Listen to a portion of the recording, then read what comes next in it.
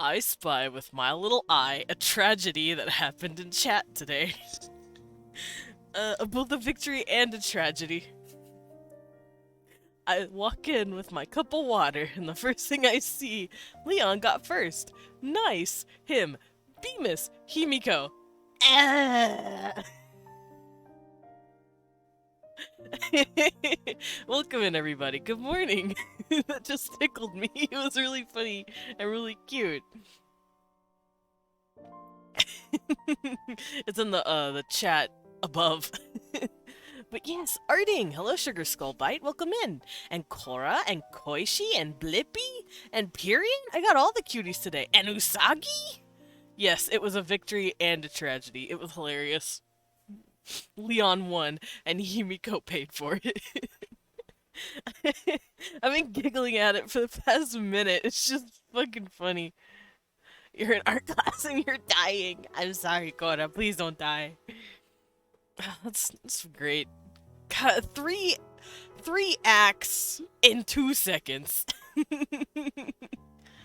No one told me art was like workout. Yeah, kinda. It can be. Whoa. My neck. Did a little crunch there. Okay. How are you guys doing? Oh, jeez. I had a yawn. Okay, Space Jam, have a good lurk. Wow, hiccup. But yeah, you read the title right. We are reinventing dwarves. Now, I explored this idea a couple of weeks ago already, but I'm going to be taking these guys and I'm going to be shoving them into my culture template, like I did with the Trakovish, my underlings, and they may share a few similarities, because they are both underground dwellers. Yes, reinventing dwarves. For those of you who weren't here a couple of weeks ago, I kind of already tried to a little bit. I at least did the basic workings of the art. But I want to explore the culture in more detail, because from what we see a lot from dwarves, it's just Tolkien ripoffs. Every single time, it's a Tolkien copy-paste. People go look at how Tolkien did it, and as such, they do it that way. That no one knows any other way to do dwarves. And what I ended up doing was looking at the dwarves from Norse mythology, because that's, that's where Tolkien got it from. He looked at Norse mythology a lot. Hello? Hello, Lewis. I hate that I use that voice. But yeah, we're probably gonna hop over there soon, and we can discuss it in further detail. Specifically what the dwarves are, were, and could be.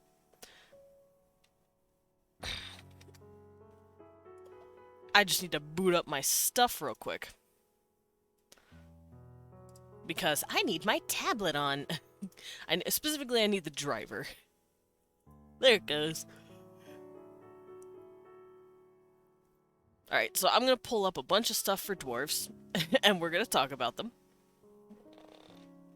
And we're going to discuss why they got this stunted growth, I suppose, both literally and figuratively, in regards to fantasy. Because elves have kind of been stuck in their ways too, and it's a little frustrating. Because as much as I love Tolkien, don't get me wrong, you were nerding out about DMC and Bayonetta. Honestly, based. Item descriptions, I see. Also based. But we'll get to the meat and bones of the topic here in just a sec. I'm booting up everything. I need my tablet. Ah, okay, here we go. Yeah, I have to have my driver on for my tablet to actually register my pen, because it doesn't like me if I don't. Also, thank you for the single bitty blippy. I forgot to say that. I am so sorry. Bye. Mwah. Alright. Let's hop on over here. Woo! Here we are. And here's my tablet. Hello. Pet. Here, let me, pet. Alright.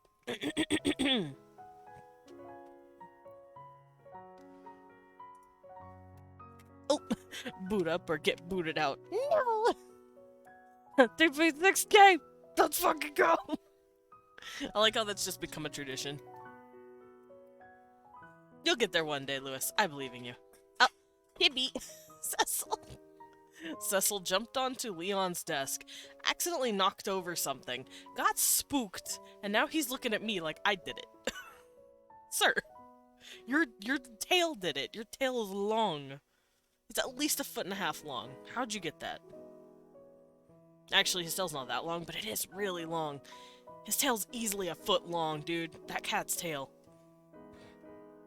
He did. He spooked himself. He always spooks himself. I don't know if you guys have been here to hear it, but I have had to... Aw, Pyrian, I love having you here. But I don't know if any of you have been here for when it happens, but sometimes he gets in a cheeky little mood, and he will be standing on the bed, hanging out, and he'll look up at our TV, at mine and Leon's TV hanging on the wall, and then he'll get fucking spooked. Because he can't see himself clearly, but he can see, like, a semblance of a reflection of himself, and he thinks there's a kitty in the TV. Aw, is it worth 350 for a little wee one? I don't know, is it? Cheeky little mood and cats never goes well, you right. But no, he looks at himself, his reflection in the TV, and he can't quite register that that's him, so he just puffs his tail up, gets big, like, oh, I will protect this home from this imposter. It's so fucking cute. Yes, I do live with Leon. He is my husband. I am his husband. We're married. Yeah, he will protect this home from this shadow being. Yeah, we married. Oh, thank you. We've been married for like 9 years. But thank you for the congratulations. I appreciate that. Yeah, 9 years. Congrats, ×9. Thank you. I love him. Him, my bear. Heck yeah. Alright. So, in order to reinvent the dwarf, we're gonna have to first figure out what a dwarf is. Now, what do you think when you think fantasy creature dwarf? What goes to mind here? Let's also turn the paper down so it doesn't flashbang me, because I can't handle white. The white color just hurts me eyes. Alright, so if we look at most fantasy genres, whether that be video games, books, movies, kid shows, TV shows, all that good shit. When we think dwarf, we literally just think, like, 3 to 4 feet tall. Here, let's do this.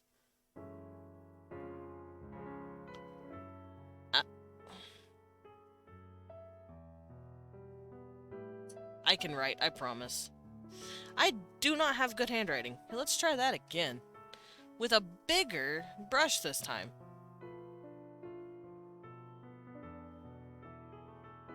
That looks worse. I'll go back to my old brush.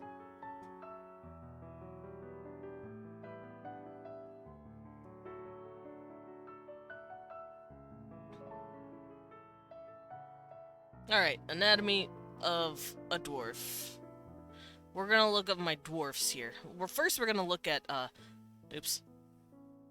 First we're gonna look at how the world handles dwarfs, and then we're gonna figure out how to change up the script here. Oh, Cecil, stop it. You don't have to suffer every time you put up a new canvas. Oh, right, I can change the paper color. I keep forgetting about that. I need to learn more about dwarves to make the adoptive dad of my drow character. Well, it depends on where the dwarf is from, but all dwarves are pretty much the same. So, what do we think when we think dwarf? We usually think Germanic, or Scottish, or Russian. Oh geez, my pen decided to fuck around.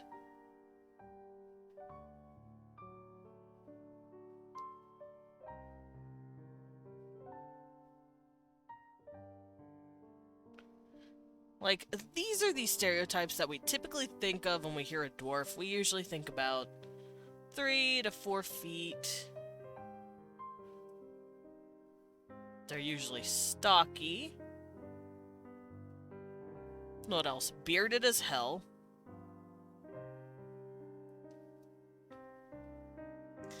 And the sad thing is, no one's consistent about their women. And it's kind of frustrating. Because in Tolkien's universe, the joke is women have beards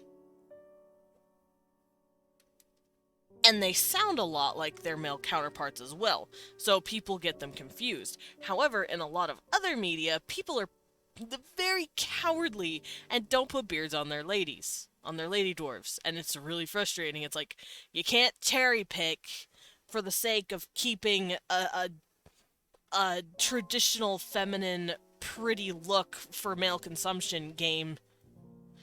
You're either copying Tolkien or you're not copying Tolkien. Which one are you doing? Choose, damn it. Cowards, all of you. World of Warcraft, I'm looking at you. Pick a struggle. Exactly, Cora. Pick a fucking struggle. Alright, what else? Viking inspired. Usually, like, clothing. Viking and Norse clothing.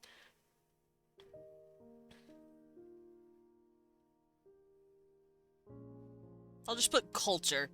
They usually have a culture. They're always usually really greedy. They're usually seen as kind of greedy. Which is weird, because a lot of Tolkien's dwarves were not greedy. I don't know where this came from. They're usually seen as kind of greedy, or like money hungry. Because they're like underground, they dig. I want bearded lady dwarves. I agree. Read a really good comic about a noble dwarf girl coming of age and it was cool as hell. Oh, that is cool. Let's see. Yeah, they're considered like loners, they hate other races, or they hate elves especially.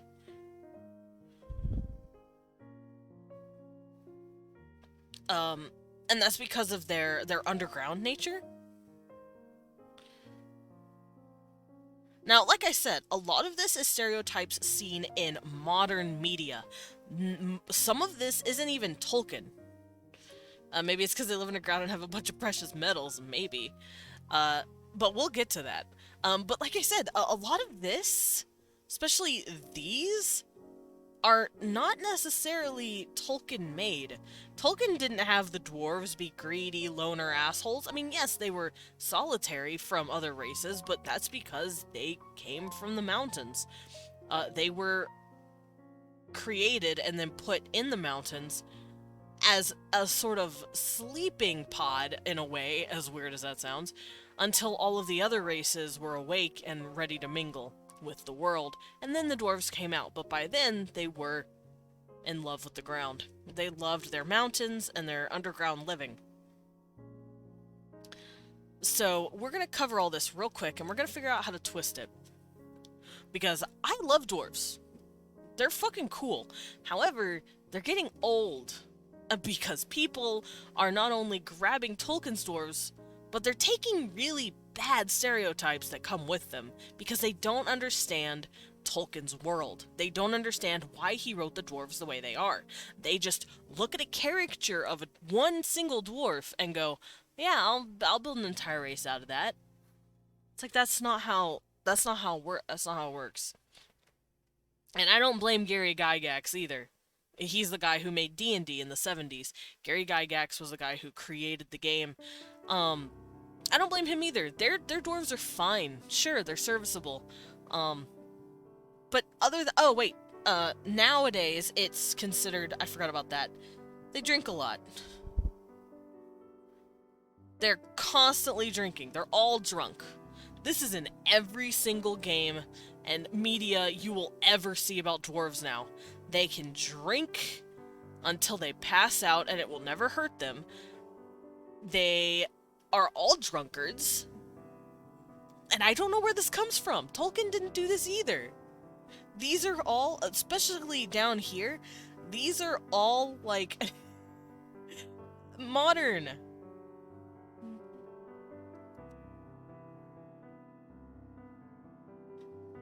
These are modern stereotypes.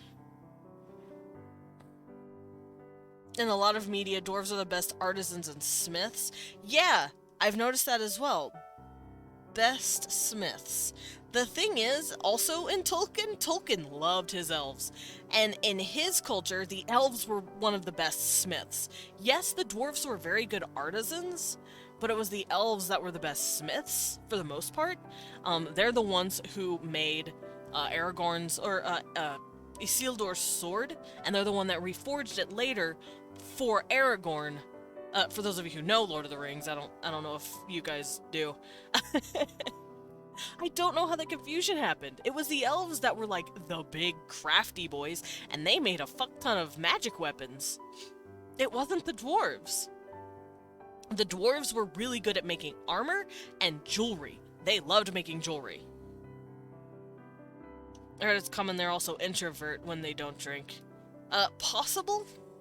But I'm not sure about that. I'm just talking about, like, really bad stereotypes. Here, we're gonna do this. Stereotypes. There we go. Maybe it's because they don't look like the type of blacksmith in relation to an elf. Yeah, whenever people think of elves, especially nowadays, people think of elves as like these haughty, I'm better than you, I'm older, so I'm wiser, I'm a snob. They always think of snobs, which is fucking stupid because Tolkien didn't write them as snobs. He made elves to give off this, like, weird... I want to know where the movies were hiding the ripped Tolkien elves hammering on swords! I don't know. I don't know where the ripped Tolkien elves hammering on swords were.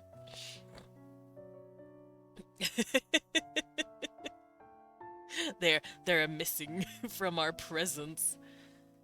But, we can go through all these and figure out why these are a thing. So, this is the anatomy of a dwarf as we know them today. How were the dwarves like in the very beginning? We're gonna go look at Dwarf Origins. Woo! So let me do this so we can separate that out. And we're gonna go look at Dwarf Origins.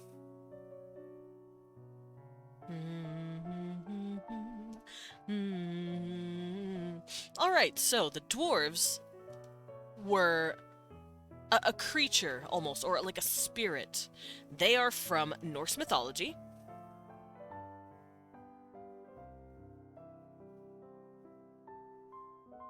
This is where the brunt of a lot... Oh, hi Himiko! Little waver. This is where a lot of Tolkien's inspiration comes from, because he was a historian and a scholar, first and foremost, and he absolutely loved older works. And back then, especially in his time, in like World War I, it was really uncouth to write books that were considered fiction or stories. It was really awkward. You were supposed to either write really nice non-fiction books, or you were just doing kiddie playtime. Like, it was really rare for someone to write a fantasy fiction piece. There were some toes dipping in already. Tolkien ebook ads, nice. There were some authors who have made, I guess, quote-unquote, fiction already, but it was under the context of either, The Fall of Man, The Folly of Man, which was, you would, I'm sure you'd understand that through Mary Shelley's Frankenstein. That is a fiction piece. And in a way, we'd kind of consider it fantasy-ish. It's more sci-fi than fantasy. It's like a sci-fi body horror almost. So yeah, she's technically the grandmother of sci-fi, sci-fi horror specifically. And then you have Edgar Allan Poe, who wrote fiction stories, but they were also in like a horror sense, and they were all hypotheticals. And none of them had a fantastical thing about them as much it was just the inner psyche of the characters that they were talking about, like a Telltale Heart. The heart's not actually beating in the ground, it's the man going fucking nuts because his guilt is literally weighing on him so bad. So we have stuff like that, but to write something that's fantasy driven and mythology driven was really weird. So he went at it at like a historian, because that's what he was. He was a history teacher. Was it not supposed to be a prediction of the future? It was like people can take it that way, but it was more of a psychosis from what I understand. Literally what he had done was eating at him so bad he confessed his to his crime. But for, like I said, for Tolkien, it was really hard because back then, writing these cool fantasy stories and writing stuff about, like, fantasy languages was pretty much frowned upon. It was nerd shit. People thought you were weird and you weren't credible if you wrote that kind of stuff. You had to write about real history or mythology that already existed. So what that kind of translated the books from a usual epic fantasy story that we know today, and he wrote it like a historian would. He wrote it like it was a book he had found in another language of a time of Earth far, far away, a long time ago, and he wrote it down like he was studying it under a physician's eye. So the books read kind of boring. No offense to the story, but the books themselves read kind of boring because they're read like a history book. And you're like, wow, how did anyone like this shit? And that sounds awful, but it's true. But if you can digest it properly and like take in the story, it's beautiful. I love it. And this comes from actually his love of Norse mythology, but that stemmed from Beowulf. He absolutely loved Beowulf. He loved dragons. He loved Norse stuff. He loved monsters crawling around underground. Grendel, all that shit. And in fact, I actually had to look this up a few years ago for some stuff, but it's actually where the term orc comes from.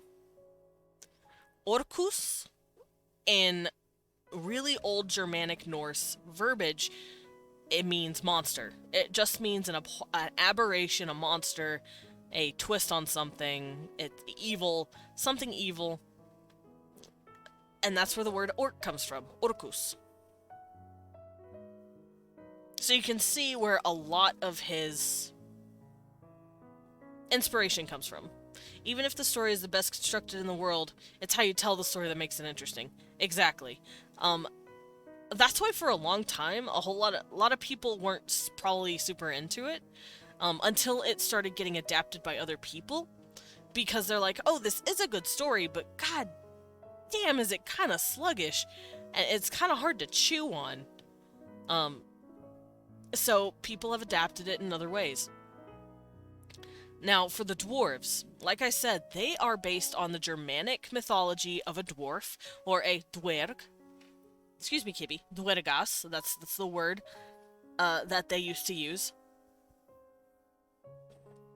And they weren't a person. They weren't people. Not like how we see it in the stories of today. They weren't a separate race. They were a type of spirit.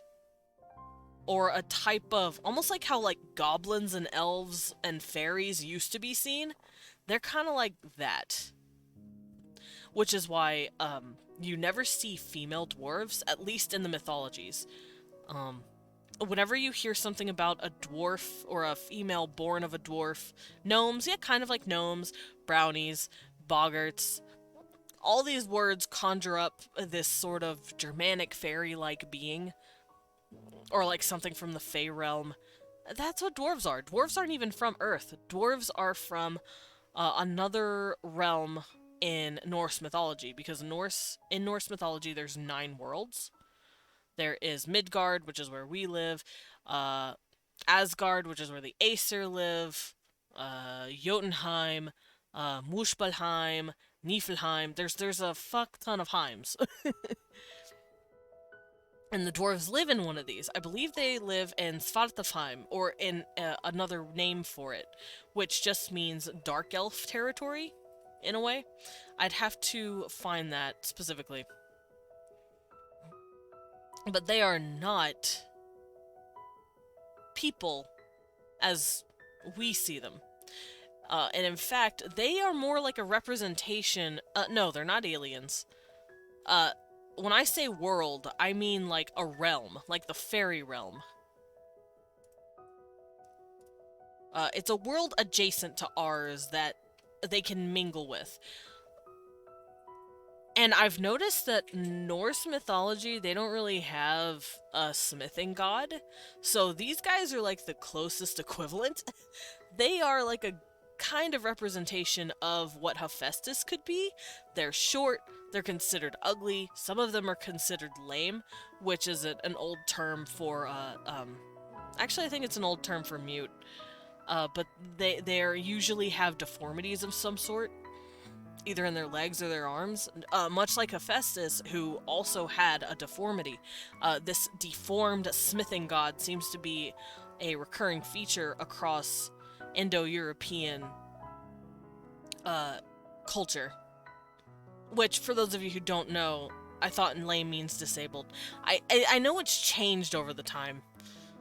It has changed... It's changed,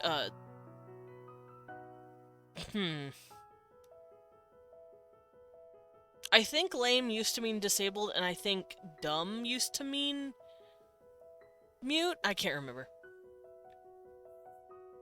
I just know it's the old school term for someone who is disabled.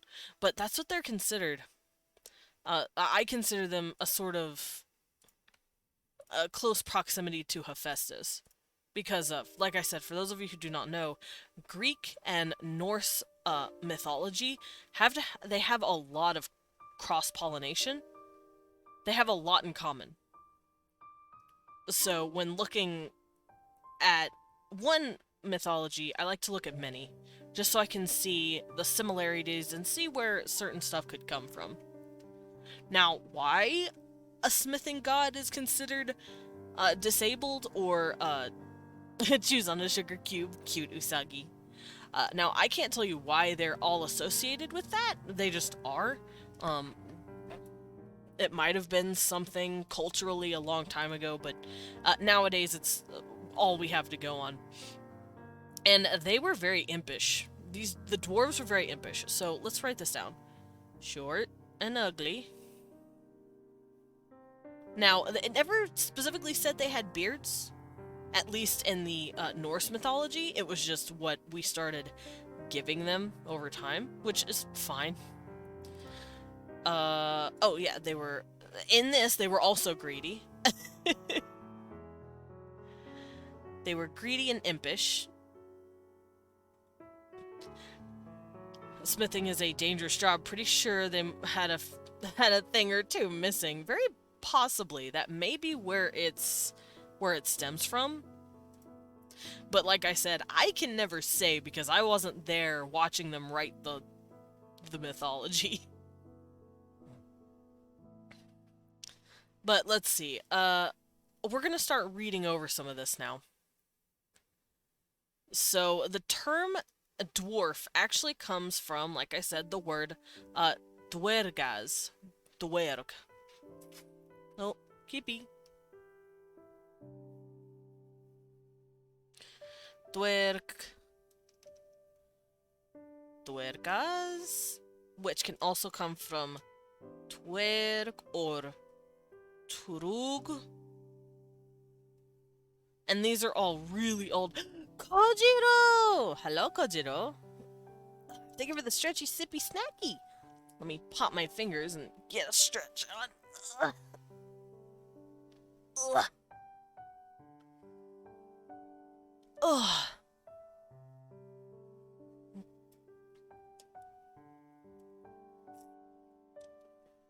Oh, I see. Welcome home, Master.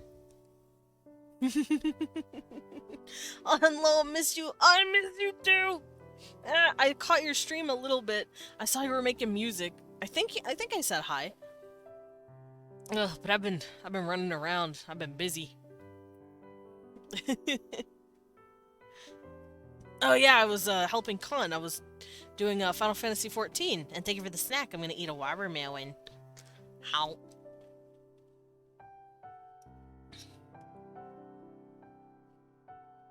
Aw, maybe I'll hop into voice chats more often when I'm streaming. Oh, yes I am. I am still interested in always talking to you and hanging out and whatever other business we have discussed. Hello, Lewis. I see we're doing popping. I wonder if dwarves started smithing other dwarves to make more of their race? Possibly. Now, the weird thing is about the whole females, quote-unquote, there are no female dwarves. However, there are daughters of dwarves.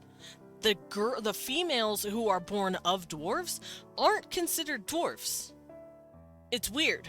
Whenever they talk about women who have married dwarves or women who have been born of dwarves, they're not called dwarves. They're just called females of, or daughters of, or wives of. It's like dwarf is its own specific term or title almost. It's really weird. Now, the term dwergas, twerg, trog, drog, those symbols together, twer, it could mean, at least in Indo-European, it can mean damage or damaging, or damaged, which might explain why they look... No kibby, no eat grapes. But it might explain why they have this look to them. It can also mean deceiving, like trug. No kibby, no eat grapes. Yeah, exactly. And a lot of people have made comparisons with Sanskrit. Fun fact, Sanskrit is also in correlation with the Indo-European stuff. Because a long-ass time ago, the Norse, the Greek, and the Hindus all kind of had the same culture in one area. We don't know where they came from exactly, but before they split off into their different cultures, they were all clustered into one thing. Which is where the term Proto-Indo-European comes from. You're gonna hear me say this a lot, or PIE for short. PIE, Proto-Indo-European. This has to do with the Hindu culture, the Indian culture, and this has to do with European stuff.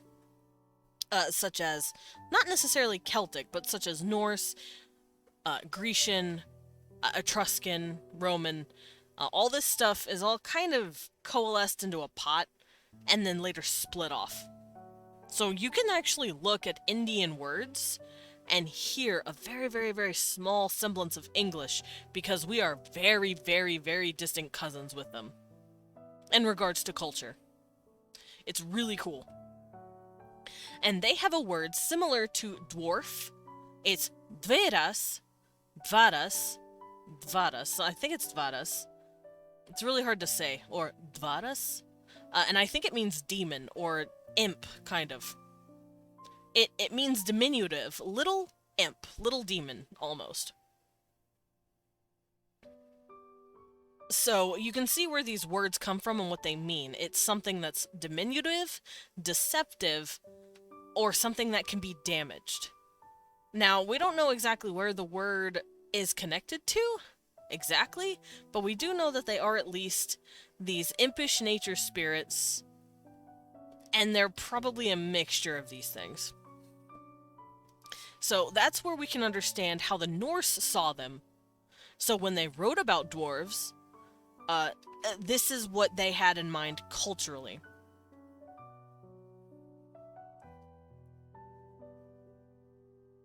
They thought demonic, impish, deceptive. And this is seen really well in their culture. For example, there is a dwarf that was really greedy. He was extremely greedy. And he became so greedy and he was hoarding gold so much that he actually turned into a dragon. Which sounds weird, but he turned into...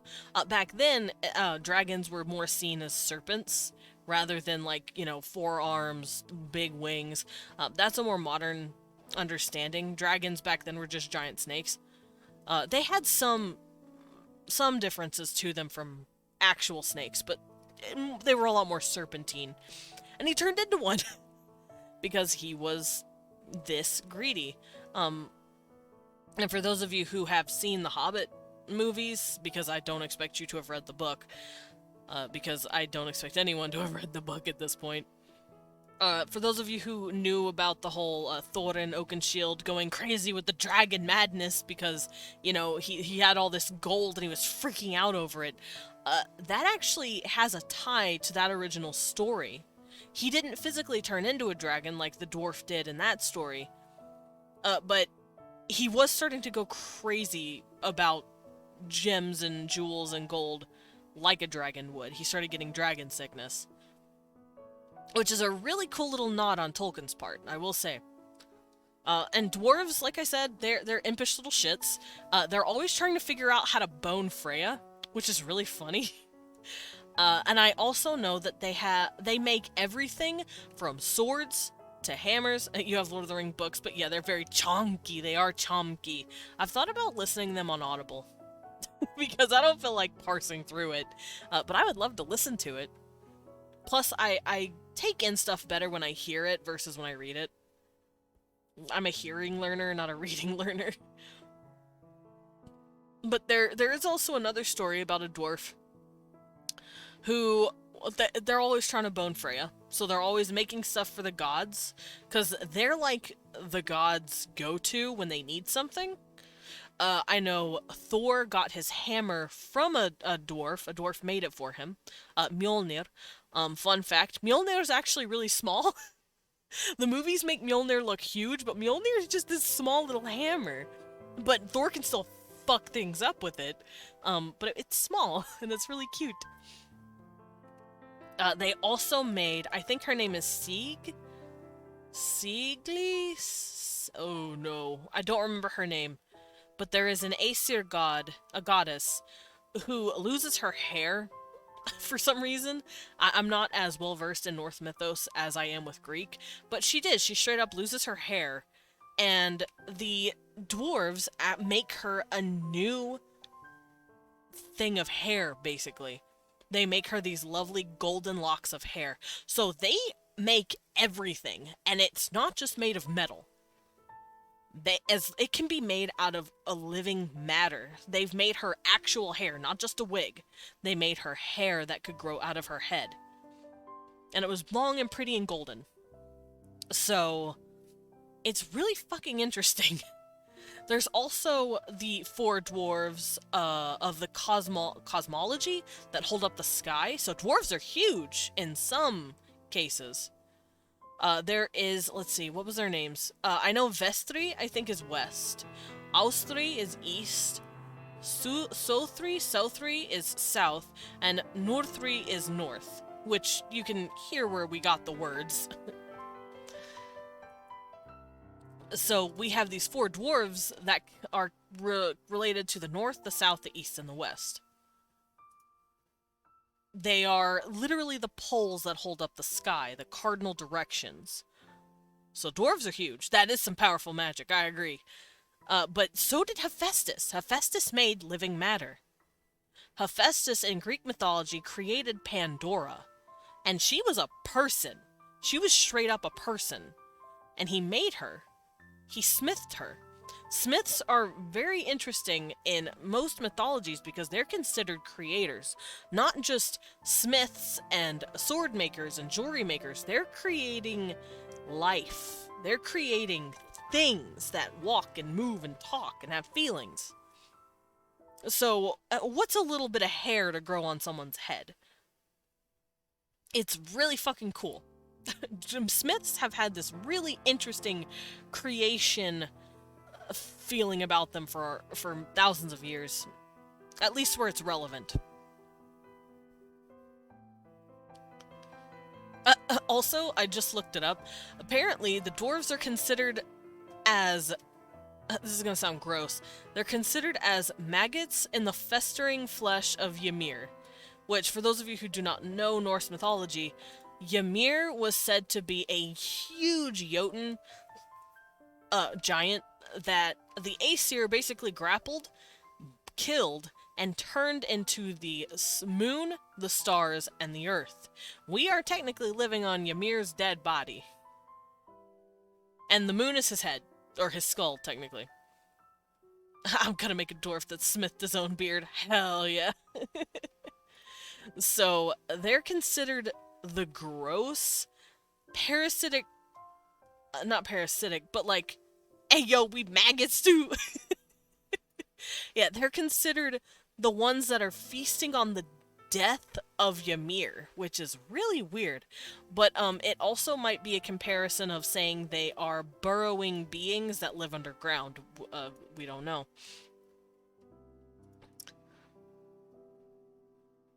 So, with all of that in mind, was the skull the sky? I don't remember. Something is the moon, something is the sky. I know the rivers are his blood, and the bones are the earth. But I can't quite remember all of it. Like I said, I'm not as... I love the idea of living on an ancient corpse. So do I. It's a really cool mythology thing. But, yeah, like I said, I'm not as well versed with Norse mythology, so you're gonna have to forgive me if I get something wrong. With Greek mythology, I have no excuses. I've been studying that shit for years. The sad thing is, though, Norse mythology is a lot harder to get a hold of because it's only really sourced from 1 to, like, 5 people. And Snorri... Fuck, what's his name? I hate his last name. He's so hard to say. Snorri Sturluson. Snorri something. Snorri Sturluson? Sturluson? Sturluson?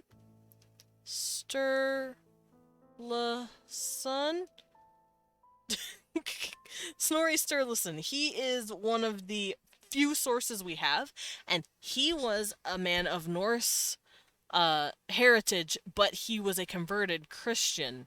So a lot of the stuff could have been Christianized a bit. Whoa, what the hell was that? My music decided to not play. Here, let's go over here. Let's listen to this. I want to listen to my pretty music, but I don't know which music to listen to. Let's listen to Donkey Kong. Let's listen to Donkey Kong Country. It does not want to work with me. There it goes. I did it.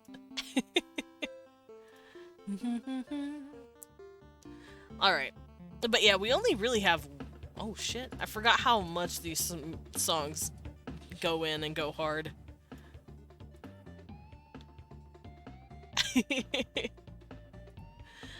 But yeah, we only really have 1 to 5 sources, depending on where we can find our stuff, and most of it is from Snorri. And this man was an evangelized Christian, so a lot of the stuff that we get has been filtered through the Christian lens, so it's a little hard to parse what of it is actual Norse and what of it has been Christianized in a way. But we're doing our best. And by we, I mean the people who actually study this stuff, because I ain't out there. I know, let's all dance to Donkey Kong.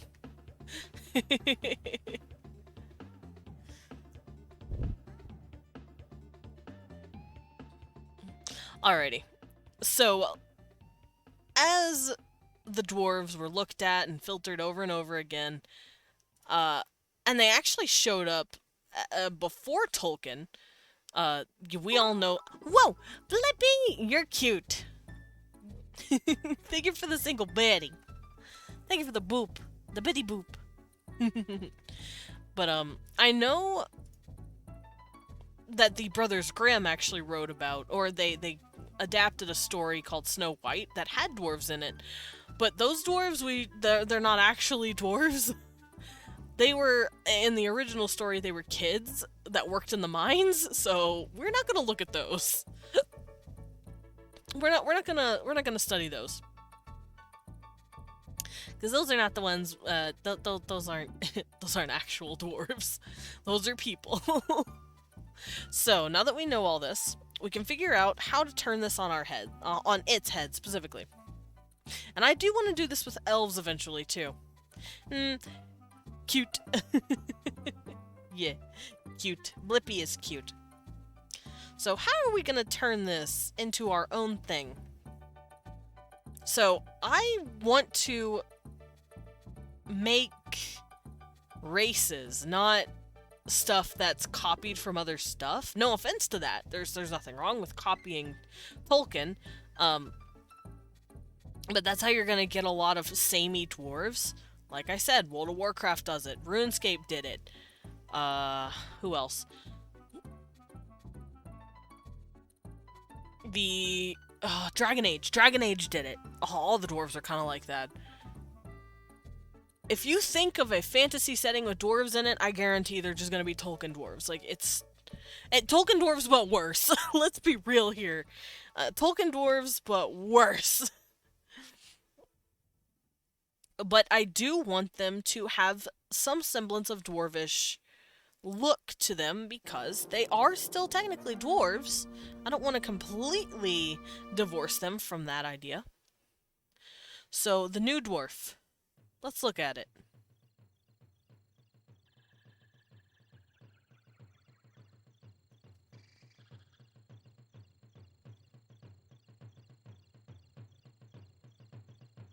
Let me make sure I get everything here first.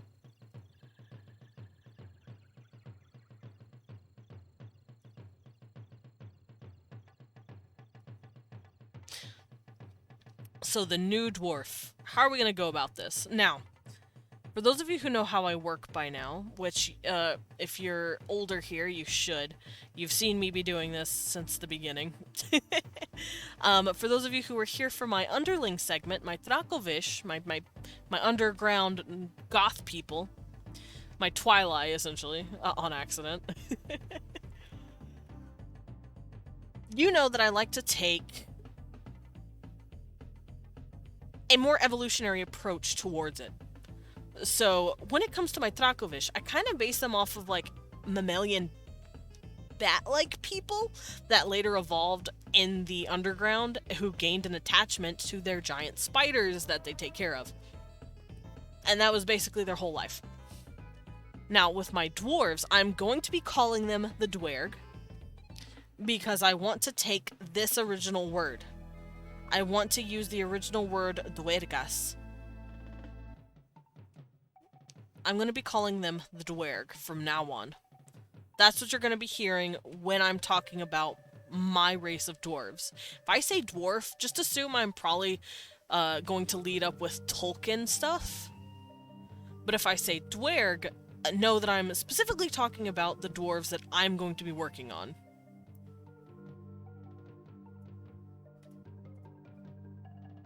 My drow character's uncle is kind of skinny and is just a massive himbo. Hell yeah. It's himbo time.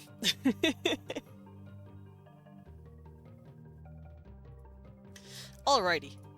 So, the Dwerg. Just like humans and how they evolved from ape-like ancestors, because we did. In fact, our closest living relative is the chimpanzee, except the chimpanzee has 2 more chromosomes than us. The dwarves, I want them to come from a rodent Ancestry. And like I said, a few weeks ago, I explored this already. I explained that I want some of them to come from something called a naked mole rat. So I'm going to give them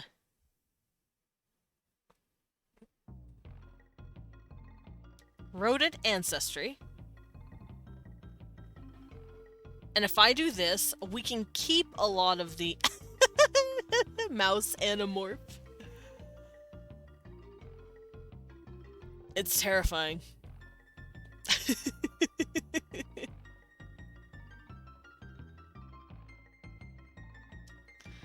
So this is going to give us a lot of what we already know about dwarves in general. They are small, so they're going to be smaller.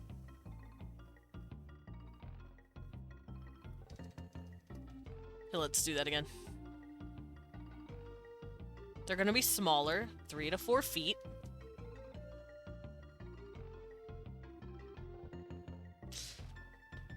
They're going to have larger ears, which is actually something you see a lot in with media with dwarves. Dwarves have really big round ears. Sometimes they have pointed ears, but most of the time they have like really big ears compared to their head. And it made me think of mice.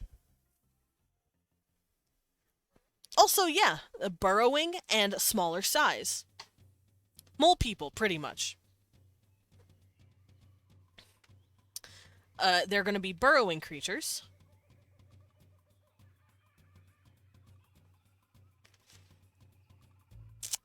And I wanted to do a fun little thing where they have tails. They're also going to have larger forearms for digging. If I could write forearms. Larger forearms and claws. They're going to have nails and claws. So this is what I want for my dwarves. My dwerg. Now, let's look up here. Now, stocky? Not necessarily. I don't want them to be stocky so much as I just want them to have a body that makes sense for the biome they're in. Now, in my world is very much D&D inspired because it's going to be a D&D campaign at some point.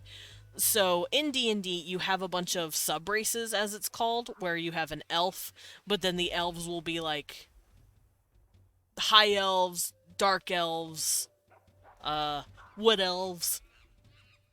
You have various ethnicities of elf, and that makes them look different. I'm going to do that for my dwarves as well. So their sub-races, or their ethnicities, technically, I'm going to base them off of different rodents. So we're going to have mouse, of course. I want mole. Well, let's start with mole. Mole is going to be our traditional. We're also going to have mouse. Squirrel. And I believe I did a few more. Let me go look up my website. I have a website for this stuff, because it's written down and very, very, very bare bones, but it is written down. So let me go stare at those real quick.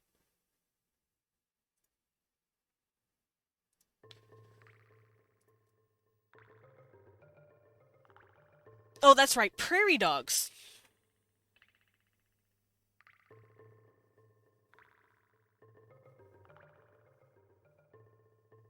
And then Cappy Bears. These are the 5 rodent-like creatures that I was going to base my dwarves off of. Their ethnicities, specifically. So no more sub-races. Goodbye, D&D terms. We're calling them their ethnicities.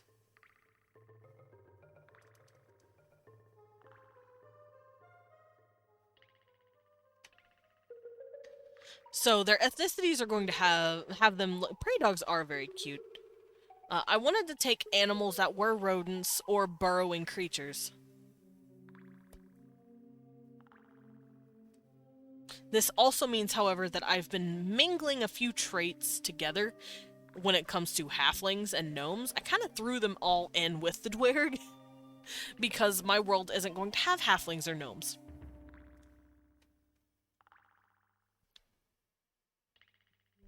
So, this is why they have their rodent. This is why they have their details that they do, because they're rodents. Now we're gonna look at more stuff. Now, bearded, I also really like. I want to keep them furry. They're more animal. I want to make them more animal adjacent, and I'm going to let them keep their beards. But this also means that their hair is going to be very long, and they're probably going to be extremely hygienic when it comes to their beards. So the dwerg are going to keep their beards.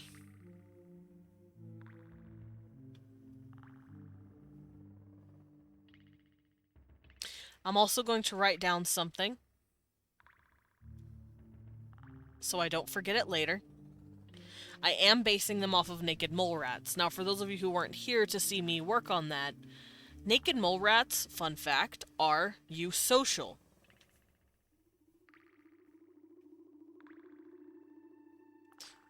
What that means is that they have one queen, or one fertile female, many infertile females, and then a handful of males from another litter that act as the fertile females' companions, and then they start creating literally hundreds, much akin to bees or ants. It's really fucking cool. Maybe their beards, whiskers are highly sensitive to the vibrations in the ground.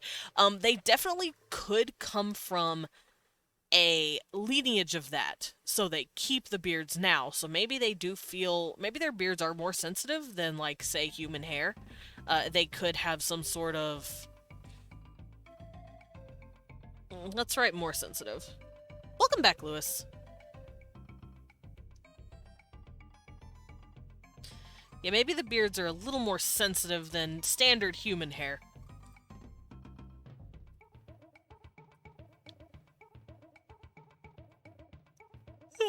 But I'm gonna have them be eusocial, similar to bees and ants.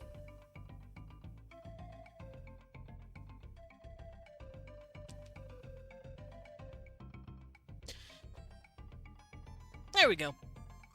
At least I'm gonna have a whole lot of them like that.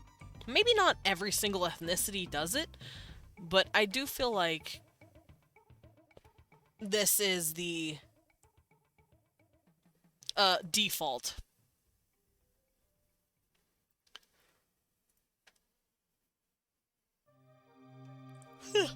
I also really like the idea of them being resistant towards poisons.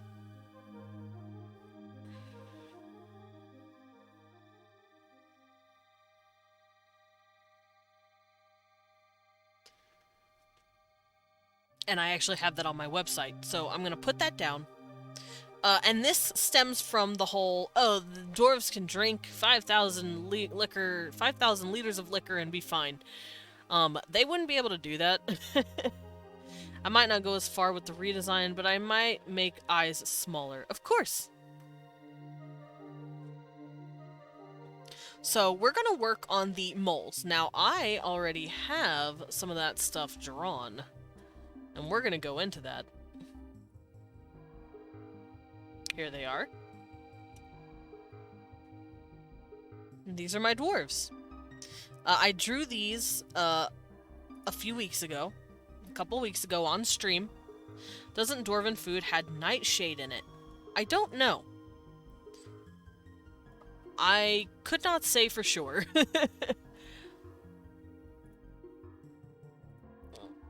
Because there isn't really talk much of dwarvish food that often.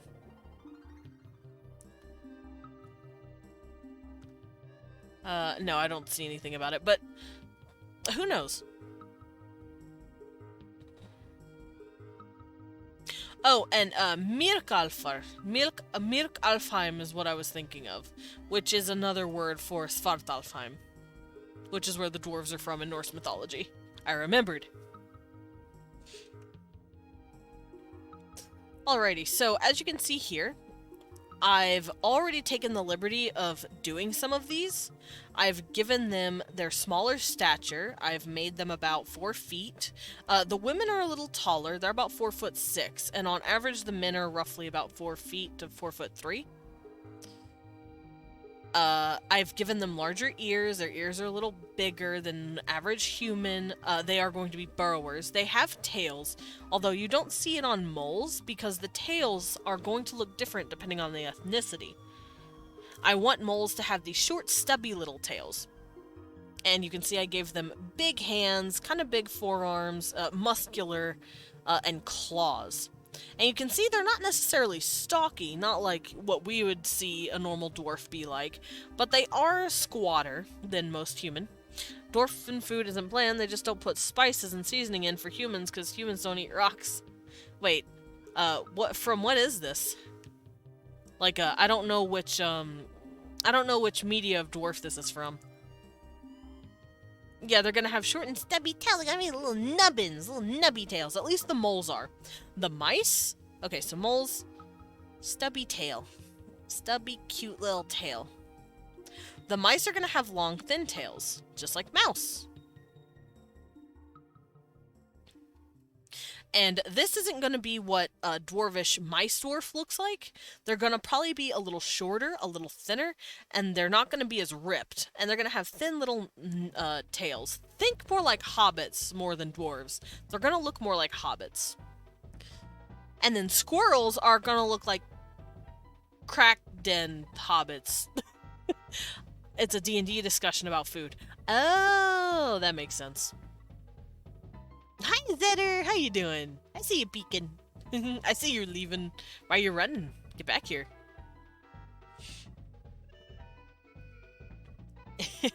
So the squirrels are going to have very long tails, and the tails are going to be bushy as hell. Much like a squirrel.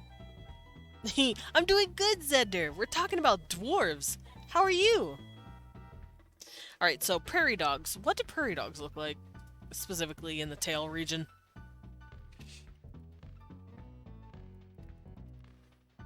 I spelled prairie dog wrong. There we go. I think prairie dogs also have... Oh, they have like little long tails, but they're kind of stumpy. And it looks like they have like a little tuft of hair at the end. Like a little black tuft of hair. That's so cute. It's not going to be long or short. It's going to be in medium length. Bushy tip. There we go. Little bushy black tip. We're busy work today. I'm sorry, Zebber. I feel for you, buddy. Poison resistance makes me think they could encounter toxic air trapped in various areas underground while burrowing. Maybe they can breathe more types of air. Very probably. Since a lot of them are burrowers, and they do live underground, some of them live a lot longer underground than most.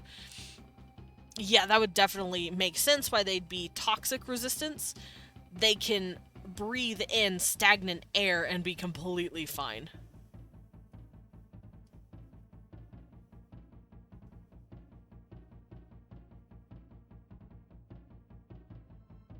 So let's put that down. Stagnant air does not affect them.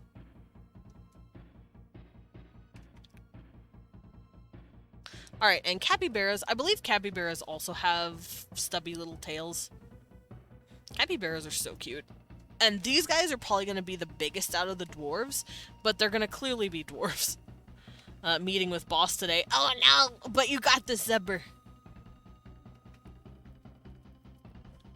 I believe in you. Aw, Cappy Bears are so fucking cute. They're just so chill. And yeah, Cappy Bears don't really have tails at all. I think they also have little short, stumpy tails.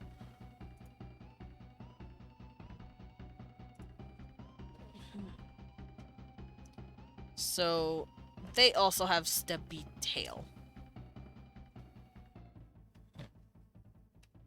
Alrighty, so these are going to be the backbones for my dwarves. And because they're eusocial, and because I like adding a trinary instead of a binary to most of my races, I usually have... Well, these guys... No, yeah, these guys would have a trinary. as well.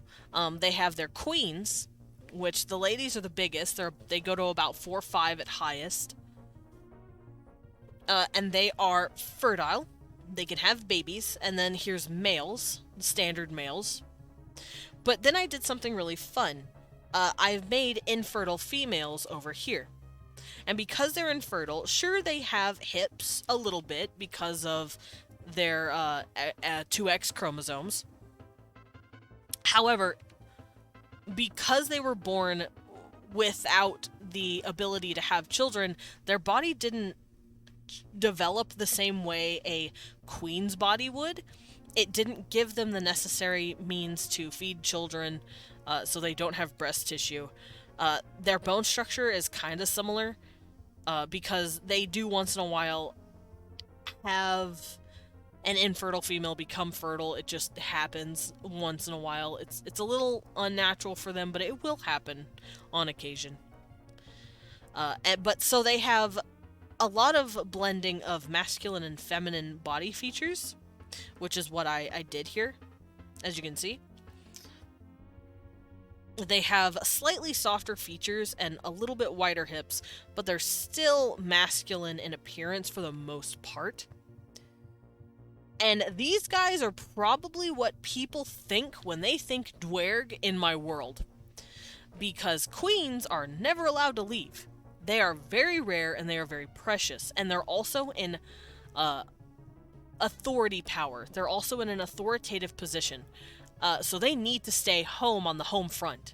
They need to take care of their city. They wouldn't want to really leave if they have a kingdom to run, pretty much. They have thousands of people that they have to take care of and micromanage, so they can't really leave. Same thing with men. I feel like the men could leave a little more often, and they're expected to leave at least to go find a new queen to be with. Or they're married off to a queen's daughter, someone who is also fertile, so that she can start having her own burrow. So the men are seen a little more often, but not by much. And when they think dwarf, they think this thing. They think of the infertile females, the ones that are always out and about, running around, making trade, doing stuff for their queen. So that's what I'm going to do today. That means these guys are bearded. I actually looked up what causes infertility in females, at least for humans, as far as humans go, so I could get a better understanding of how I could go about these guys evolutionary-wise. So the way I see it, these ladies, they're going to have their standard estrogen intake. They're going output. That's a better word.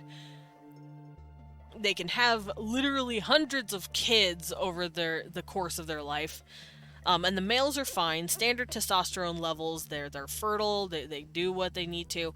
But for infertile females, they are born originally from a queen's 2 chromosomes, much like any other quote-unquote female, but their bodies undergo a very interesting change from the moment they're born.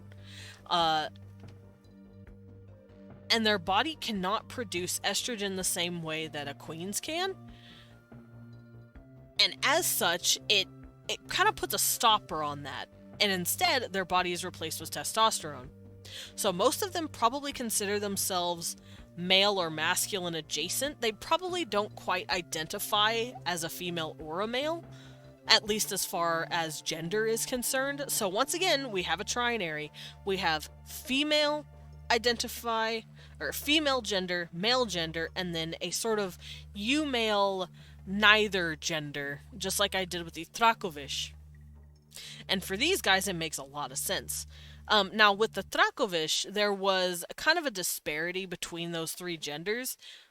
If you were considered a 3rd gender, it was usually a choice that people said, hey, this is how I feel, this is how I want to identify now. And it's a little uncommon for there to be intersex individuals in their culture. But if you were intersex in their culture, you were considered male. In this culture, however, this is the default. A U-male is considered the default because they're the most common.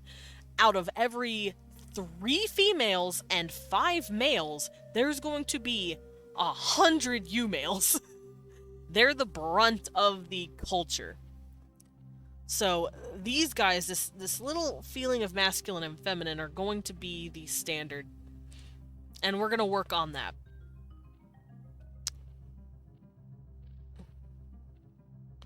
So I'm going to start designing them, and we're going to start plugging them in to my culture template. As we all know, I have my culture template. Let me make my copy. Let me see how I did it. Oh, okay, like that.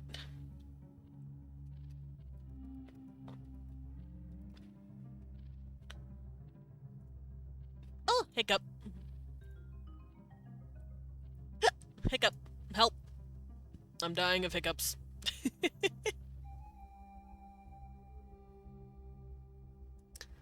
Alrighty, so this is going to be my sheet that we're going to work with. Ah! It didn't want to work with me here. There we go. Come on. There we go. So this is going to be the sheet I work with.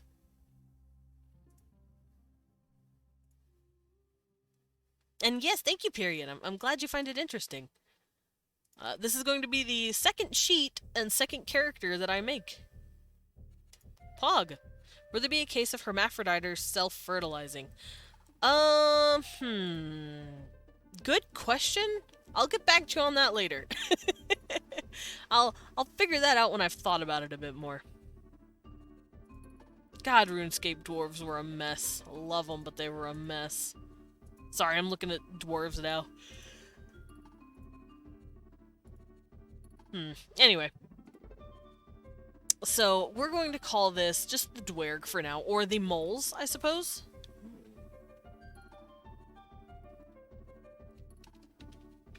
We're going to start with the moles. The moles are going to be my starting point. So, average intelligence, they have the same intelligence as humans.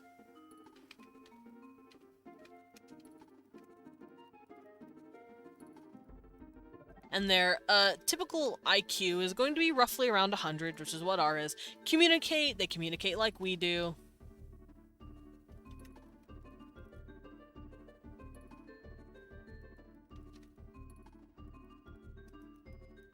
They talk vocally. Now, we're going to cover languages later. I'm going to do a fun new thing that I didn't do for the Dracovish. We're going to show off a new way to make a language. Because the Dracovish, I did it pretty similarly to like how English or Russian or any other alphabet language works. But I want to do the dwarves a different way. And dialects and genders. There are going to be technically 3 genders. There's going to be male, female, and U-male. For those who haven't been here, U-male is just the term I use for a third gender. It's not non-binary. Don't get that twisted. It's a third gender that I have designed for my world. This is really cool. I love all the trivia about mythologies and different cultures. Yeah! I also love mythology. Mythology's great. Alright, so gender roles. We will cover that in a bit. Oh, no, I clicked it. I closed it out. Oh, no. Ah! I'm just a widow goblin. Oh, that's another thing I want to cover. Goblins. Goblins are great, too. Alright, I need to pull out my Dracovish creatures. Oh! Species! I'm an idiot. Give me a second.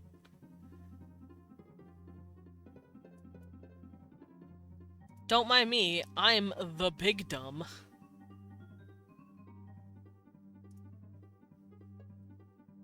I need to make a species template. I was using the wrong one. I was using the wrong sheet, guys. It's fine.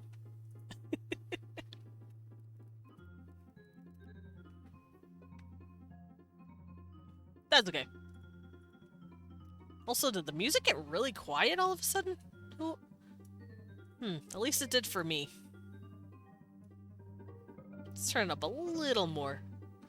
Gotta love it when brain go batty. Yeah, my brain definitely went batty.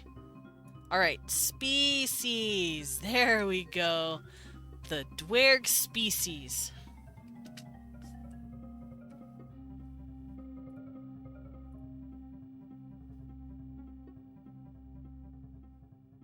Alrighty. So we're gonna put in our body ref and our head ref images. And then we're gonna get in our facial features.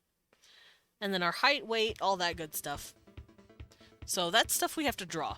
And which I've kind of drawn it already.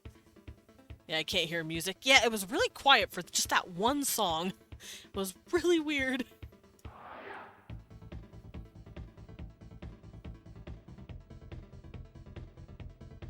The song is pumping. Alright, so, first things first, we're gonna work on appearance. Body ref images and head ref images. My not so tall friend, how are you? Just because I'm short. I'm good, Penguina-chan. How are you?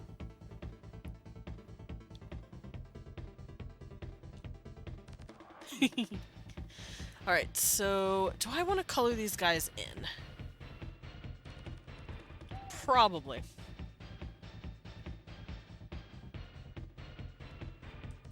So let me color these dudes in real quick.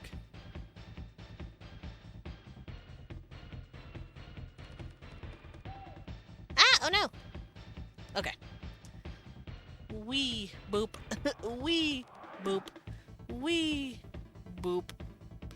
That made shit easy. Now, if they're moles, they probably haven't seen the sunlight too often, but I don't want them to be just pale, because that's boring. I'm going to make them more gray. Something like this.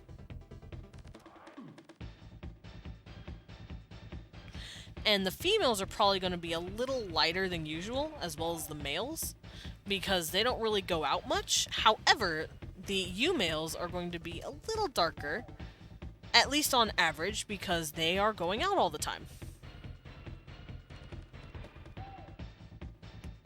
Like so. And this is how I want my dwarves to look. Oh, I did not erase this.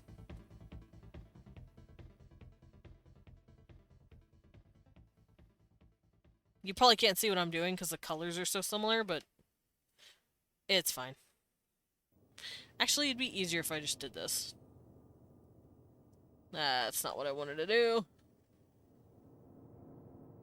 I'll just erase it.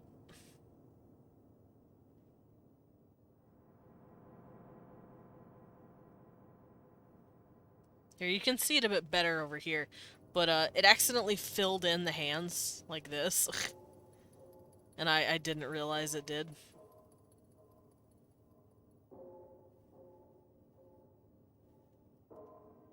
There we go. Let's clear that out.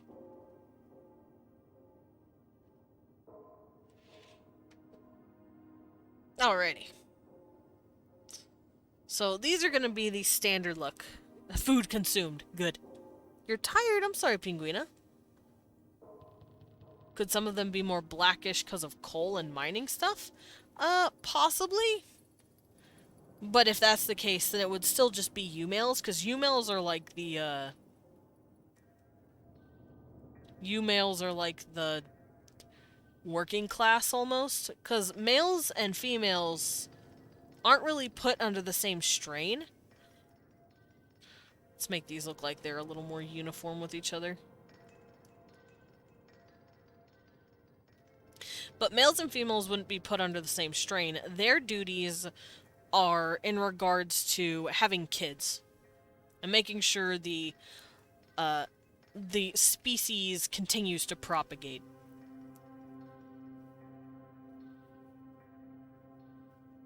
As weird and gross as that might sound to some people.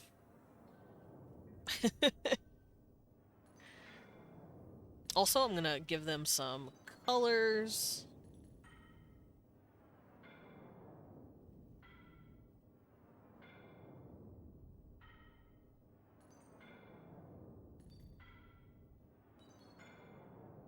Now, I do want them to have similar eye colors to that of rodents as well. Like, mostly just black, brown eyes, maybe sometimes reddish eyes. There we go. Now I can just do this.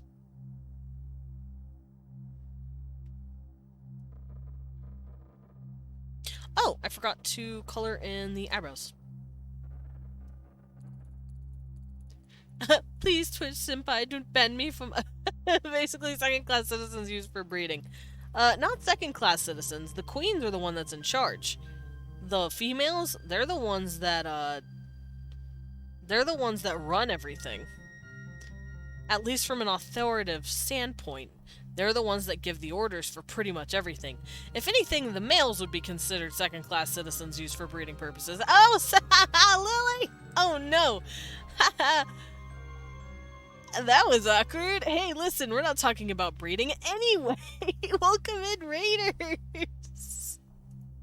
Let's get a shout out for Aurelia. Cyrelia. Nothing. Listen.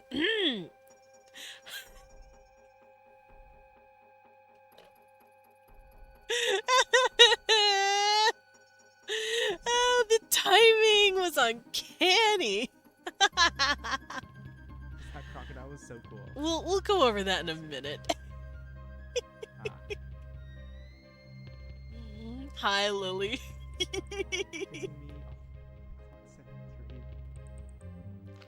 Wait. I'm gonna let your lovely clip play. Oh, but what if I wanted to read more of that?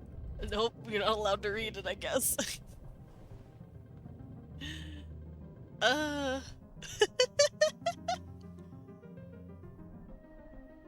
Anyway, it was smut. Oh. Nice. But for those of you who do not know me, hello. My name is Desmond Dracula. I'm a vampire bat butler, also known as a battler. I go by he, him pronouns, and I like to draw as well as world build on Wednesdays. I also play a variety of games from RPGs to roguelikes. And today, guess what it is? It is Wednesday, my dudes, and we are world building. And what you walked in on was a very unfortunate coincidence. We are discussing dwarves, and specifically I am inventing dwarves, reinventing them.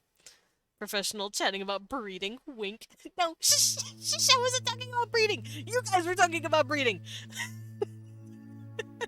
I just mentioned they didn't leave their caverns because they didn't they needed to propagate their species. That's all I said, and then everyone in chat. Yeah, it is Wednesday. It is Wednesday, my dudes. Also, hi, Pixelate Faye. But thank you, Lily, for the raid. And thank you for trusting your community with me.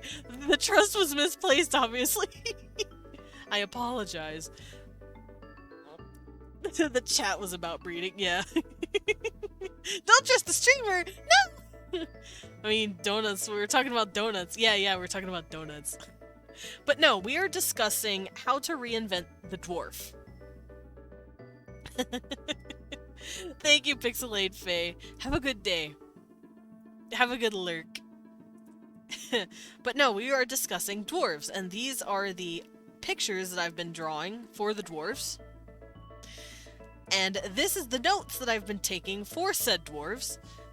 These are what dwarves are nowadays in a modern setting, and these are what dwarves come from in terms of Tolkien and Norse mythology. So I've been taking that and we're reinventing it. Now, I'm basing the dwarves off of a mammal that we all know about. QTE bat. Eek, eek. Oh, I'm glad you like my hand. Do you like my nails? I painted them this morning. And my pen is custom. It was 3D printed with a bat on top of it. Isn't it lovely? But, yeah, we were discussing the understanding of dwarves. Hammed. Do you guys want to hold it? No, that's too lewd.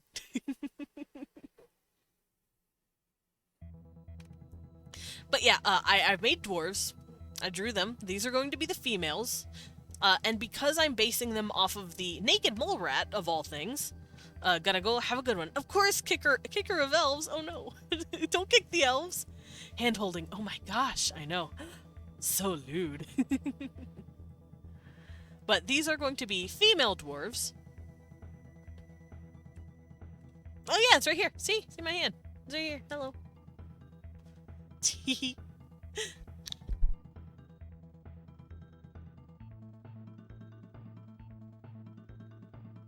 Good luck with the dwarven breeding. Thank you. Yes, I'm going to be basing them off of rodents, specifically rats, mice, and mole rats. Naked mole rats. Two VTubers holding hands? Too lewd. Oh no. I see. Kicker of Elves wants to hold my hand.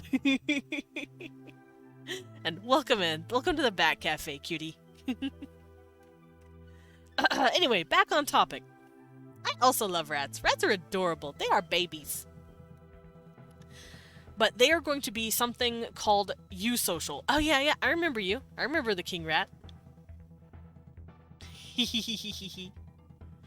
We were discussing that you could be a PNG tuber if you ever wanted to start. You don't have to get the full package right away. You can start off with a PNG.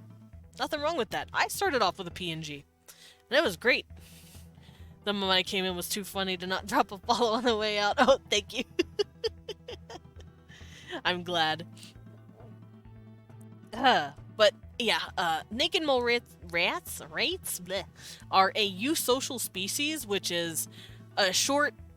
It's a funny little word, basically meaning they act like ants or bees, which means there's one queen or one giant female that gives birth to literally hundreds of both infertile females and a handful of male drones.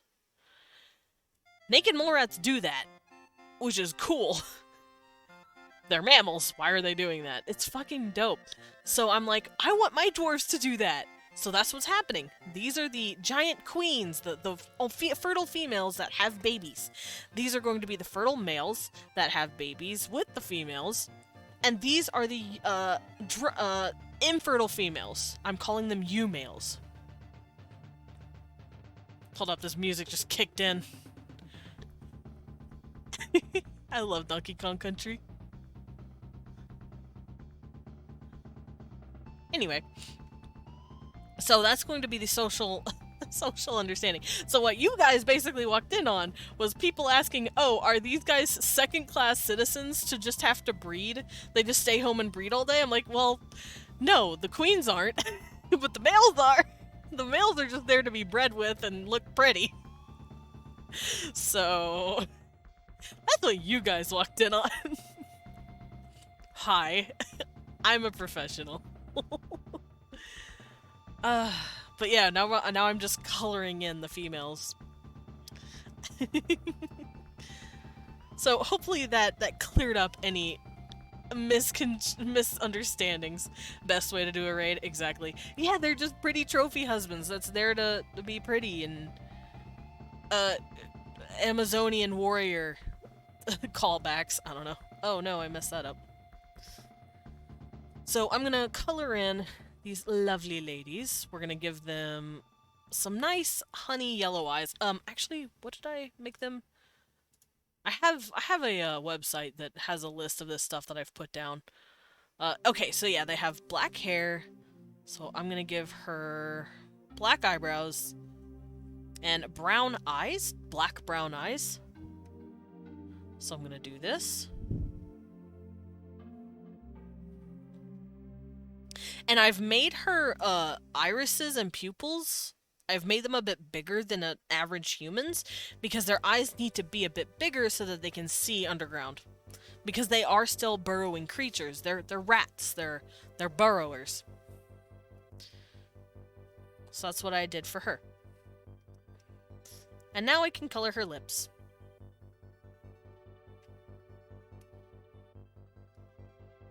There we go. So that's going to be what a standard dwarf female looks like. I just realized I could color this if I wanted.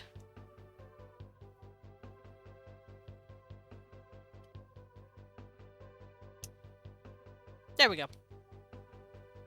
As a standard dwarf female, sans her hair. Now, wait, what? A Disney movie of the princess walking to leave the castles before they get married off because they crave adventure or something. No. Possibly. I mean, I don't know if they would culturally want their men to go off on adventures. They're considered a commodity. They're too precious, I suppose. They're like, no, you have to go to your wife because you're being married off. Because like I said, the queens have the authority and the power. The men don't really have, sadly, much of a say in it because they're not the ones pumping out the hundreds of babies. As weird as that sounds. And then the U-males are the ones actually doing stuff. They're the ones, like, who are the backbone of society. They're the ones that create. They farm. They sculpt. They mine. They're the ones, like, that labor around the cities. While these guys are basically just the lazy nobles. That's Aladdin. Is it Aladdin? Possibly. I think it is. But yeah, that's what the men have to deal with. So now that I have all of that out of the way, I'm going to start going over their template for their species. So we're going to finish this off and then take a picture and plug it into my template here, my little, here it is. We're gonna put it all in here.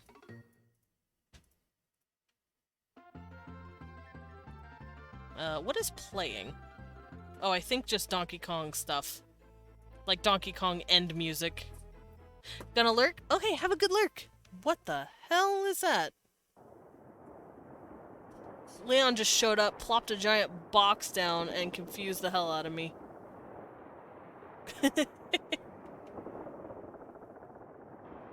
What are these noises? Let's go to a music that sounds nice. It sounds so weird. Let's switch it. We're going to pretty music. Nah, lovely. Yes? Oh, that looks cool. I don't know what that is, but that's very pretty. Leon has a lovely box from a collector's edition for something. It's very nice.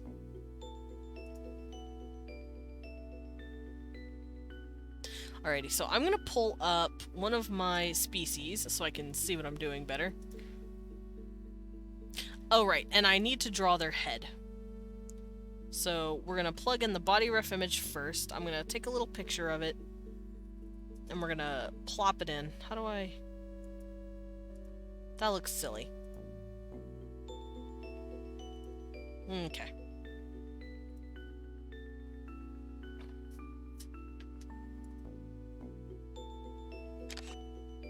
So we're gonna take a picture of this lovely lady, and we're gonna plug her in.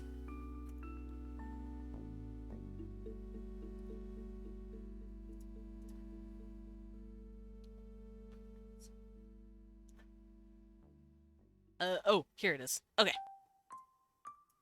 So we're gonna go boop. Plump her in. And now we're gonna draw head refs. We're going to show off specifically the ears, as well as the bigger eyes. And the head is probably going to be tilted at a 3/4 angle so that we can get a better understanding of it. Now, give me just a second. I'm gonna hop over here real quick so I can make sure what I'm about to turn on is not bad. Okay, we're good. I think. Because, fun fact, I do draw a lot of stuff that could be considered TOS on my sheets here. Yeah, Pokemon Mystery Dungeon. It's good music. But everything seems to be in order. Okay, so let's hop back over here. Everything is safe. Don't worry, guys. So, as you can see from behind them, I have these red sketches, and these are kind of like templates for females, males, and then non-binary or U-males. And this is like where I put heads, so we're gonna draw the head here.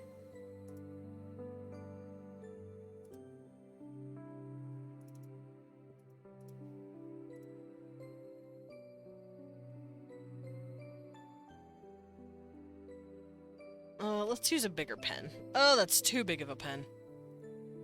Alright, that's better. So I'm going to draw my dwarfs. Hello, Kibby. I have a Kibby. Where'd he go? I saw him a second ago and now he's gone.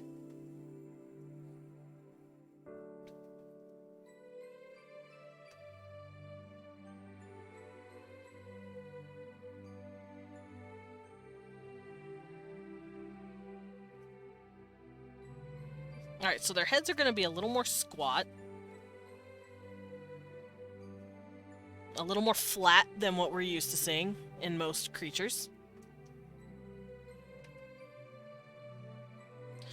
And all of them are going to have wider chins. Like so. Wider jaws, wider chins. Maybe a bit more of a bigger, like a wider jaw, not jawline, cheeks, bigger cheeks.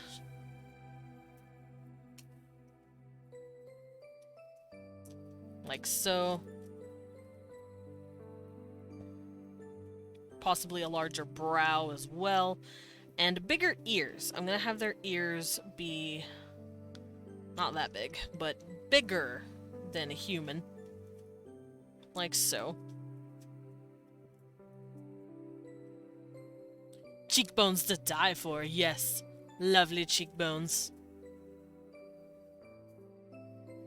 Now, this is without their hair. They're going to have very long, lustrous hair, lustrous beards. Now, I'm going to do both what Tolkien did and both what most modern dwarf creators do. I'm going to give females no beards, but I'm going to give females beards. Now, that sounds confusing, but I'm going to have the queens not be able to grow much facial hair. They'll probably still be able to have sideburns, and maybe some will have facial hair coming down their jaw, but it's not going to be nearly as prevalent as a male beard. However, males or infertile females are also going to be able to grow a beard, just as thick as a male's, because they have just as much testosterone, despite their XX chromosomes. And it's a natural phenomena, but they wear their beards differently to signify that they are not male, because they're not.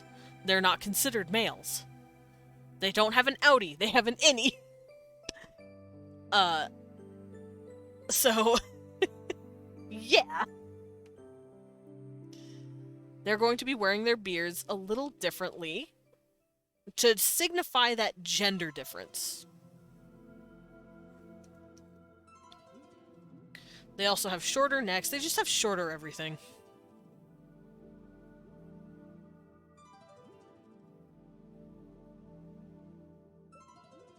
Let's go look at how I did their eyes. I cannot see from here. Let's do this.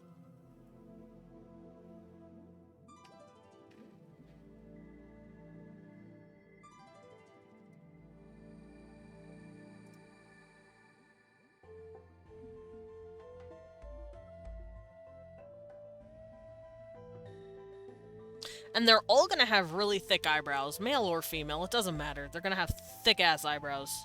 Just because I like thick-ass eyebrows. And instead of having big honk noses like a lot of dwarves are given, dwarves are normally given, like, for some reason, like, abnormally large noses, like, abnormally large in terms of human noses. I don't think I'm gonna have my dwarves do that. They don't need big-ass noses. Now, of course, they are still going to have nose shapes, like this. And like this. That's not what I mean. But I'm talking like when you look at dwarves, hi Serax, how you doing? But for some reason when you look at male dwarves, they have like these huge ass stupid noses. And it's like, why? Why would you do this to me? Why can't why can't all the men look like Thorin Oakenshield, huh? Why can't they all look hot? What is this? Only he's allowed to look hot? That's bullshit. Maybe I think Thorin's hot. Who knows?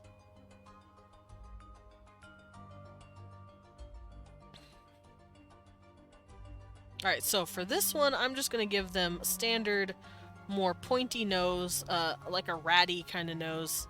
Because, like I said, they are rats. I'm also probably going to make it where their two front teeth are a little thicker than usual. Oh, Worldbuilding Wednesday's going great! I love Worldbuilding Wednesday. We're working on dwarves. Let's see. Let me figure out how to show it off. But, I'm probably gonna have their teeth look like this, where the front two and the bottom two are a lot bigger than these because of that rodent ancestry. Which is gonna be fun when I get to that.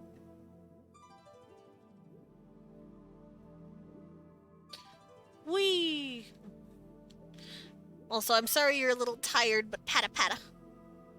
If you need to, you can get some rest, buddy. Unless you're unable to. Haven't you done the dwarves? I'm continuing them. I am extrapolating on the ideas that I discussed a couple of weeks ago. We're also just drawing them a lot more.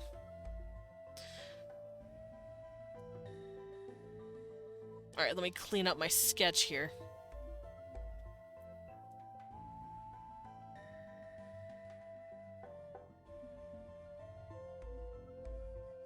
There we go.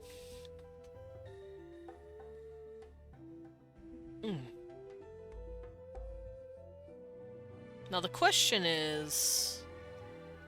no, that's fine.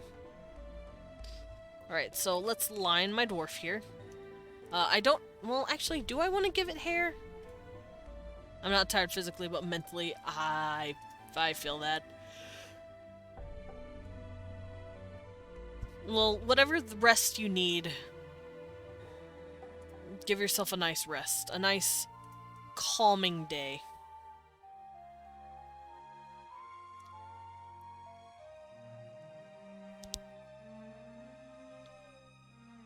Oh, here's my brush. Alright, so we're gonna draw them their lovely face. I'm gonna come up here so I can actually see her. Her, him, they, it doesn't matter. I'm trying to make it look a little more ambiguous than that.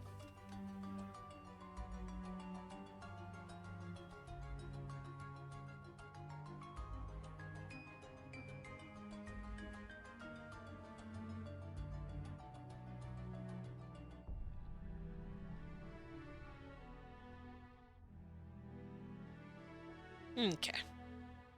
Oh, dear. And here's the thick-ass eyebrows that I wanted. And it doesn't matter. Male or female, like I said, thick-ass eyebrows.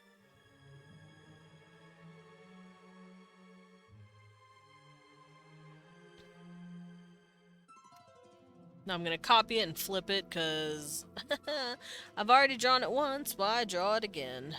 That is my mantra. For those of you who know, you know.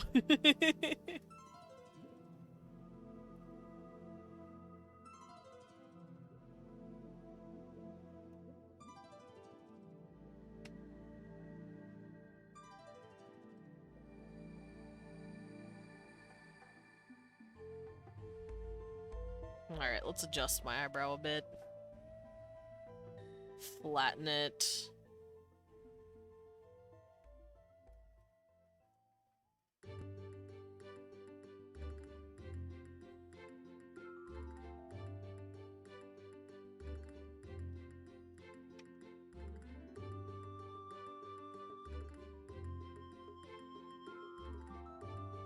There we go. It's evening and I'm having dinner, knowing that I'm a stress eater. I'll be fine in a few minutes. Oh no! I'm sorry you're a stress eater. A pet. I really do hope everything gets better, though, Sarax. I'm sorry to hear that you're struggling with something. I won't ask what. I don't want you to reveal that kind of stuff. I understand that that's personal, but I do hope things get better. Oh, dear. Cecil, give me that.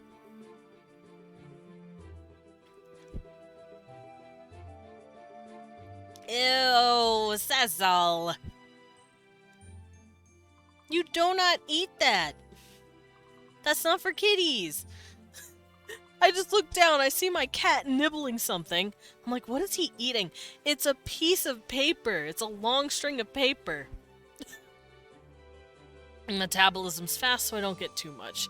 Well, still, we don't want to, you know, stretch our stomachs and hurt. Because that's also something that you have to worry about.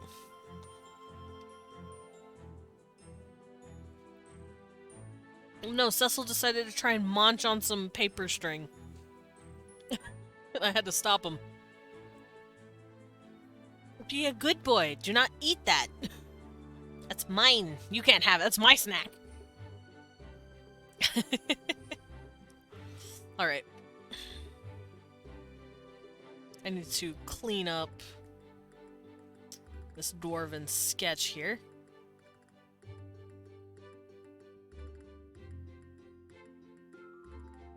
There we go. Silly cat. My cat bones is so into chewing on the plastic bag. I have to fold them in.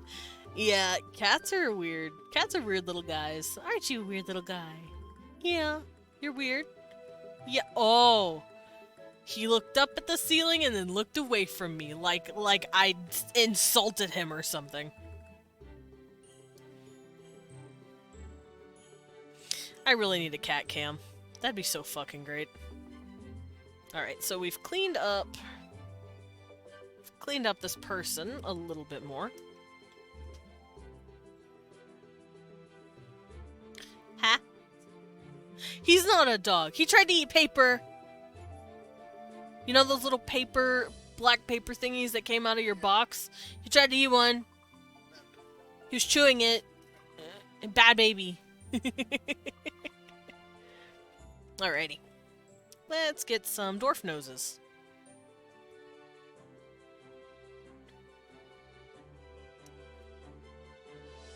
I tattled on him. Don't worry, guys. I tattled. I told Leon what he did. He's now a bad baby. Leon called him a dog, which isn't too far from the truth. He does act very dog-like. He do play fetch.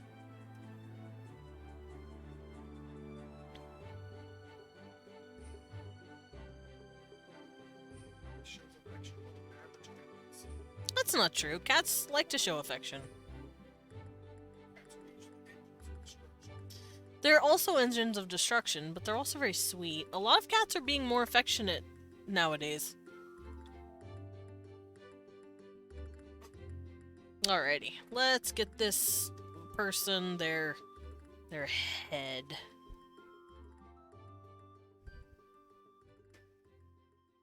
And of course, I do want them to have broader chins, like I said. They do have very square features. Almost Native American features, where they have squarer heads and larger cheekbones, but they don't have monolids. I don't like to base my races off of a specific human ethnicity's design, because they're not human. That doesn't work that way. But I do take inspiration, mostly because it's all we have to reference.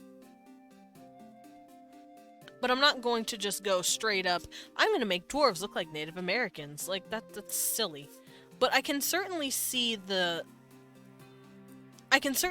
traits forming as I draw it. Oh, you're tattling on your cat. You're all about tattling on your cat. Good. Is your cat named Bones? That's adorable.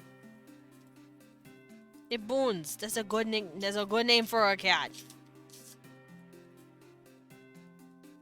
But yeah, if anyone wants advice on creating races, my one piece of advice that I will always give out is don't base your race off of a single ethnicity of human. That way you won't end up making stereotypes.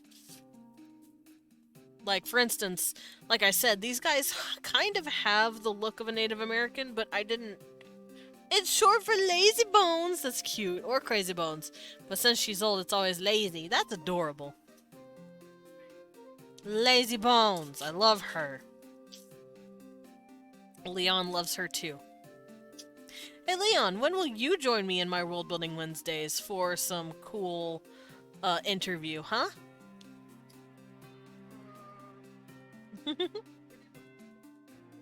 Ah, he said maybe when hell freezes over. Oh. Okay. I see how it is. We won. I see how it is. Ah, rude! He's being rude to me. Everyone, one in chat if Leon's rude and also cute.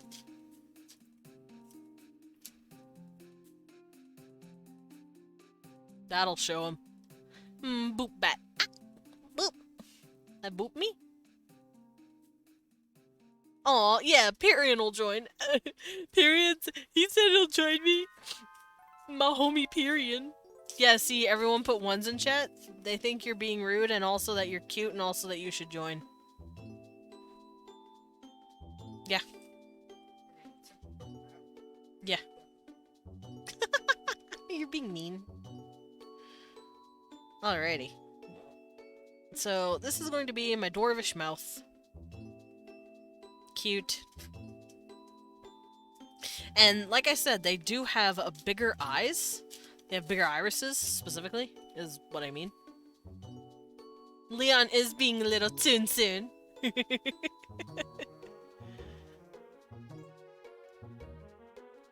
We won. Why are you being soon? You're being soon.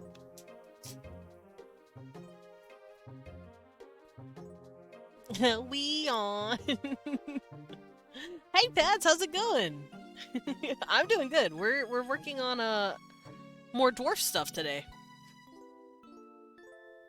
And I am currently drawing their heads, their standard head shapes. Let me make that a little smaller. There we go. Kippy!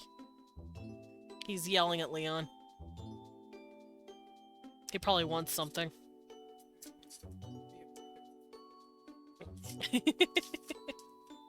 Good, being good, just been busy? Nice. I hope you're not tiring yourself out though. I hope it's good busy, not tiring busy.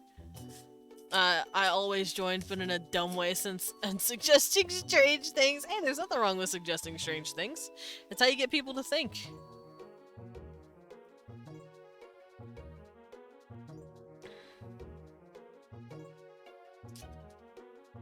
Oopsies.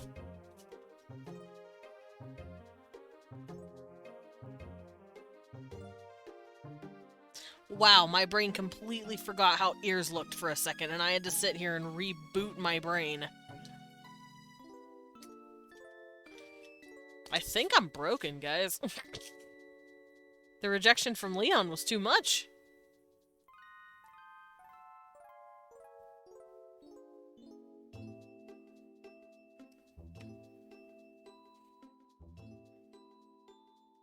Alrighty.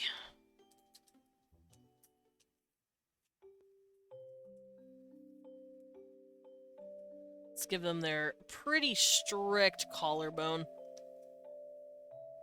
Because they're very strong people. Male, female, you male, it doesn't matter. They're going to be extremely strong. At least the moles. The moles are going to be very, very ripped.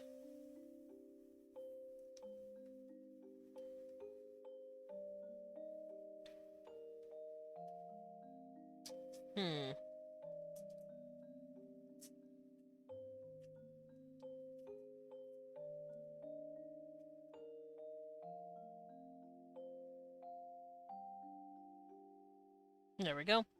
Now, I'm going to give this person a hairline. Just for the sake of it. There we go. And then here's their shoulder. And this is going to be the basis for the dwarven head. Just to have.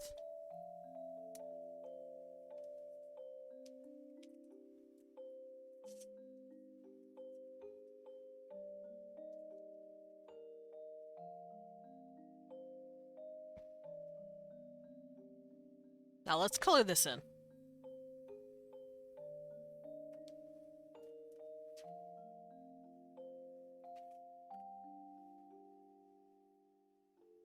And then we will put it on the template.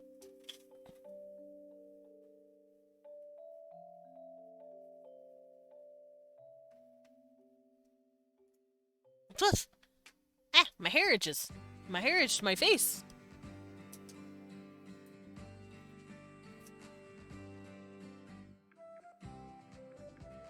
There we go. That looks nice. Now I'm gonna grab just the standard grayish color, because I do want them to have like a gray skin tone.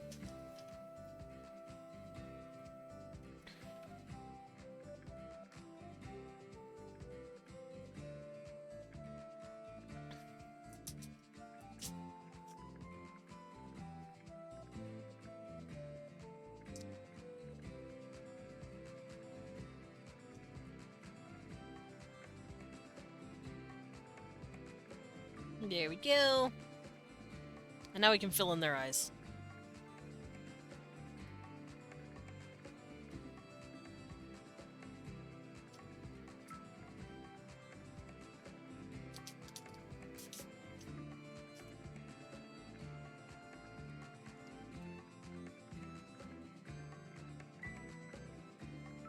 And their eyes are like a dark brown black, like this.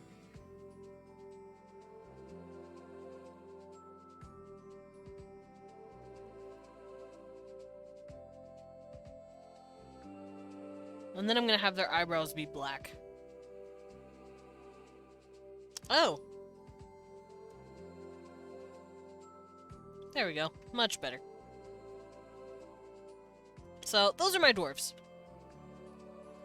Or at least the moles. These are gonna be the mole dwarves. So we can take a picture of that, and we can plop it into the sheet.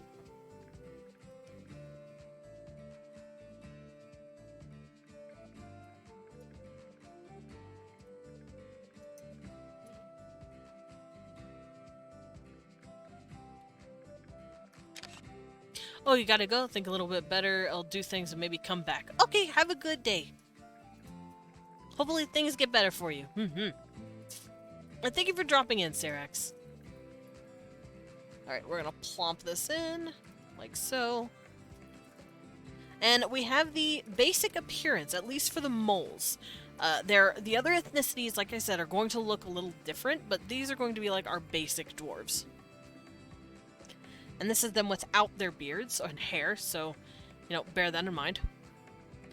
Now, we're going to look at the eyes. Now, we don't have to really worry about eyes, noses, but I am going to work on the teeth, specifically the mouth, teeth, and tongue, which is right here. And that's because their teeth is different from humans a little bit. I want their teeth to be, like I said, have these, I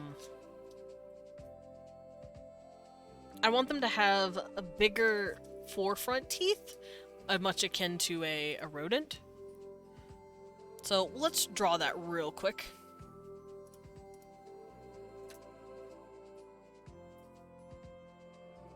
Where's my symmetry tool? There it is. So I'm gonna draw it right here, because I can. Hiccup. Oh wait, I can draw it over here. Hold on. That's right, I have a template for this.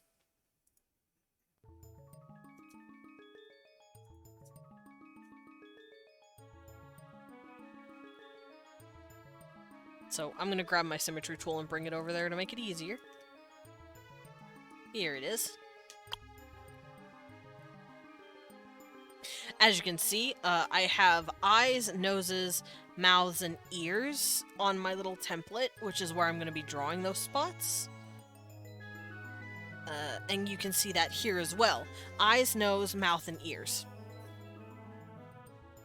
My template must save a lot of time. It does. Because all the info is right there. It's really nice. It's taken me like a year to get this kind of process correct. And I did this, like, I want to say half a year before I started streaming. But I've certainly made the process a lot easier on myself. Ow.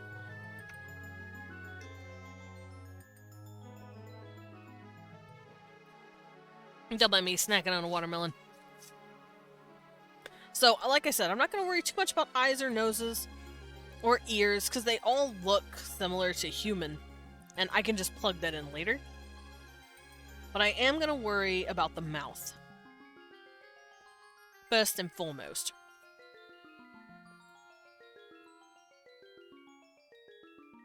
Oh, right.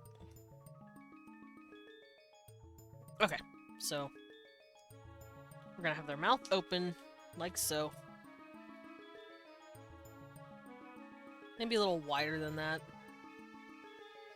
Where here's their teeth, and here's their tongue, and here's their other teeth.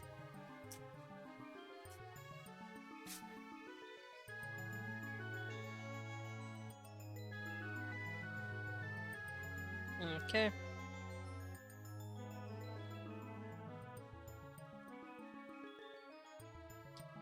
Relatively early, but I'm dead tired, so I'll go get the sleebies. Okay, Penguin, have a good sleebies. Alrighty, so I'm gonna give these guys big rodent teeth, like this.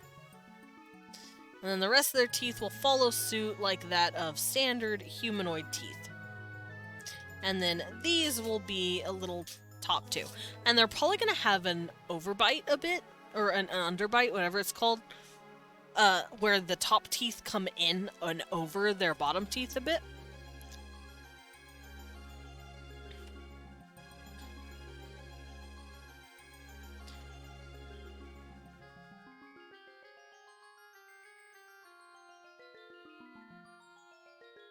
So let's line that.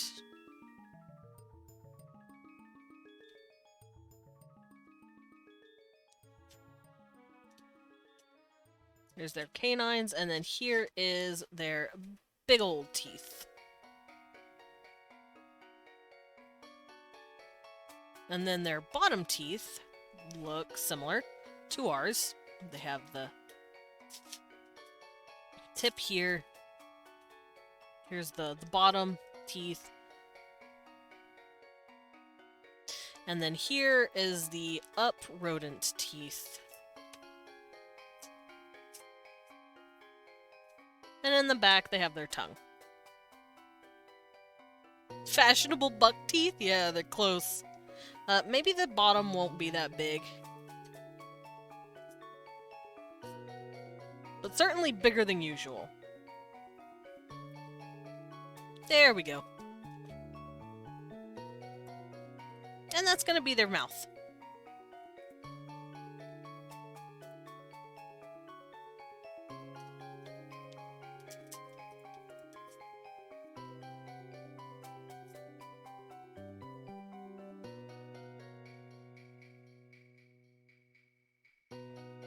Alright, I'm gonna get their skin tone in here so we can see it. Their standard lip color.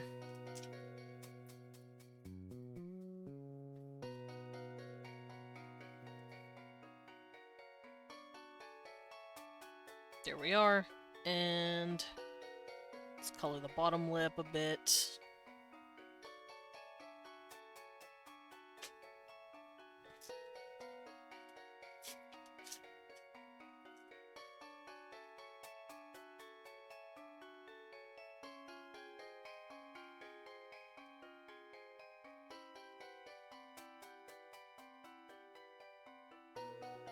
Of 4,200 smomp cubes. Smomp.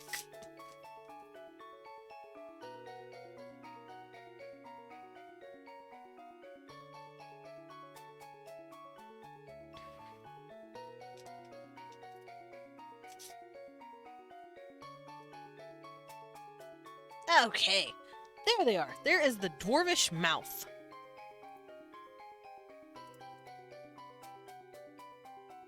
Now, I'm going to copy that, and we're going to paste it in. Like so. A wee.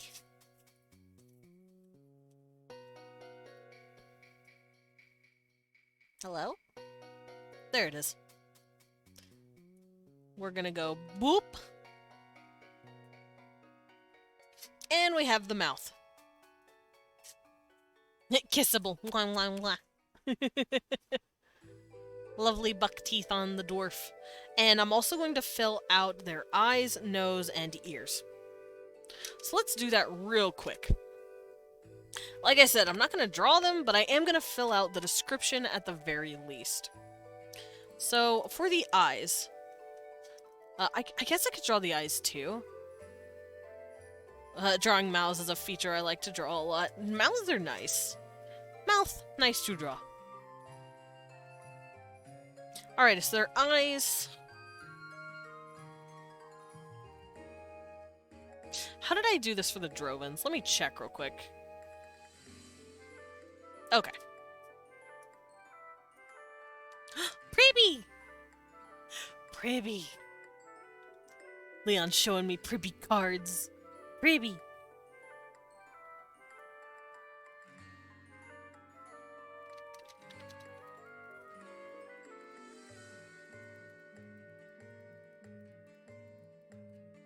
Mouths are nice. A bat. Yes, good.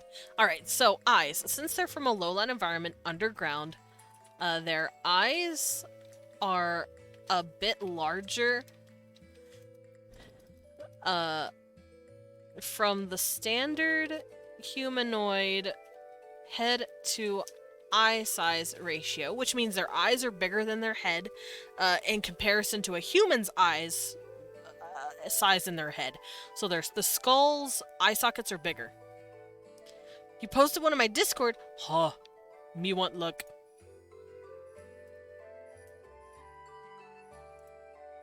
Where is?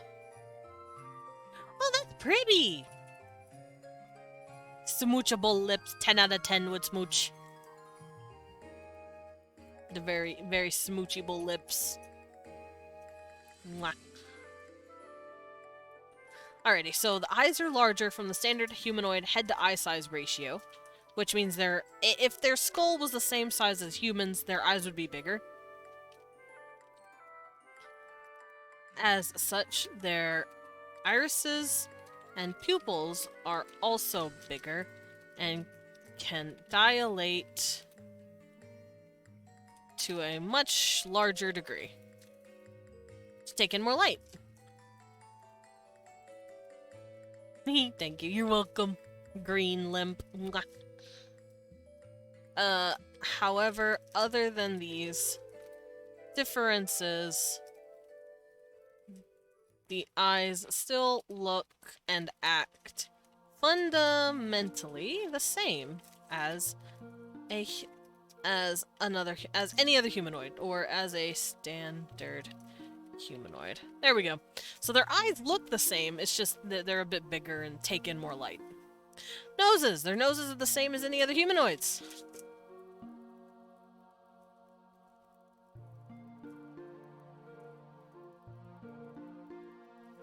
There we go.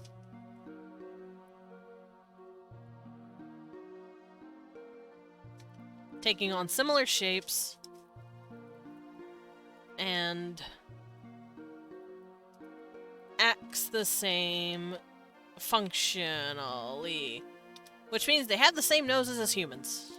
Now their mouths are different, a little different.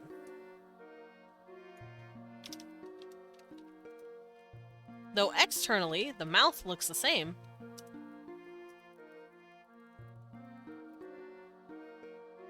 Their teeth are shaped differently from humans. Hello, Fangy. How you doing?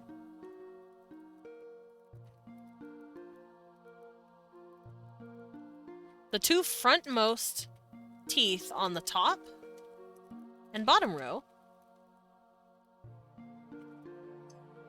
are wider and stick out further than usual, much akin to a rodent.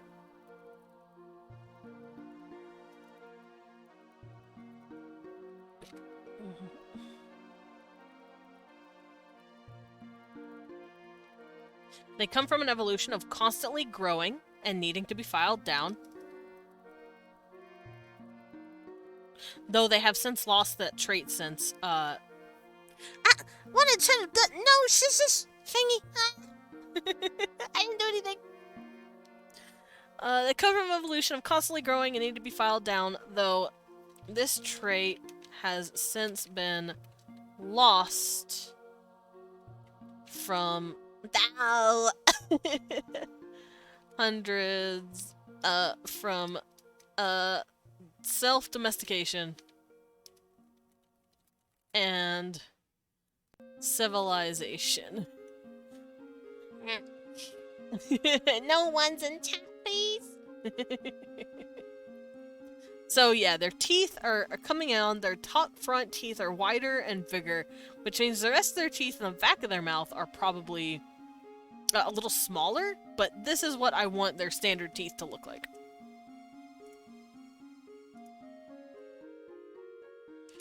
And ear description. This acts and looks the same as a human's.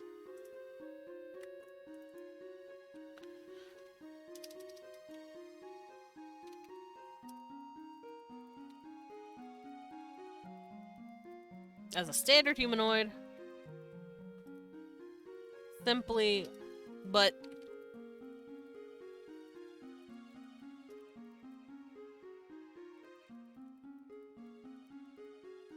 the ears are just bigger. Now, height.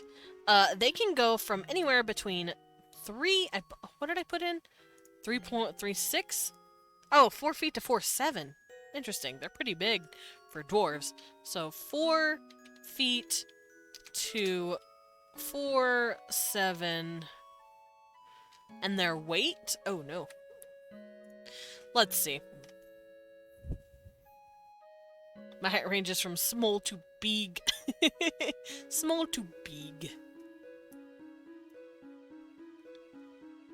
Alright, what kind of weight do I want to give them?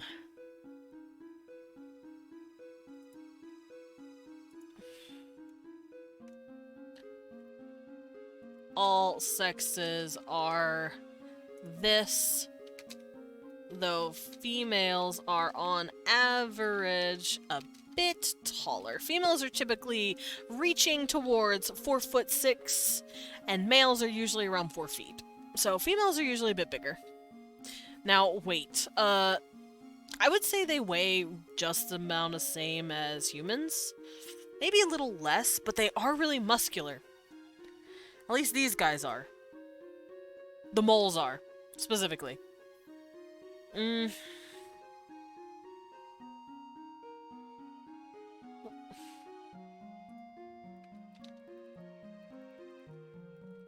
Let's look up average weight for humans. Because the average height for humans is about 9'10", or at least, or not 9'10", 5'10", at least for us. Or 5'9". Leon came in and roasted me and then left.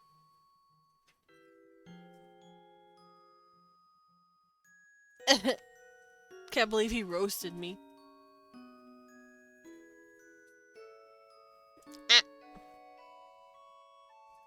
He called me small.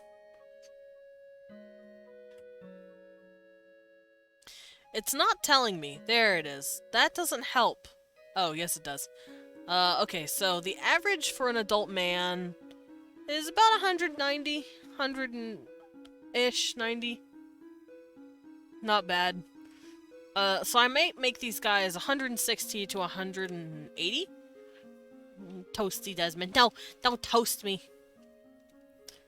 So their weight average will be about 150, I say.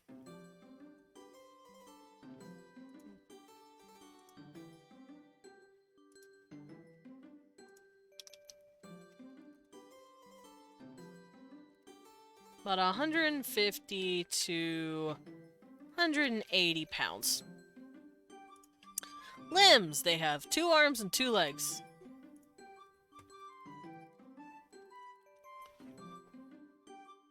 And if you want to see what I've been doing, it's all down here. I forgot to scroll down. Yes, darling? Cecil is a good boy. Oh, good boy. He beat up a bug. But he didn't eat it. Alright, so hands, feet, we're not gonna to worry about that one.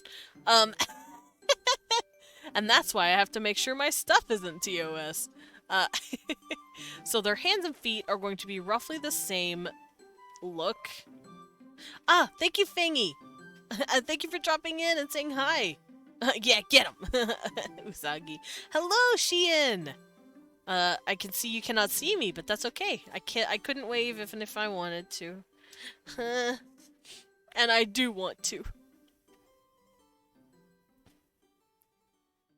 Alrighty, so the skin, the colors, we'll work through all of that soon. You have the watching without video salmon on. I assumed you, couldn't see me.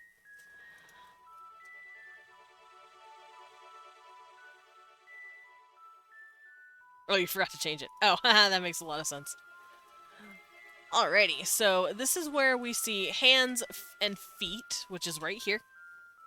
And don't worry about the third one. It's fine. We don't need to worry about the whatever that one was. Hee hee. And I can't think of any other features. Oh wait, they're tails. That's right. They have tails. So that would go into other features. Oh, it was a joke about do not perceive me. Oh, okay. That explains it. Alright, so we're going to draw their tails, and we're going to plug that in. Because their feet and hands pretty much look the same as ours, although they have claws for their hands. 3 ads! Jesus! That's way too many ads. Get out of here. That's way too many ads. Oh, yeah?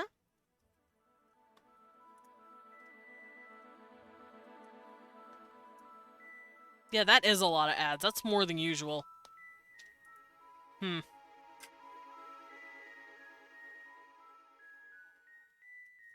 I'll have to go through that later and figure out why it's doing that. But for now, we are going to continue on with the details here. The other features, specifically. Because as you can see here, there is unique features, or other features. And I want to put in their tails. So we're going to draw those. Okay, done. Good. Welcome back from Adpocalypse Hell. 3 ads. That's way too many. 3 is what you normally get? Oh. Why 3? That's so many.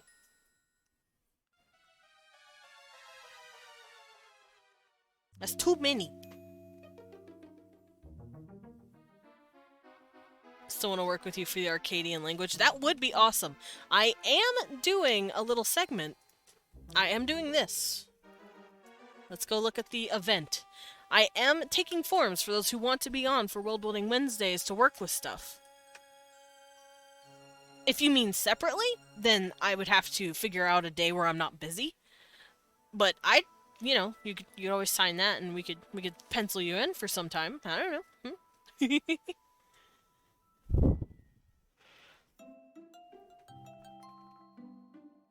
Alrighty, so now I'm going to draw their little tails. I'm going to work on it from her. I will tone her down. And I'm going to draw the tails. What is this? I can't tell. What is this? Oh, because I combined it. Right. There we go.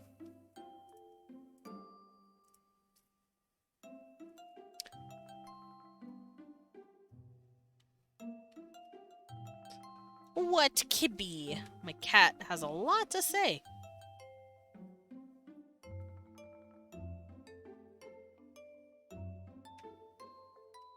Alrighty, so we're gonna work on her backside here. I'm gonna try not to draw anything crazy. Oh! Cecil, be a good boy. Go on. Can't do that time Wednesdays anymore. Oh, I'm sorry. Yeah, I usually start at 10 a.m.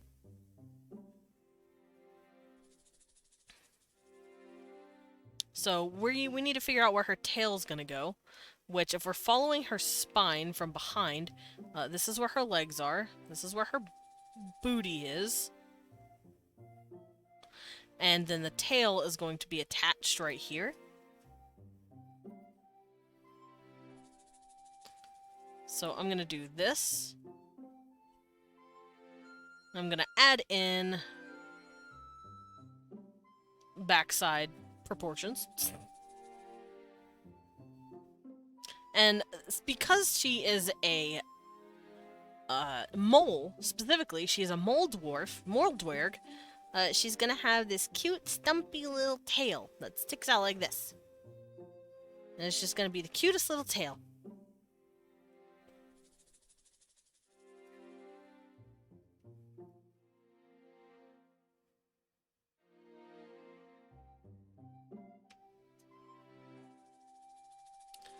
So I'm gonna draw her chubby. I'm gonna draw her underwear.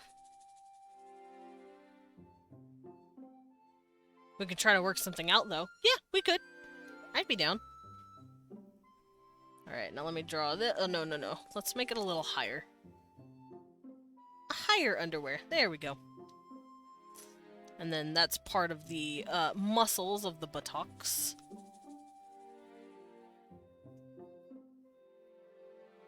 And then we draw the tiniest, cutest little chubby tail.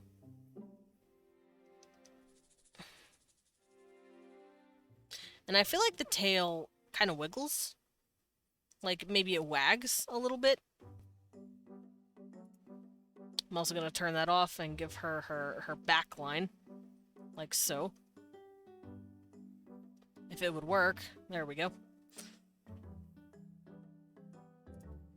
And we can draw in her legs.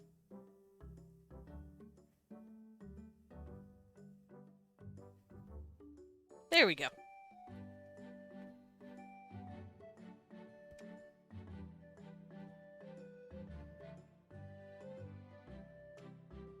Waggly tail, yes, little baby tail.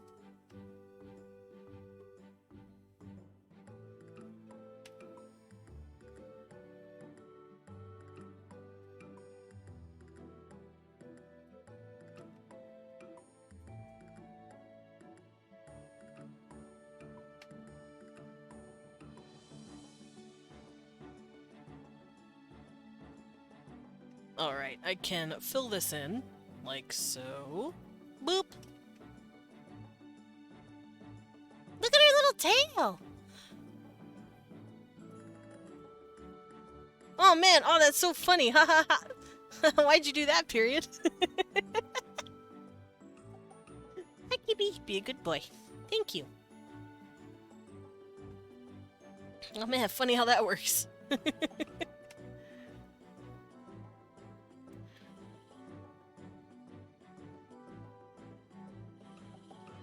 Alright, so we're gonna color her in.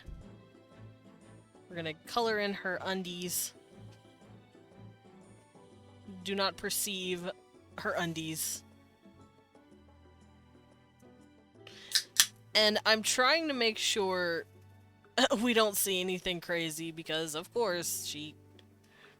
You know, I don't know what Twitch is gonna yell about in terms of booty cheeks. But I want their tails to be the same color as their fur.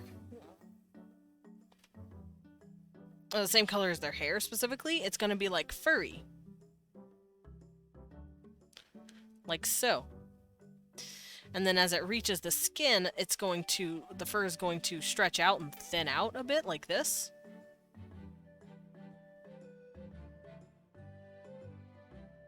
And then that's all it'll be of their tail.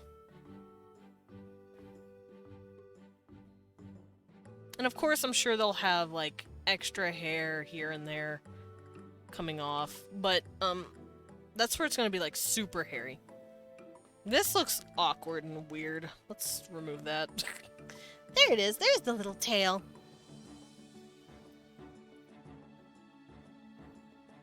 Now let's, remove all that stuff so I can take a picture. Well, actually, I could just combine this. And let's plug it in. Let's put in her tail.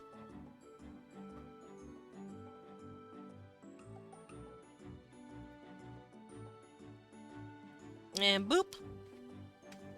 There it is.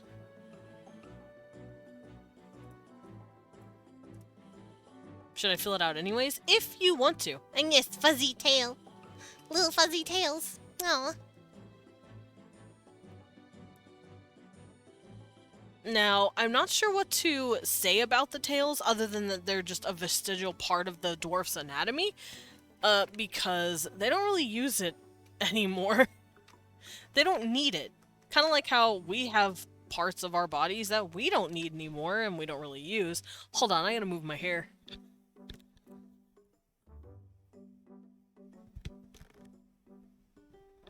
My hair was in my face. I had to get it out of the way. There we go. So, yeah, their tail is going to be a vestigial part of them.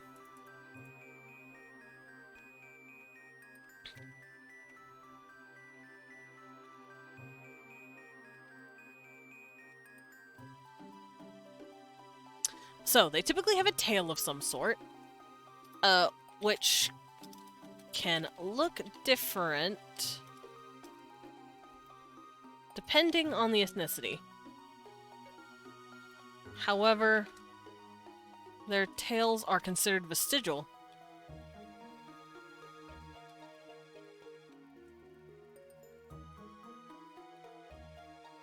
And are no longer fully functional as they used to be. I spelled vestigial wrong? Why?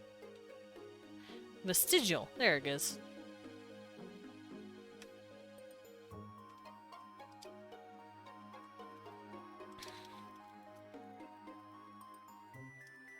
And they don't benefit the dwerg in any way. Yeah, the tails don't really do anything. They're just kind of there. They're cute, but they're just kind of there. And I don't have any other information, so we're just going to delete this. How do I remove this? I forgot how to remove a box. I cannot. Fudge. Wait.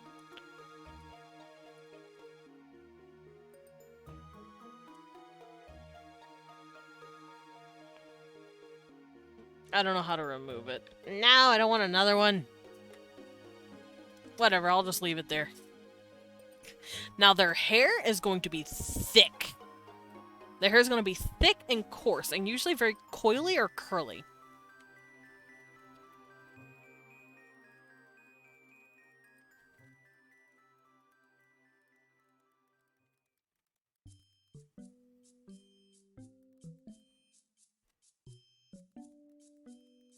Yeah, their hair is extremely difficult to comb.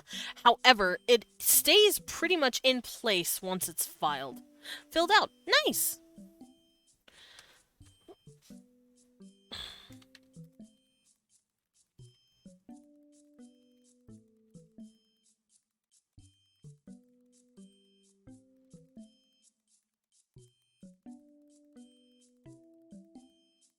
Yeah, and their hair can stay pretty much in place once they've finished doing whatever they need to with it. Actually, no. I think it'd be the opposite.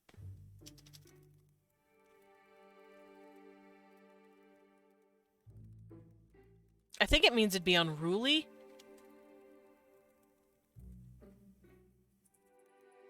This means that it would lead them to come out with really complex ways of styling their hair so that it would keep out of their face. I think that'd be really fun. Alright, we'll worry about colors and markings later. They don't have any markings, so I'm just gonna put none, because I don't remember how to remove these.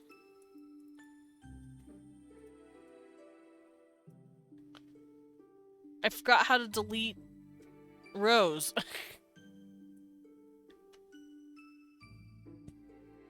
Dutch braids, no. My fingers already hurt thinking about it. Yeah, something similar to that.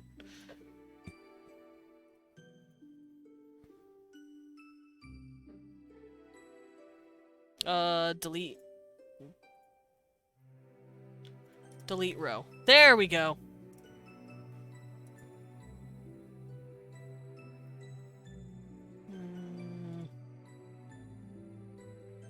And delete row. I did it. I have figured it out. Alright, so we're gonna go down to biology, terrestrial comparison. Because, like I said, we'll worry about the skin and hair and eye stuff in a minute. I don't have the most amount of money at this time, but I can see what I can do. Huh? Oh, no, it does not cost anything. My event does not cost anything, I promise. This is just me bringing on my viewers and other people that want to discuss world building and have aspects of their world fleshed out a bit more. Alright, so terrestrial in comparison. Rodents such as mice, moles, and squirrels. I want them to be like squirrels and rodents and yeah.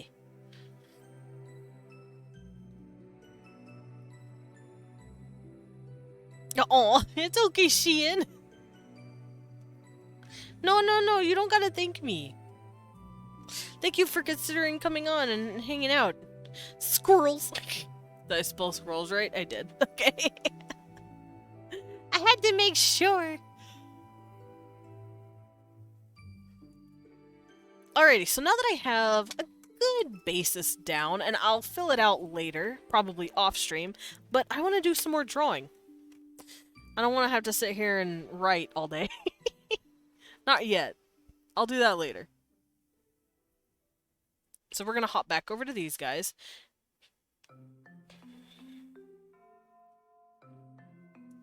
Now, where are they? There they are. Now, going back to the dwarf stuff over here, we can now start crossing off some stuff we've looked at and essentially reinvented. So, dwarves are typically 3 to 4 feet, which is fine. I kept it. Stocky, not so much. They can be, but some, depending on the ethnicity, it depends on that. Not just all dwarves. No, you're amazing. Pat, pat, pat. He.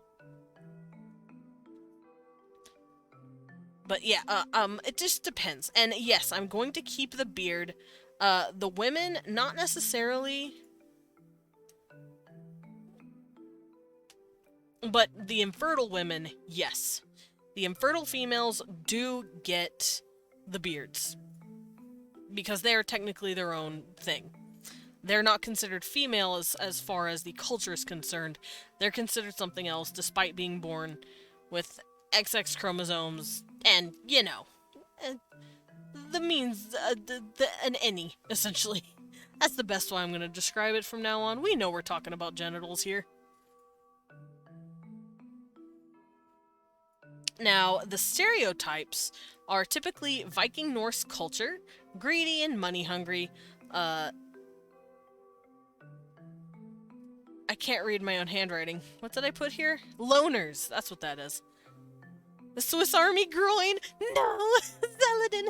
No! Thank you for the sippy.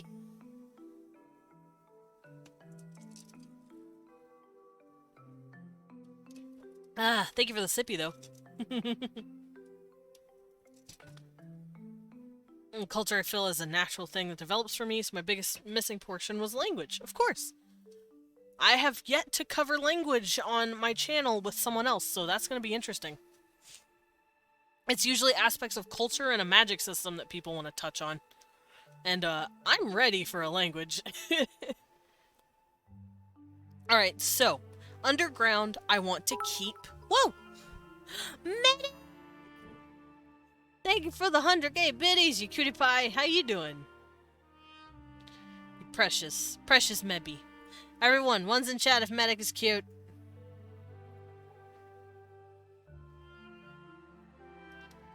Alright, so I wanted to keep the underground aspect because they are of rodent ancestry. Breakout work. Oi. Yes, what's wrong, Medic? Hehehe. Now, I kind of want them to be sort of like loners, but I don't want them to be loners just because they're loners. I want them to be shy of other races.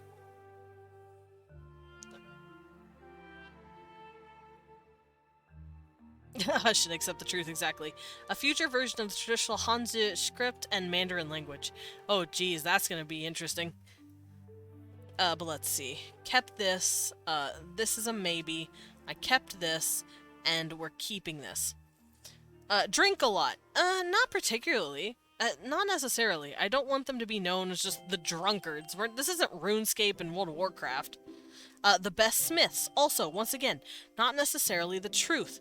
Are they the best at crafting with the materials that they have? Yes. Are they necessarily the best smiths, though? That just depends on what techniques you're looking for. They're probably the best at smithing stuff for their environment, but not necessarily just in the world. Because that's hard to compete with. The world is huge. Do you know the truth? You cutie pie. Want to know how his medic can be at the top of everyone's leaderboards on medics? Are you really the one good heart surgeon? Maybe. Who knows? I just know medic is a sweetheart, and that's why. Pat, pat, pat. Bah. Oh, hi, Kibby. Be a good boy. Alright, so as far as being a loner goes, I'm thinking they're probably more shy. They're not loners, though. But specifically the females, the fertile females and the fertile males are probably, they stick to their people. So this is also an iffy. They also don't hate elves. That's stupid. That's a dumb stereotype. That was actually a stereotype perpetuated, that's the word, by how people see Gimli and Legolas hanging out with each other. And the thing is, Gimli's one dwarf out of thousands. Sure, a few dwarves butted heads with elves. That is a common part of Tolkien's story, but they didn't hate each other. Far from it, they were just two different cultures. A modified if, maybe. An iffy is me saying I don't know. Little Sicilian. So, loners, not necessarily, but they do keep their fertile females and their fertile males mostly in their homelands and in their home cities, and they don't really go anywhere. The Umels, however, they go everywhere. Viking and Norse culture. No, I'm not doing that. Sorry. Viking and Norse culture is cool, but I'm not going to carbon copy a culture from Earth, because that's dumb. This isn't Earth. Sorry. Don't frown at me. Leon's frowning all sad. Babe, Norse culture doesn't exist in this world. There's no such thing as Norse. You know this. You know how I work. Babe, shush.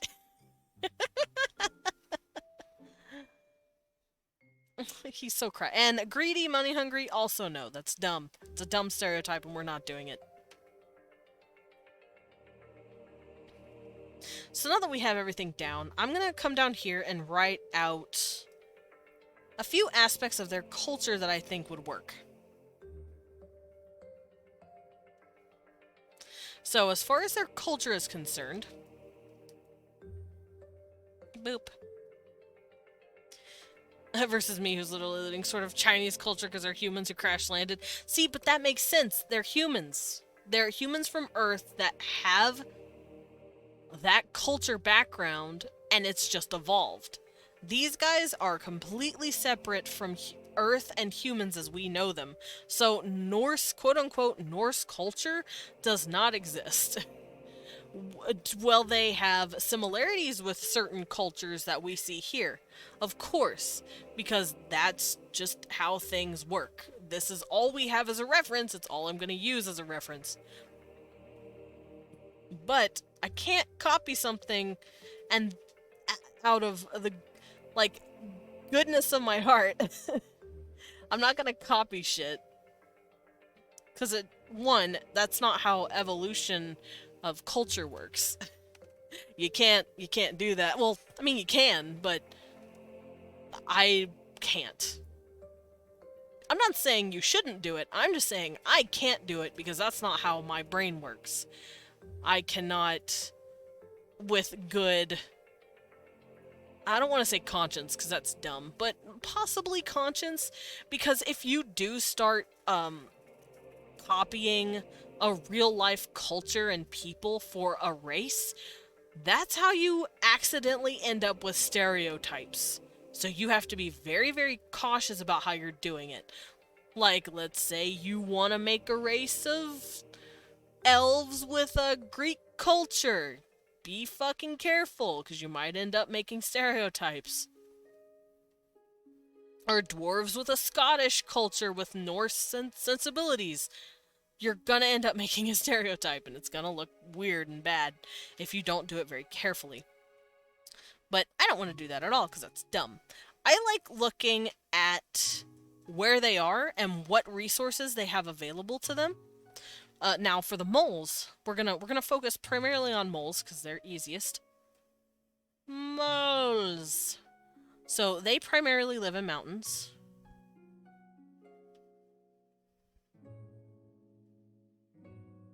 These are gonna be my mountain dwerg.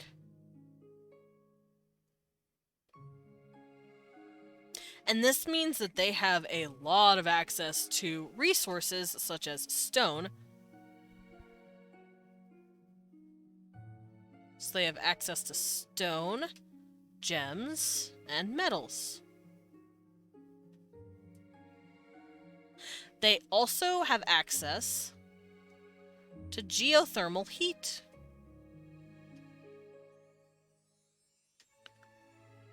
Because unlike the Trakovish live in this very, very deep cavern systems, natural cavern systems. Yes, they've carved it out since then, but they have natural... They just live in what's there. They didn't make the cave systems. These guys make the cave systems. They make these big, grand halls out of mountains that have been burrowed into, and they have found spots where there are volcanoes, and now they use geothermal heat to basically keep themselves warm and keep themselves thriving. Which means they may have access to underground fruits and vegetables that not a lot of people touch. They would also have access to underground creatures and root veggies as well. Not as much as the Trakovish. The Trakovish are very isolated from the outside world, so they don't have access to imports. Not until recently. These guys have had access to imports for thousands of years. Not to mention, only the moles are the ones that live in the mountains. The rest of them live in very shallow burrows in hills underground. They come out of the ground regularly. Especially the mice. I feel like the mice come out of the ground regularly, and they are very much agriculturally, aware, I suppose. So, the mice, let's put down the mice. I feel like the mice and moles have I love how detailed this is. Oh, I'm glad you guys enjoy it. Please write a book. No. But I am writing this all for D&D, so... whoever ends up being in my party will get to know this stuff, I guess. And you lovely people who is here to read it and see it. So my mice primarily live in the hillsides.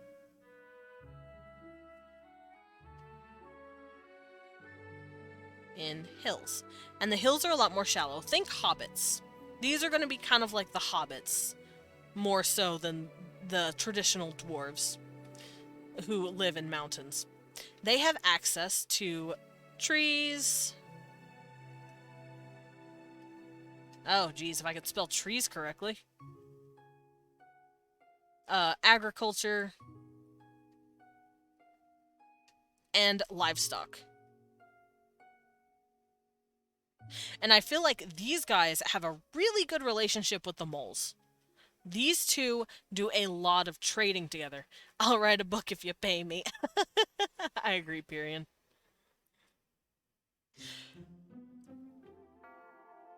So, moles and mice probably have a good relationship. They've probably been having it for thousands of years. They might have even traded a few wives and husbands here and there. Just to keep relations good. So that means moles, by proxy, have access to trees, agriculture, and livestock. And that means mice, by proxy, have access to stone, gems, and metals. They're trading these things. I plan on making my lore a whole fucking series, man. Nice. Do it. So, now that we know that, the moles, actually, let's think of it as well. What else would they connect with? I don't think they'd want to deal with the squirrels. I think they think the squirrels are fucking nutty. So, I don't think they'd do business with them. I think it would be primarily the mice, and probably some humans. And humans have the same access as the mice do. They have agriculture, livestock, and they would want to get a hold of all these metals that the Dwarvish moles have a stranglehold on. So they've probably both made allies and enemies with humans, depending on the culture and the kingdom. Because remember that there's more than one culture and kingdom per race. Not all dwarves are going to look and act the same and wear the same clothes. That's boring. And same thing with humans. They're not going to wear and act the same way. They're going to have different values depending on what kingdom they're from. Hell, depending on what region they're from in the kingdom. Like... So, this is what we're going to work with. Now... Let's see, in the hills...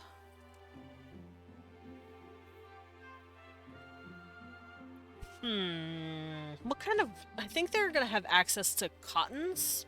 Soft cottons. Probably sheepskins. But since these guys have access to geothermal heat, they wouldn't need to wear anything too crazy or thick. Let me actually pull up something real quick. It's my map for all these races.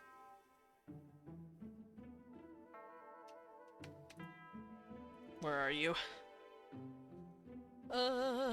Where's my maps? Where's my maps? Where's my maps? Here's my maps. Alright, so I know it looks a little clustery, but this is the map to all of my stuff. So when I'm saying dwerg, I'm usually thinking these guys right here.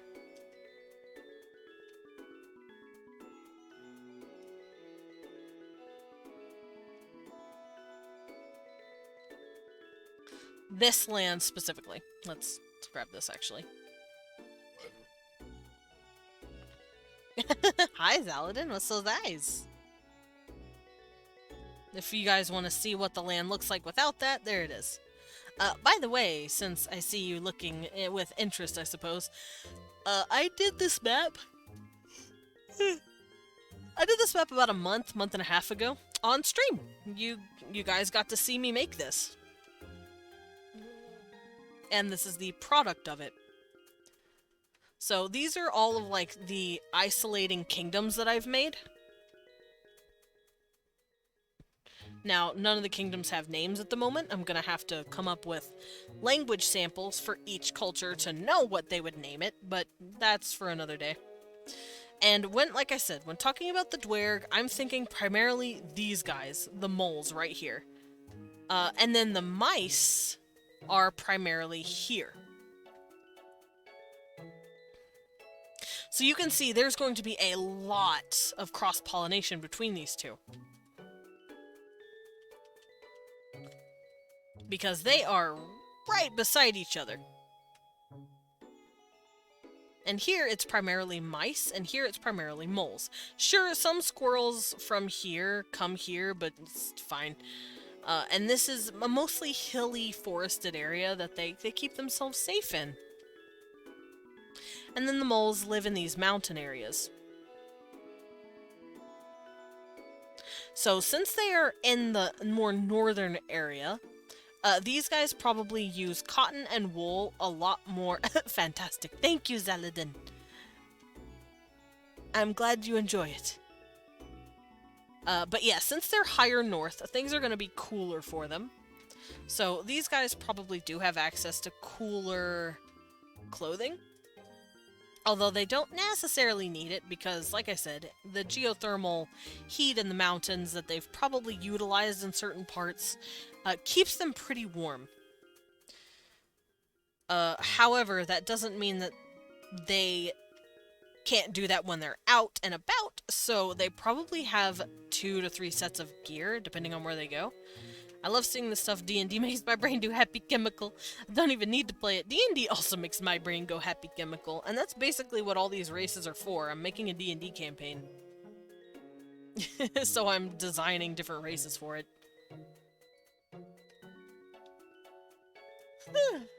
Yawny little bat, don't mind me. Let me get a drink real quick because my throat's a little parched. Wah.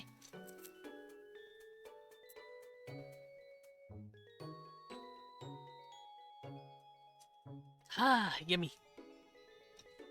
Nummy nummy drink.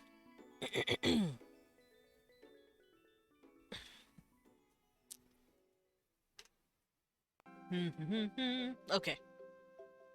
So now that I have wet my whistle, I can continue on.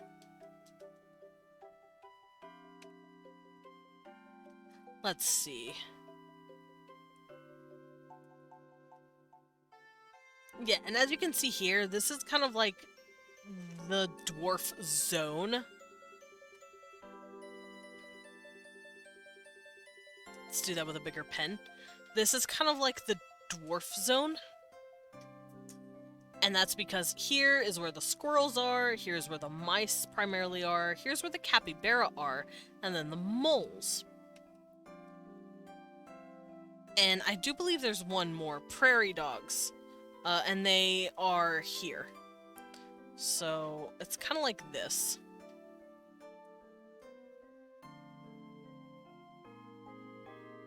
Here's where the dwerg are. And the poor elves, they're all like isolated over here. The elves are kind of like this. Here's the elf, elf, elf, elf. So you can kind of see where all of my different races are isolating and spreading themselves out a bit. As you can see, humans get everywhere. As they should. Humans are literally sprawling on this area. Oh, there's elves. Elves here too. But yeah, humans don't fuck around. Humans are everywhere.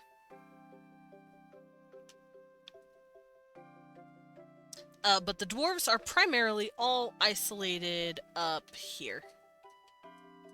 Oh shit, I didn't even realize. They're down here too. They're right here. There they are. You can see they're primarily isolated on the eastern side of the continent. Everywhere, as they are wont to do. True? Humans are literally everywhere.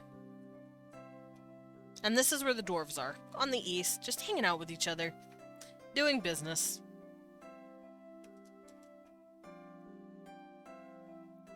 So now that we know, I'm going to be focusing, like I said, primarily of these guys, because this is where most of the moles are, and I am working on the moles first. Hello, Kibby. Can I help you, young man? What is it? What is it? You are very handsome. Yes, you are a very handsome boy. Don't mind me, I'm petting my cat. Handsome boy. Oh, a little boy. Alright, excuse me. You're soft like cloud. Why are you wet? Why is your paw wet, sir? What'd you do? Oh well. My cat is wet, but I can't figure out why. That's shocking. Alright, so, Cotton... what? Oh, I figured out why. Oh, okay. He brought me his gummy hand. Did you want to play? Is that what it is? He says, Father. Father, I demand attention and play. Yeah. My cat is ripped. You are right, Leon. Yeah, my cat. Oh, he's angry. Yeah. That's true, he's your cat. He's not mine. Alright, let me throw his toy and I will continue. Go get it! It's stuck on the wall. Hell yeah. Alright. We're gonna look up plants real quick. And we're going to figure out what kind of materials people use plants for clothing. And we're going to see what plants are best in the north. Wait, we use bananas plants as clothes? Interesting. Flax! That's right, flax is a thing. Cotton and flax.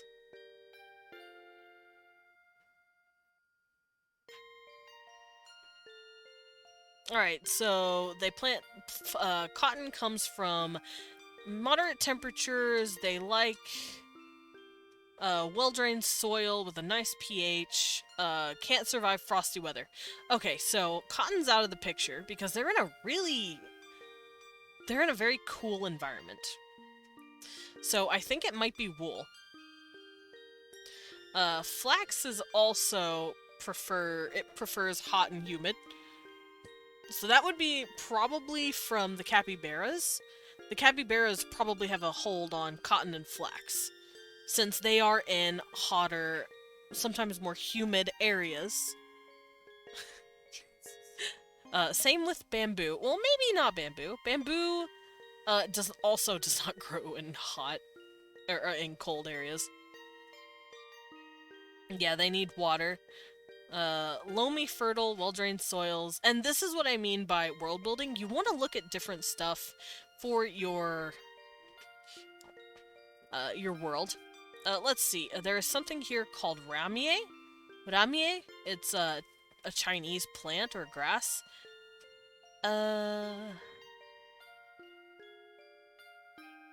It likes highly fertile, sandy or loamy soils, but it doesn't say temperature. Oh, yes, it does. Once again, warm and humid. God damn it. Botany lessons from Desmond. I'm not good at botany.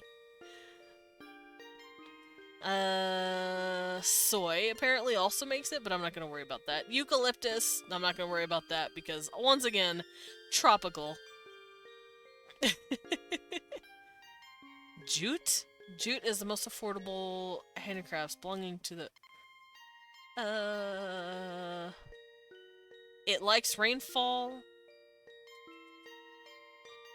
Seaweed. Oh, right. We can make plants with seaweed. I forgot about that. We can make sea silk. Ew.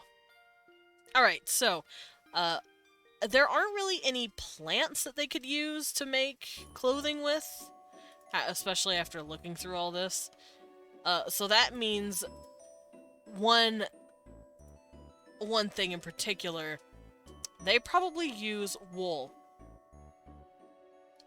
Because wool is from animals that live in cooler environments. They wouldn't really have silk either, because silk is traditionally from insects. However, if we look over here, you probably won't be able to read this because my handwriting is atrocious, but this is the Trakovish. The word is Trak because I didn't write the full word, but it's the Trakovish, my underlings. They're pretty close to the Dwerg. So maybe over time, their stuff drifted to the Dwerg. Specifically the moles, but who knows. They might not get silk for a while because the Trakovish are pretty new. So they're going to primarily deal in wool. However, they are in a warmer part of the mountains, at least some of them are. Some of them, I'm sure, have to deal with the cold. But that means they're going to primarily deal in wool and probably leather. So let's go look at wool and leather, because wool is lovely.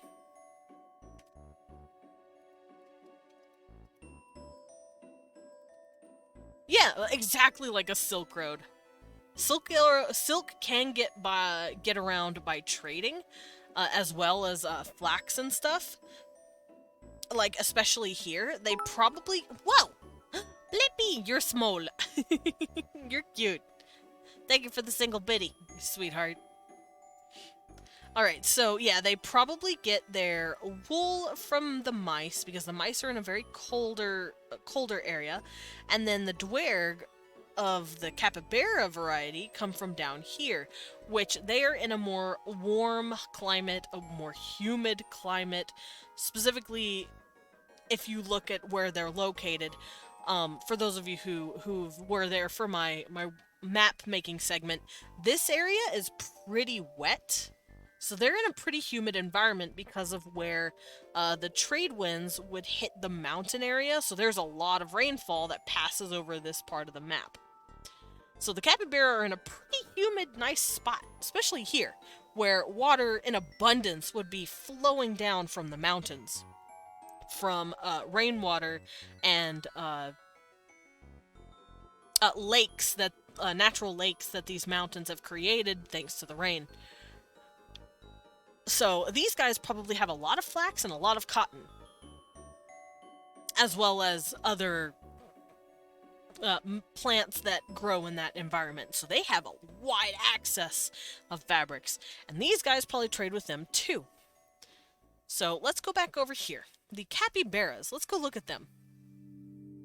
Capybara. They primarily live in the plains, the wetland plains specifically. Let's say access to trees, agriculture, livestock, wool. These guys have access to bamboo and flax and cotton. So they're probably going to be where they get that material. They might also have rice. Probably. They could also have rice. Get out of here, hair.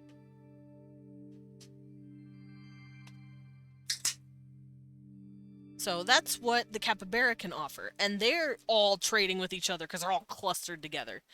I can't... Any gunpowder in this timeline? Probably not. They don't primarily worry about that kind of technology. They don't need it. Mostly because they don't have guns. Not to mention, gunpowder, I believe, was originally an invention for fireworks only. But I'm sure the dwerg, at least the mole dwerg, have found some sort of sulfuret that they can use to, do away with, walls. Like, stone walls, but I don't think they'd consider it a combat thing. Not at first. Because they don't have anyone to worry about combat-wise anyway. Oh, like in other countries? I have no idea.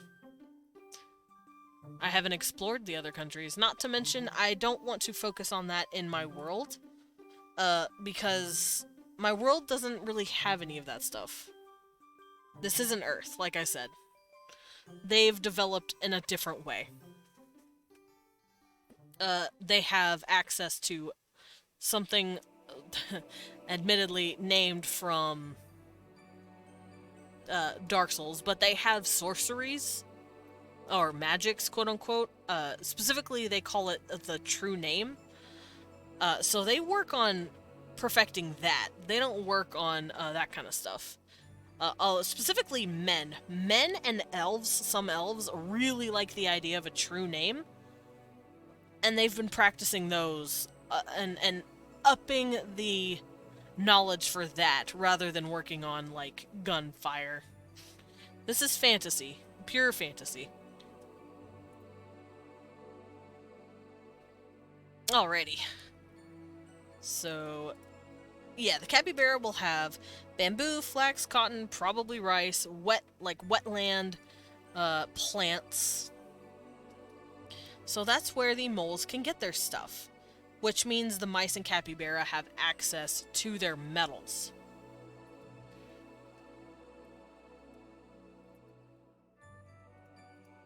So with that thought,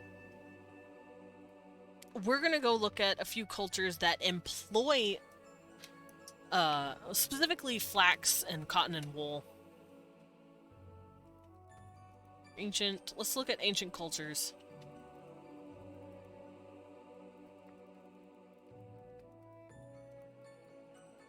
Let's look at what different cultures used material for their clothing.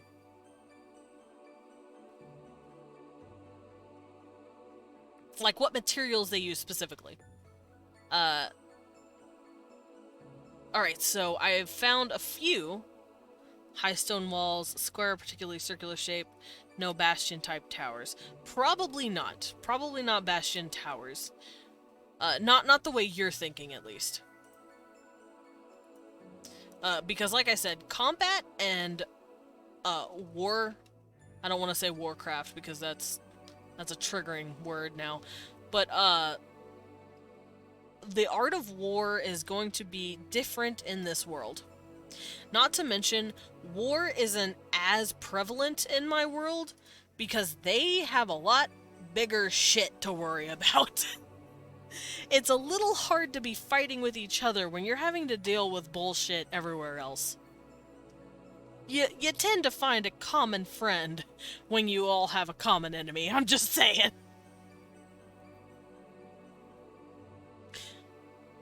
Am I wrong? We won? I said it's hard to find an enemy with your neighbors when you're all having to deal with something much bigger than you.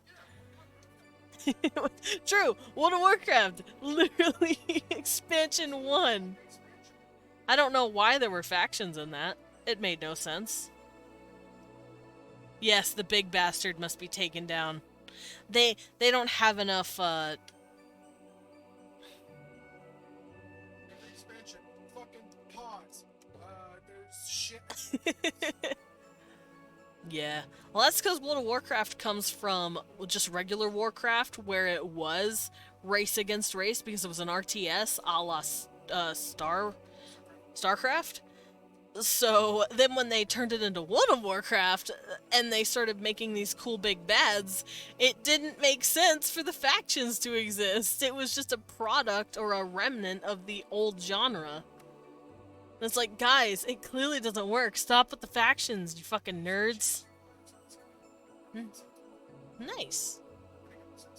And that's okay, Sarax. But like I said, it's not something that I'm particularly focused on because it doesn't work on my world, technically. Well, not that I can think of, at least. If it works on your world, go for it. But for me, it does not work. Just how I work. Alright, so where are my... I do not need these. Let's delete these. What is this? That is the beards.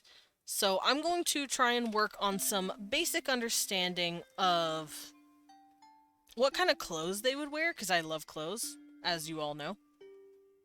As you are all aware, I'm sure. At least those of you who know me. I absolutely adore fashion. And I want to work on that today. I want to work on hairstyles and fashions. Now, fashion doesn't necessarily have to be a product of necessity because of the region you're in. Now, that's certainly true for some cultures, especially in human cultures, like the Sami, for example. The Sami have to wear exactly what they're wearing, or they will freeze to death. He spent the whole day drawing ruffles. True. I spent the whole drawing day on a ruffles. Cities need some sort of defense, at least wooden walls, because I think... Well, of course they're going to have wooden walls. They're going to have walls of some sort. They need to protect themselves. However... other than the standard medieval / feudal Japanese / ancient Chinese, you know, the rudimentary technologies, they're not going to have anything super crazy unless they have developed it to be so in regards to what they're already fighting. They're not going to develop they're not going to develop technologies the way we did. Like, for instance, let's talk about medieval armor for a second. I'll use my lovely dwarf lady as an example. Medieval armor was designed specifically in mind to protect themselves from slashing and stabbing weapons. That means the armor over time slowly started to get more bulbous and more wide over time, like so. It started to get wider, bumpier, like this around the body. That way, the slashing and stabbing weapons would slide off. It's easy to thump something like this if it's straight. However, if it's curved, you're gonna slip off that motherfucker. So, in order to combat that, a new evolution in armor, people decided to design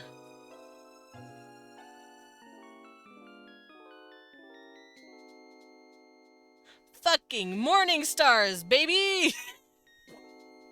People designed morning stars and they said, hey, fuck your armor. Now suddenly that gorgeous shimmering like shape was dented to fuck and you were ruined. You were mangled in your armor.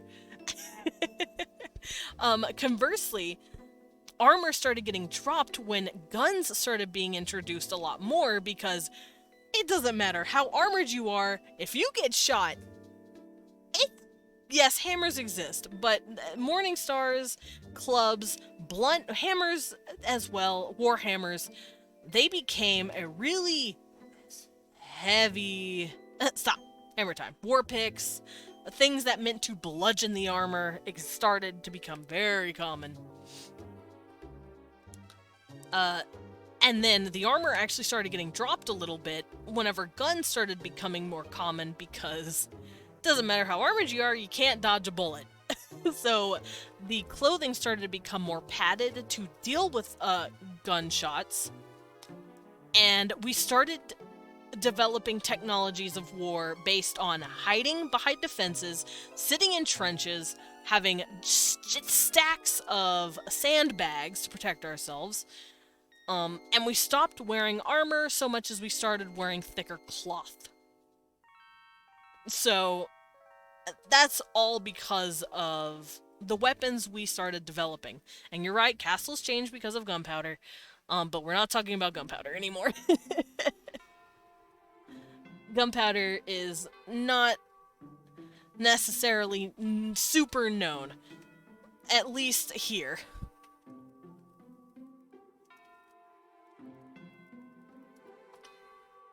Because they didn't evolve to understand gunpowder. If that makes sense. Because I believe it is made by... I've been playing a lot of 7 Days, so I know it's made by potassium nitrate. I know it's created by potassium nitrate. So, how do you get potassium nitrate? And coal, I believe. But I said it like a fact. Continue your statement. Of course. Yeah, plus castles did also change. I can't remember where we get potassium nitrate, though. I know where we get coal. Also, you can use urine and cow manure to light shit on fire, too. Literally. Light shit on fire. And just huck it at motherfuckers. You don't need nitrate. Animal excretions can be very flammable, so if you want to make something like that... So if I want to make bombs, they just throw cow shit at people? I need to stop. But yeah, they're not going to worry too much about that. They haven't needed to evolve their technology to that point. That, and if we are going from that scenario, think of them as kind of like 1100s Europe. They're not even like medieval yet. Not like what we consider medieval. They're not Tudor era technology yet. So they wouldn't even know what gunpowder is. They can't access it. Maybe the dwarves have it, but they're definitely not using it for that option. They don't need to.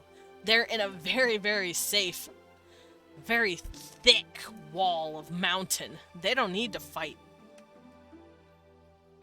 Alright, so because they have access to both wool and flax and cotton because of who they're trading with, as well as a fuck ton of metal, because they're in a mountain and dig underground, they have mines, I'm going to give them clothes that can be weaved a bit like that.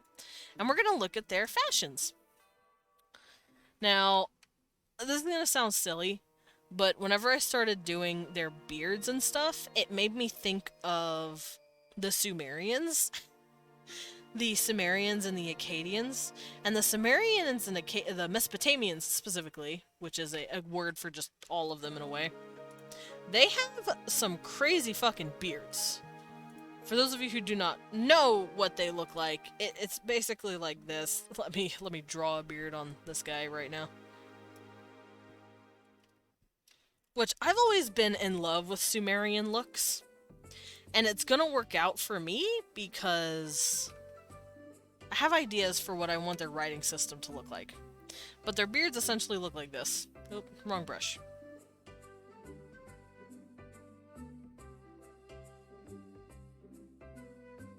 They're like these really big, long, cool beards. Gilgamesh is OP. God damn it. Of course, we'd bring it to fate. Although, I don't think Gilgamesh looks the way he actually does. But I was actually thinking of the Sargon mask. Here, I can show off the Sargon mask, since, not a lot of people will know what that is from just hearing it. This is the Sargon mask. Look at that fucking beard. Look at the curls on that motherfucker. It is really pretty, and I love the design for the Sargon mask. It looks really cool.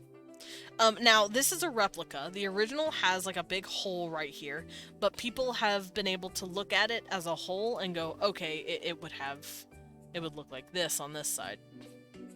But that's the Mask of Sargon, and it looks so fucking cool. And the little the beard hairs are like curly.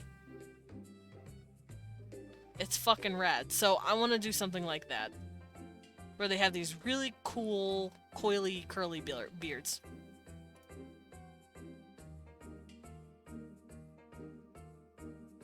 You have messed up? Oh no! Ringlet curled build. Yeah, it kind of looks like ringlets. Now, the ancients, had a different kind of style. So their hair, their sculptures did look a little weird. But it looks so cool. I love the Mask of Sargon. It's pretty.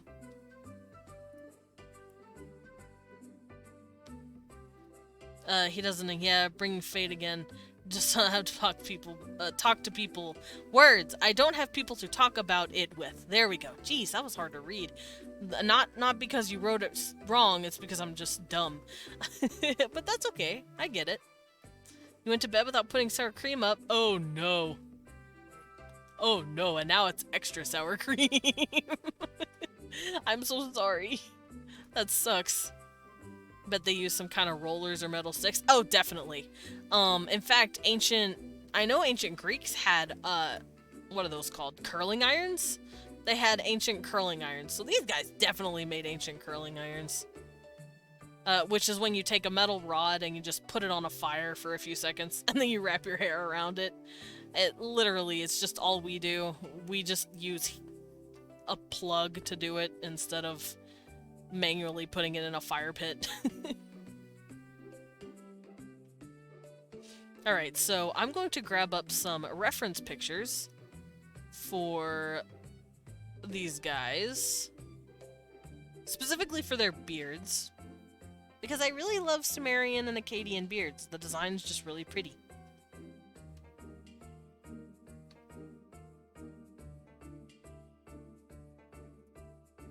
Alright, I have a side profile done. I'm gonna put this down here, and then I'm gonna grab the side profile. And I also really like their hats. I will say, I do love their hats. Now, because the Dwerg are very short in stature, I feel like they'd be able to get away with wearing, like, foot-tall hats. I feel like they'd still have their halls pretty tall, because we have our shit really tall. I gotta go. Thanks, Sam, for the fun stream. Of course, Pixelade Faith. Thank you for dropping in. But yeah, I feel like, you know how humans have shit super tall anyway? And also, we wear stupid tall hats? Why would the Dwerg be any different? And because they're so little, they can get away with wearing big shit anyway. Big hat. I want them to wear a big hat. 16k cubes, the tower grows. Oh shit. The tower is getting bigger, Perion. Ow.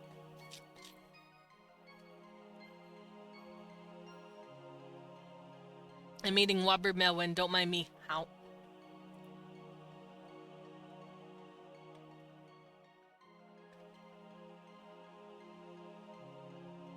Alrighty, so I'm gonna look at some more Sumerian art. And Akkadian art. Which, yes, they are technically different things. You're alive, Lemon Collie! Welcome in! Oh, you're on a mission? What's your mission, Perion? I'm very curious. Yeah, it's Collie! God, their beard hair was so curly and pretty. Hee hee. Leon's being cute. Alright, Babylonian. By the way, Akkadian, Sumerian, Babylonian, they are all in the same region, basically. I want that art redeemed real bad. Oh, that is your mission. Good luck. I salute thee.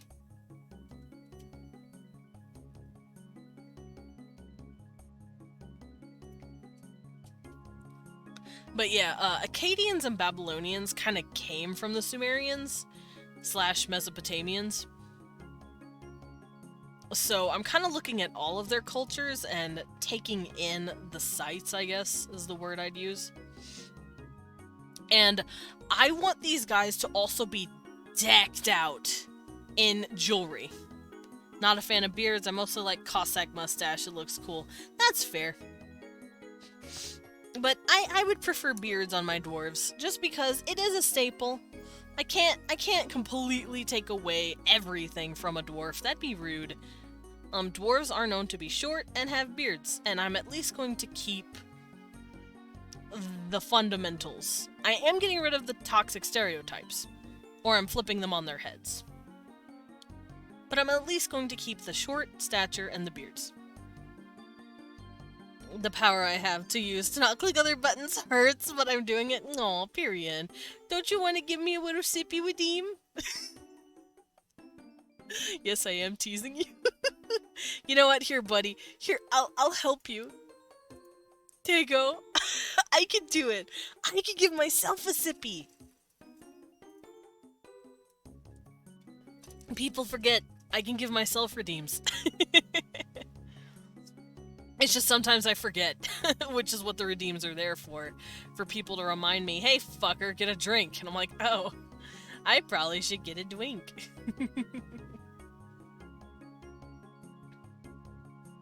Oh, that's pretty. Okay, so I really like the Gate of Ishtar, so I'm gonna base some of their architecture off of the Gate of Ishtar. And for those of you who do not know what that is, I can show you because it's fucking gorgeous. This is the Gate of Ishtar! Look how pretty it is! It's like this really pretty blue gate, and it still exists! We still have it!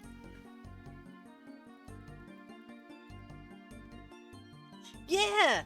Gate of Ishtar is gorgeous! We still have it, too! It's still alive! It's not been broken! It was moved!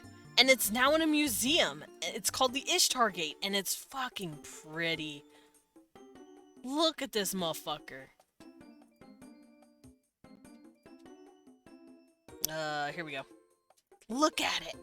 Look how grand that thing is!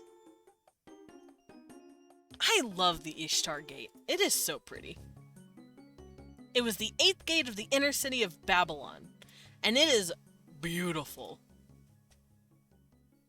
Now, actually, I can't remember if this was the original or not, but now that I'm thinking about it, but this is what it looked like, and it was so pretty! Ishtar is the goddess of beauty, war, and the sky. Yep, she is the Babylonian version of Inanna, who is the goddess of beauty, love, and war, aka passion. She's also the equivalent to Freya and Aphrodite, back when Aphrodite was a war goddess, not just a flippant little bitch goddess of love. And that's where their connections come from. But look how pretty it is! It's so pretty. I love the Gate of Ishtar. I love the design. So we're gonna go with this.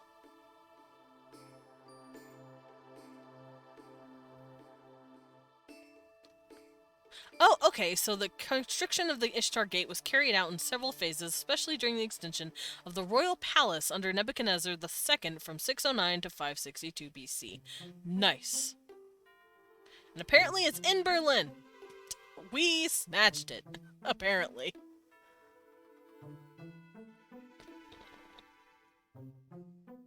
Or, we didn't snatch it. The Europeans snatched it.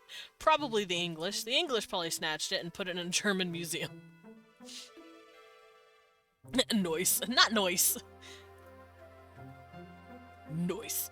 We can't take we can't take people's culture. That's rude. I agree with, preserving artifacts and respecting people's tombs, of course, but I also understand wanting to look and see what's inside and see how the culture used to work. Why don't we have technologies that lets us just scan into the tombs of pharaohs instead of, like, stealing their shit? Like, that's just so sad. If we had just made our radar better. That, and I am a proponent for keeping artifacts from a country in that country. Make a museum in that country. And then make cool-ass replicas that you sell to other museums. That'd be fucking dope. It would also give artists, especially replicant artists, a lot of work. I'm just saying. Maybe I'm an idolist. I don't know. I'm a proponent of that.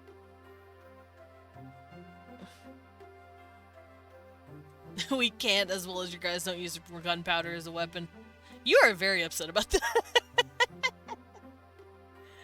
But that's just because we didn't develop the technology to be courteous towards other cultures. Meh. It does look really cool. The Ishtar Gate is beautiful. But we can stop staring at it now. But I am going to use it as a sort of inspiration for at least how these guys work, because they are, they work with stone. They work with metal and they work with stone. So I want them to incorporate a lot of metal and stone bricks like that, because it looks really pretty. And it makes a lot of sense. Now, because their hair is very thick and very coarse and unruly, I do feel like they would have to use iron curls to basically keep them in place. Because for those of you who have seen Lord of the Rings, you've seen Gimli's hair. It's thick as fuck and it's everywhere. And now, while it isn't a braid, if it wasn't in that braid, it would literally be sticking out everywhere. Now, I feel like these guys would be a lot more clean about it, because they seem to kind of make dwarves look silly and goofy and a little dirty, I guess, in the Lord of the Rings movies, which nothing wrong with, but it's also perpetuating a stereotype that the Norse were dirty and goofy looking and gross. Because once again, the dwarves are based off of Norse culture. Do you want to guess how many iron pickaxes I used to make up my hobbit hole in Minecraft? I am scared to ask, but let's see. I'm gonna guess 20. I think wind and snow would just destroy most of the things, cause mountains. Well, they're inside the mountain. They're not really subject to weathering because they're within the mountains. They're living inside of it because they're burrowing. They're burrow creatures. They're a burrowing race. Alrighty, let's pull up some stuff right here. 36? I was close. I was close. I tried.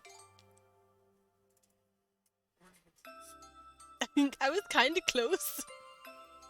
Leon said I wasn't close, but I think I was kind of close. Just a little bit.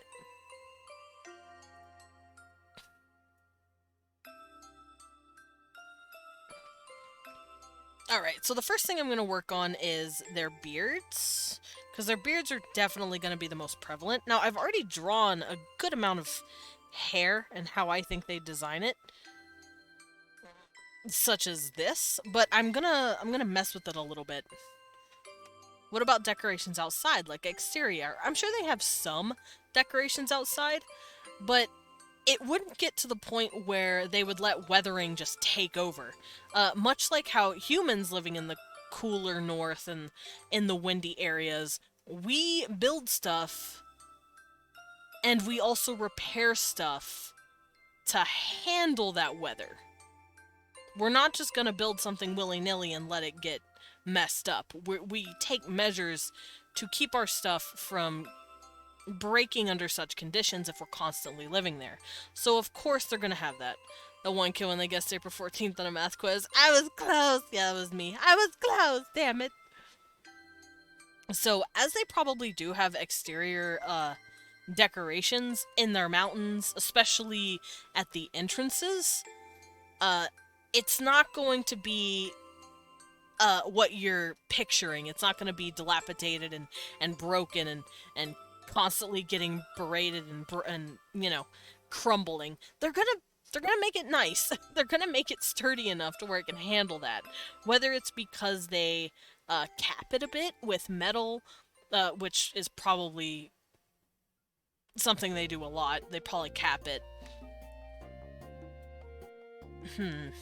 Yeah. So I think that's how they do it. So this is my beards. This is how I'm going to do these. At least the male beards. But if I'm going to be basing them a bit off the Sumerian technology, or not technology, culture, and the fact that I really like how these rows of beards work, I think I'm going to do something similar. Now I do love braids. I'm going to keep the braids, but I'm probably going to have it to where the braids are all looped in like this with each other.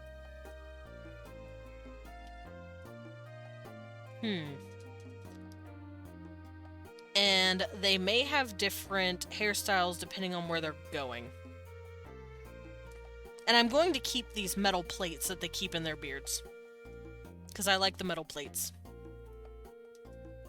However, I have been thinking about it, and I have also designed beards for infertile females like this. They wear 2 braids while the males wear 3.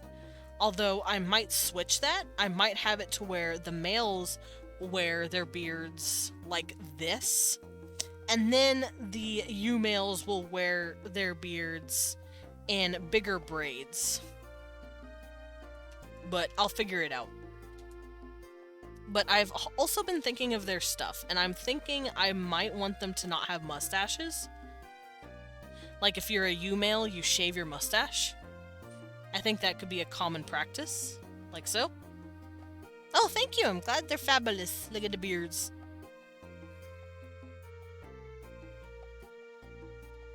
But I'm thinking if you're a female, you shave your mustache. You'll still keep this part of your mustache alive, growing, but I think they'd erase it. Not me waiting for my platonic wife to join our server. That's so cute. To see all the iron I wasted.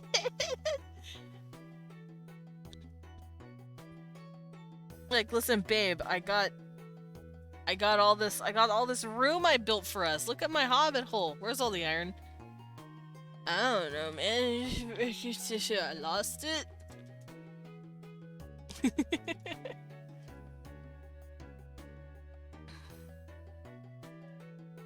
I don't think a live subtag is I don't think a live mustache is something we want to imagine. Nah, it's fine. The mustache is alive.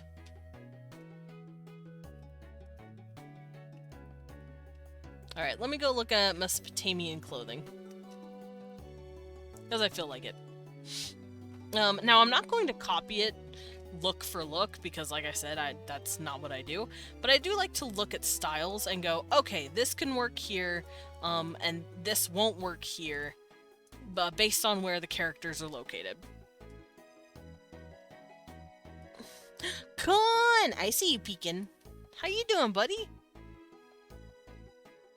You precious bean.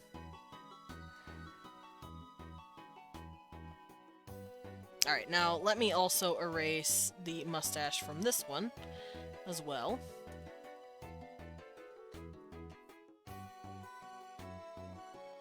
Like so. Because remember, they shave theirs. And that's for females. Okay. So I have a good hair reference for each of them, but I am going to mess with it a bit. You're okay, I'm glad. Kiwi forgot to pick an onion for one pot lasagna tonight. Oh no! Well, that's okay.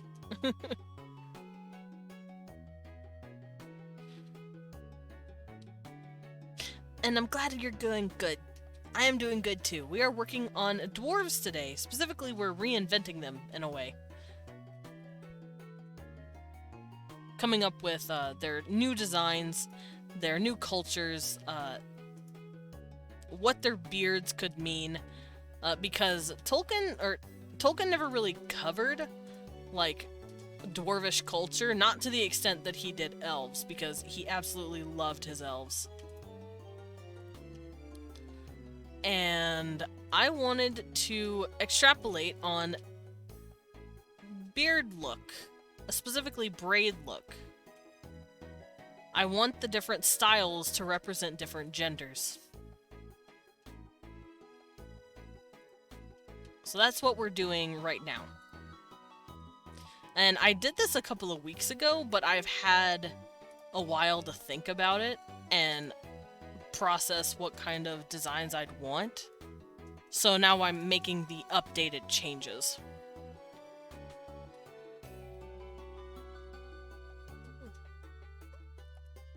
A skeleton came over, stole our... yeah, a skeleton did it.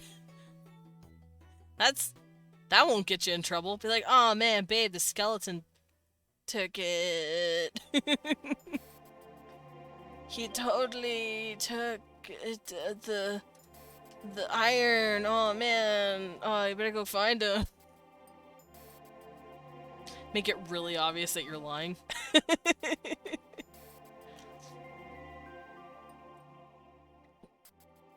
Alrighty, so yeah, I'm going to base their beards off of Mesopotamian, because Mesopotamian beards look so cool. They're one of the coolest examples of beards I've ever seen. And they're thick, too. They're really thick and they're really coily.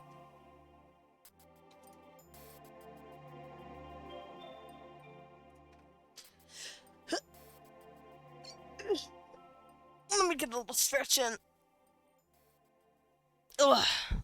They're breaking pickaxe sound in the background. Make that 114. Oh man, babe. Stole another 3 iron. Psh, I don't know what happened. He came in. He got past me. I don't understand it. Sneezy bat. I sneezed? Oh no, I was stretching. And I exhaled. I exhaled stupid.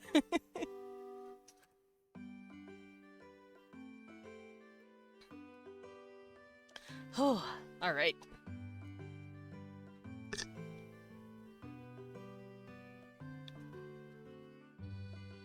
Oh, that is pretty. I'm looking at pictures of beards. Don't mind me. I'm grabbing pictures of beards.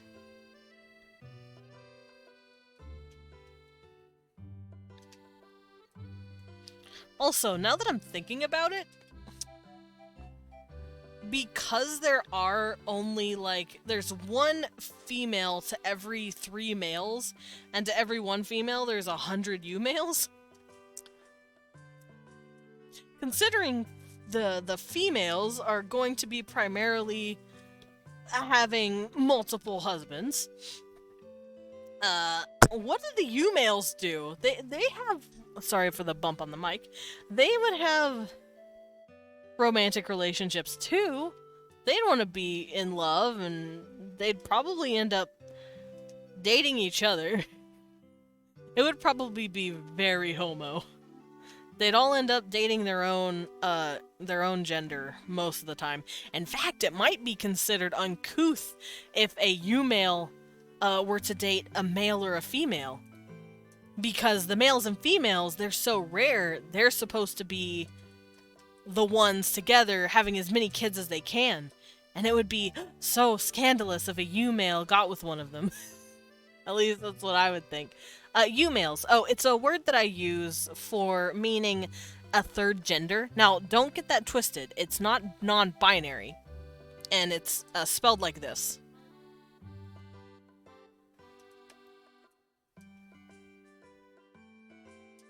Male. Kind of like eusocial. And it's short for eunuch. I took this part of male and I added it together. And that's the word I use for third gender. Like I said, not non-binary, a third, like, almost like canon, a third full-on gender identity that isn't considered binary, so it's a trinary. Yeah. They technically have 3 genders, and then they have non-trinary individuals. So, 4. A 4th non-trinary gender. Yeah. Serax. I'm sorry about your brain. Wouldn't most of the males be siblings or half-siblings? Per family, yes. But I thought about this, and while a group or a colony, as far as naked mole rats are concerned, are all siblings and half-siblings, it wouldn't really be much of a culture if it was just a couple of hundred people, all one family per city or colony. That would just be silly.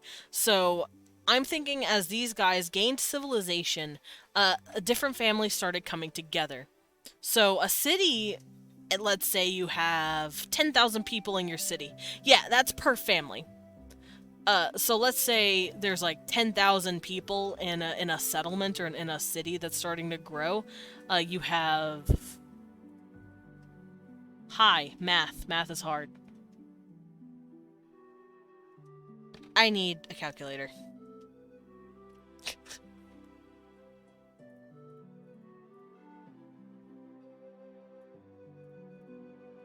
Yeah, let's say there's like 50 to 60 families. It's gonna be 50 to 60 families in a city of 10,000.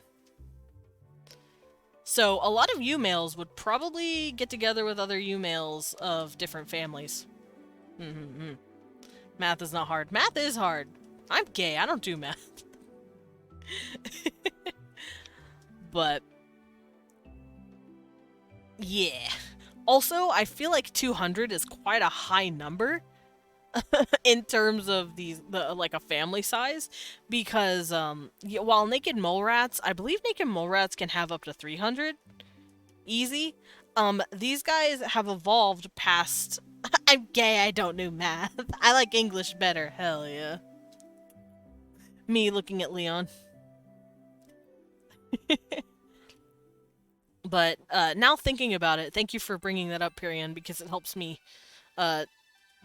work on this real quick. But that means they would probably need a way to differentiate themselves from one another's families, like a very clear family cut, like a coat of arms, or like a family herald. So let me write that down, and I will remember that. They're going to need a very, very clear, hey, this is who my family is. That tracks. Royal courts must be packed with high nobles bickering. Yeah. I feel like a lot of the males wouldn't be considered part of that. Face differences?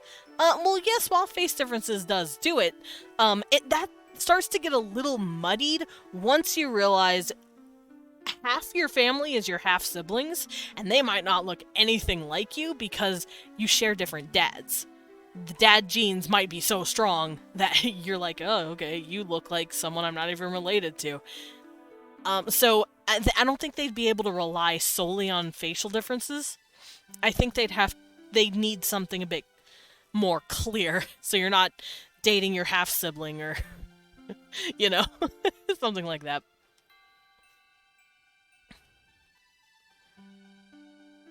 Specific markings like moles or birthmarks. I was thinking something more tangential than that.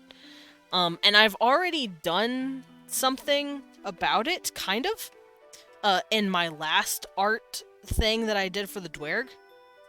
And it was beard plates.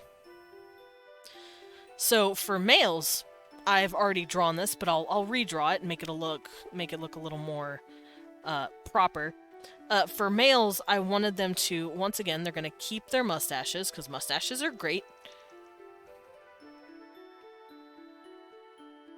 Here's his mustache, this lovely man's hair. It's going to be braided down his... He looks like a biker. Clans. Oh, clans! Clans is a good word. Yeah, they would have, like, clan signifiers in their clothing.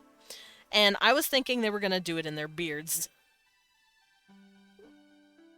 Yeah, they're going to have animals. Think of it like a coat of arms. Yeah.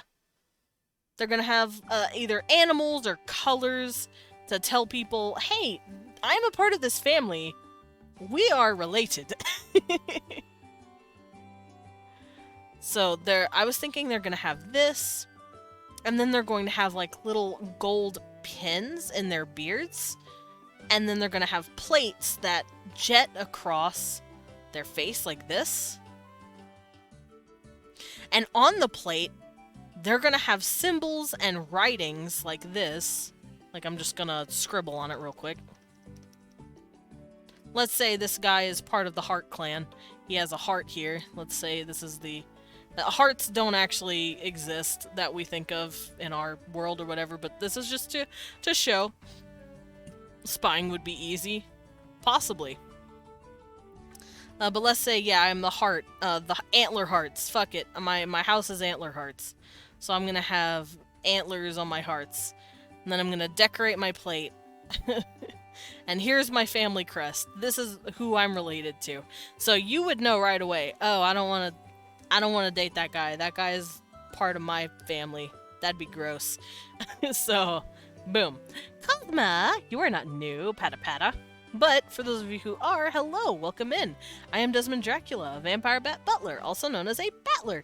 I go by he, him pronouns, and I like to draw as well as world build on Wednesdays. I also play a variety of games from RPGs to roguelikes. It is Wednesday, my dudes, so we're talking about dwarves. I just thought, what if they have that and it gets passed down by generations? Oh, like the beard plates? Like they take it out and then hand it off to the next generation? I could definitely see that. I also feel like... Now that I'm thinking about it, I feel like, okay, so, females, queens, I'm just going to keep calling them queens instead of females, because that sounds weird. Bite your ankles with extra vigor and get them. So, I feel like queens would be primarily worried, about, rearing other females.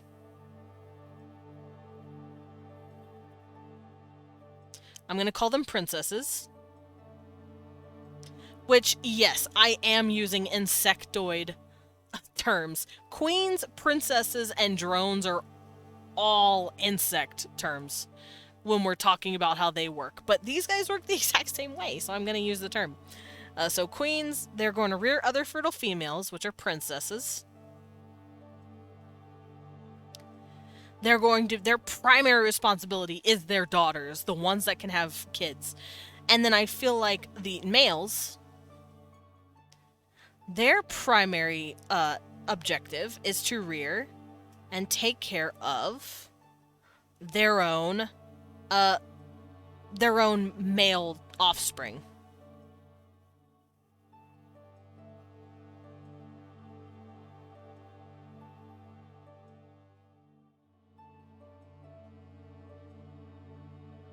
if I can spell. Alright, so, queens. Let's say she has 3 dudes. She's married to 3 guys. She has... Let's see. She has 3 males. Here, I'll draw her. Here she is. So we're gonna give her a standard lady look. And now she's married to 3 dudes.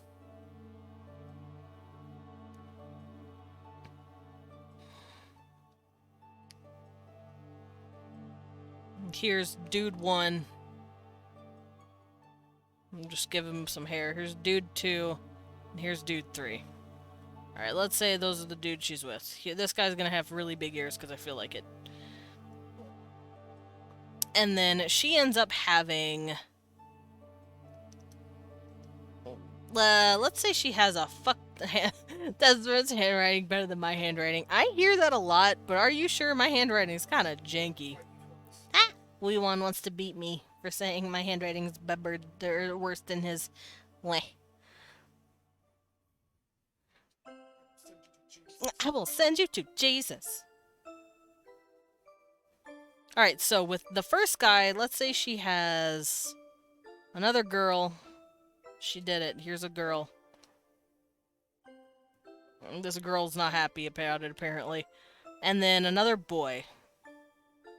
And then with this dude, she has 2 boys. Now, these are not counting the infertile ones. These are just the ones that are fertile. 2 more boys.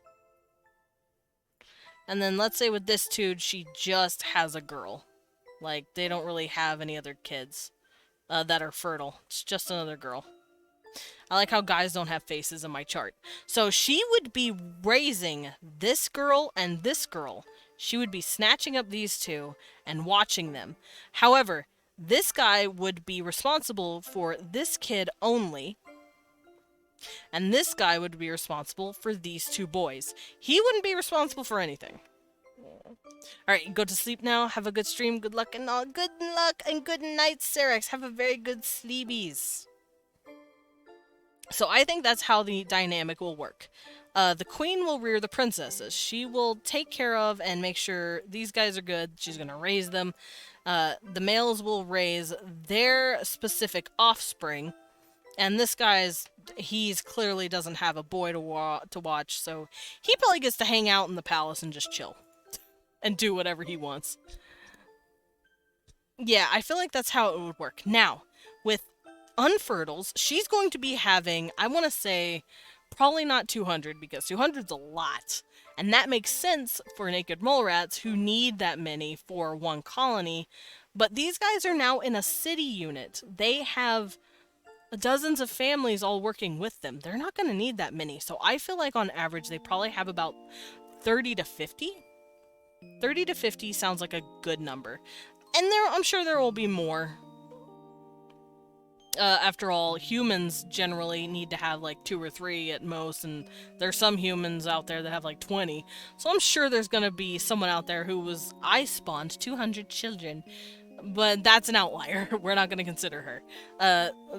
On average, they're gonna have 30 to 50. So if on average they have 5 kids that can actually have kids of their own,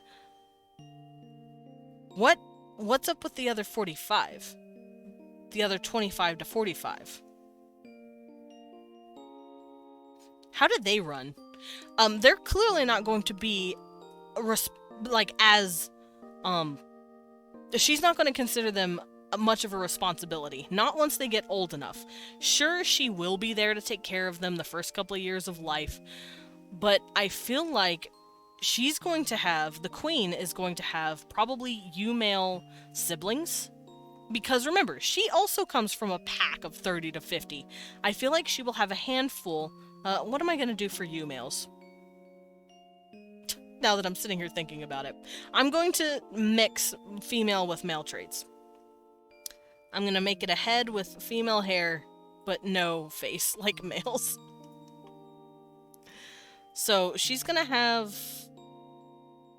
I'm going to give them a little curl on the top of their head. There we go. That's what males look like.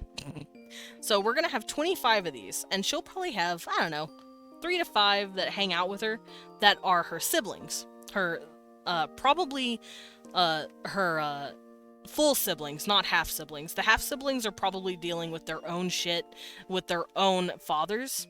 And I feel like, this is going to be an extremely patrilineal society. It's matriarchal, but it's patrilineal. You follow your father, which is actually opposite of Mexican cultures. Mexican cultures are very patriarchal, but they're extremely matrilineal. You look at the mom. As far as what I've heard. It's abuela that you follow, that you look at. What are the Umels like? Like their anatomy? Oh, they look like this. Let's go look at them. I have them drawn.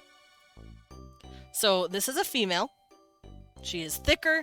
She is rounder. She can have babies. She's taller. These are the males. They are shorter, stockier, a little more muscled because of the testosterone. And then these are the U-males. They have a masculine upper frame, but then they have a bit wider hips because of the XX chromosomes. And they come out looking like males a little bit, but they have the same genital region as the female. They just don't work. They don't get pregnant. And as such, they end up with... they have an imbalance of testosterone to keep them infertile. And they start growing beards as well. Which is why they also have beards, while the females do not. So that's how that works.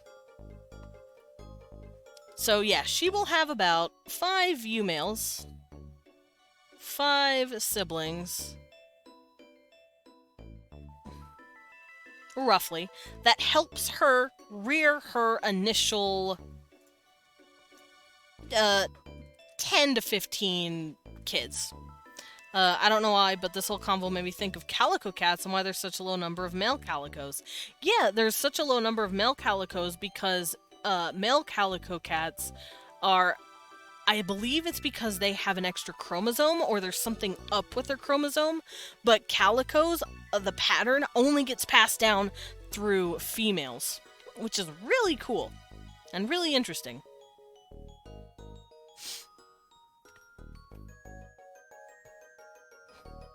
So yeah, her 5 siblings will help rear her Eumalian... her Eumale children. Because as far as she's concerned, they're not her responsibility. So I think that'll work. And there we go. That's all the notes that I'm going to have for the dwerg for now. I will save this because I haven't saved in a while.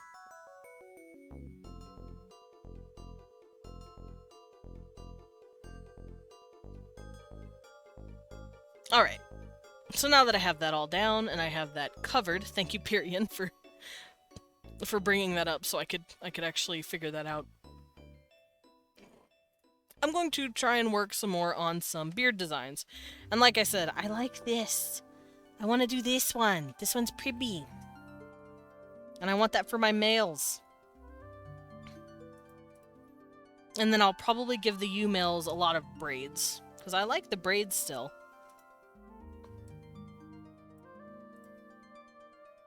I had to ask, Lil glad to help. Yeah! And that's what helps. I really like people just genuinely asking questions. It'll help me think.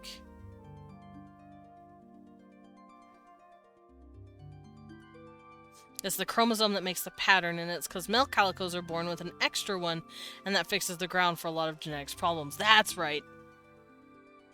Yeah, I figured, but I couldn't quite remember if that was correct or not.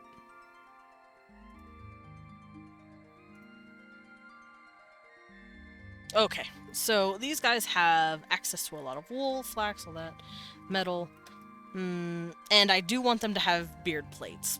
Now, when it comes to beard plates, these guys are going to wear it. However, females don't have beards, so what are they going to do? Now, I am still going to give them plates. However, the plates are going to line differently with them. I want it to be attached. Probably through cloth and drapery from the ear. Or the top of the head. I had the idea for the whammon! The whammon! What is your idea for the whammon, Lemon? The whammon. That makes me happy.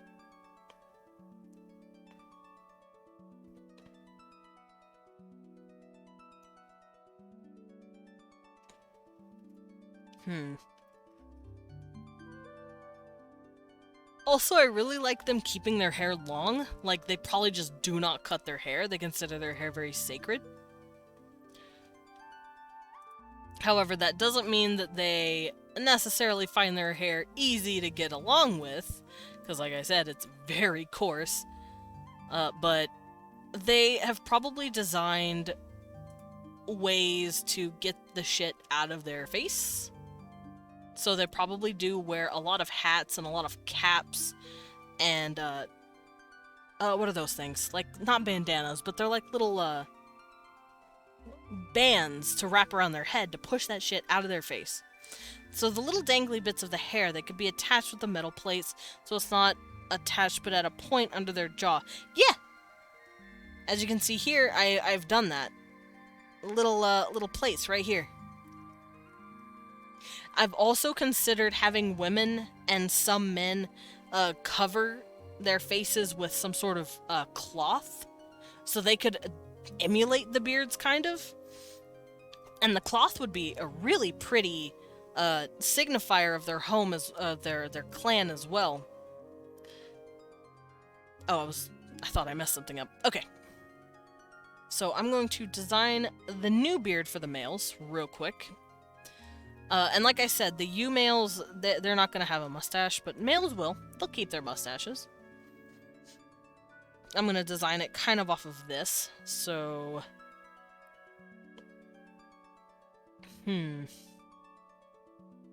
Like a veil? Yeah, kinda. Like a veil. Like a front veil, almost. So, let's try and get this guy's mustache.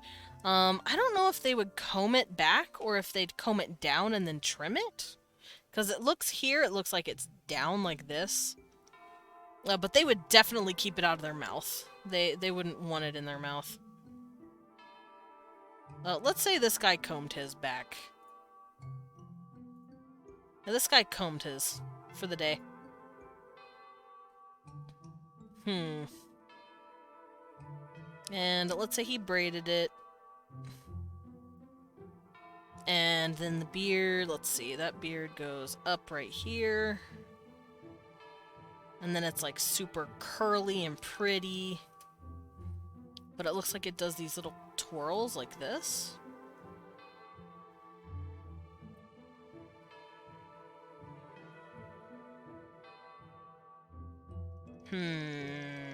Contemplation.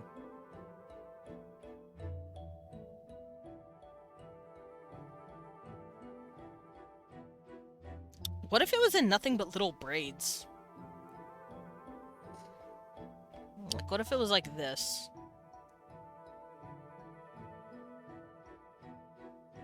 Here's a braid, and then they'll cap it, because, I do want them to cap their beards.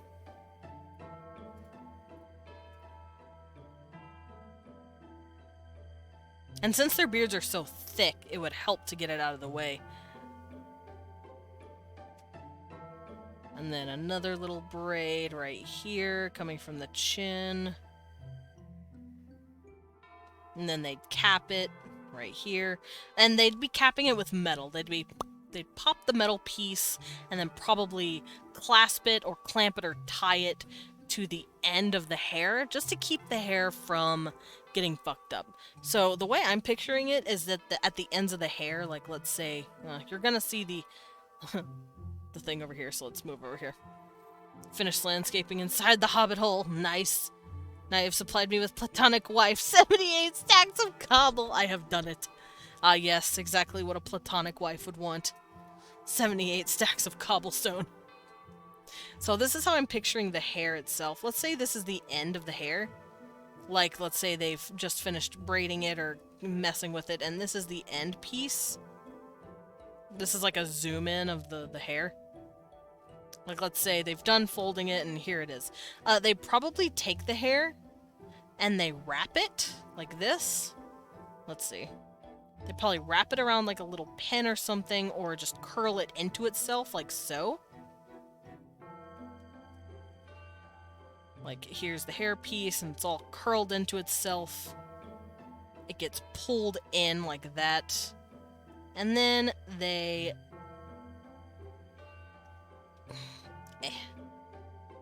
And then they clamp it with a little metal piece.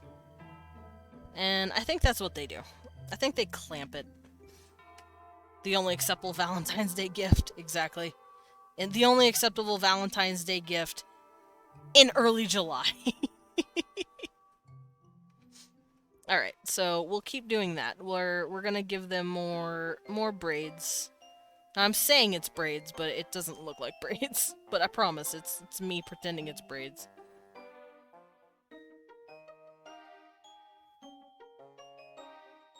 And then more cap.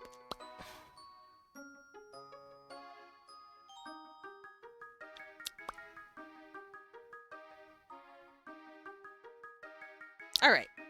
So this is the best way I could probably design the beard. And it looks very pretty. And then they will have clamps, little rings, little golden rings that they slip into the hair right about here. And the clamps are... You can't really see them, but I've drawn them here just so you can get an understanding of where they're going. And then they will be attached on this little hole on a... like, basically like these different plates. There's going to be a plate here. And then these will be clamped together on a third plate. And these 3 plates are going to tell people what the person is like. And what family they're from. And maybe on some beards they will have a clamp and then a plate that's been curved specifically for that face. Like that, kind of?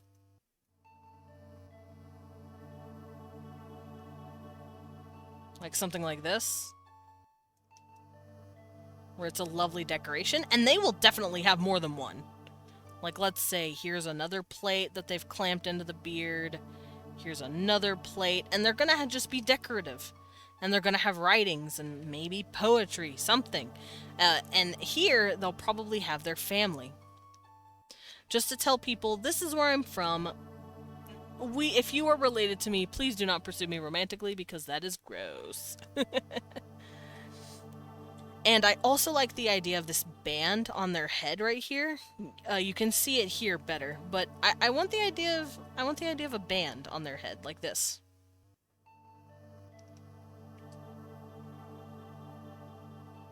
So they can keep their hair out of their fucking face. Because their hair is thick. Their hair is super thick. So this guy's hair, let's bump this up again so we can see the red. I'm going to use it for the hair. He's probably going to have hair pieces, like baby hairs that he's probably combed in and fixed. But he's also probably got like curly, coily, silly hair all bundled into this.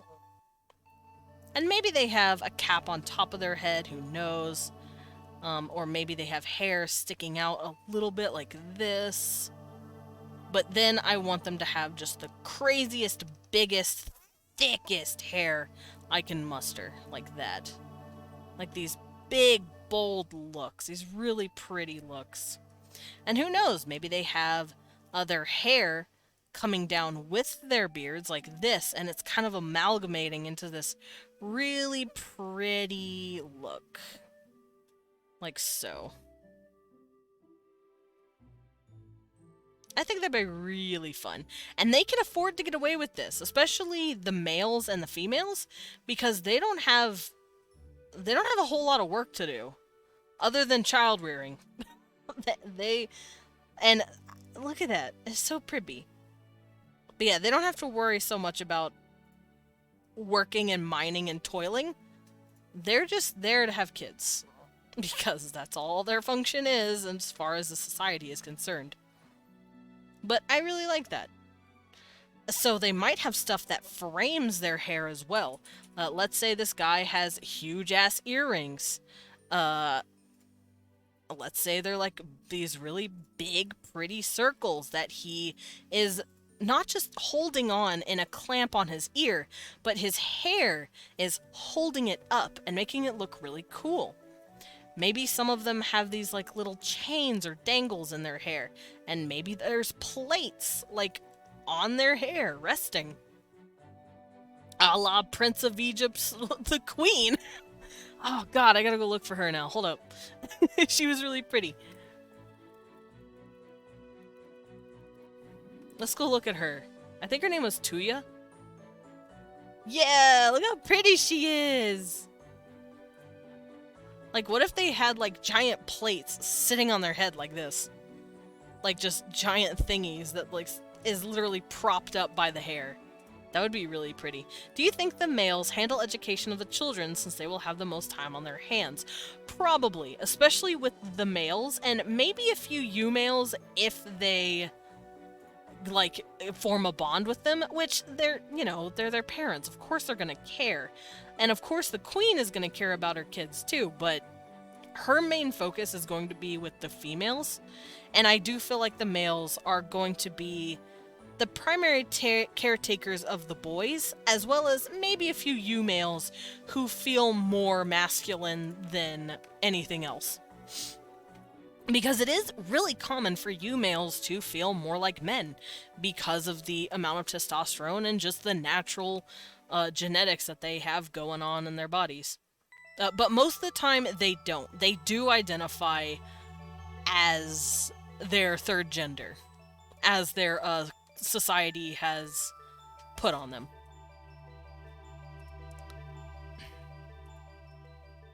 But yeah. Now, I don't know if the males would get together and take care of all their boys in like a communal way, or if they do it on a personal level. It might be a bit of both. And it might just depend on the family or the person, because there might be some dudes that just don't want to have anything to do with it. He's just there to live a lavish, cushy lifestyle. You know, like, some dudes will probably not give a shit, and that's just how it works sometimes.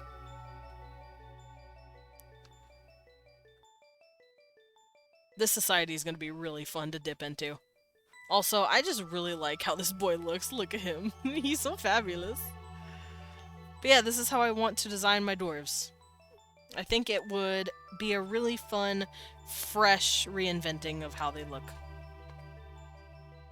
It'd be kind of Pog Champion. I heard Leon whisper behind me. And I've also designed hair for females in a similar fashion.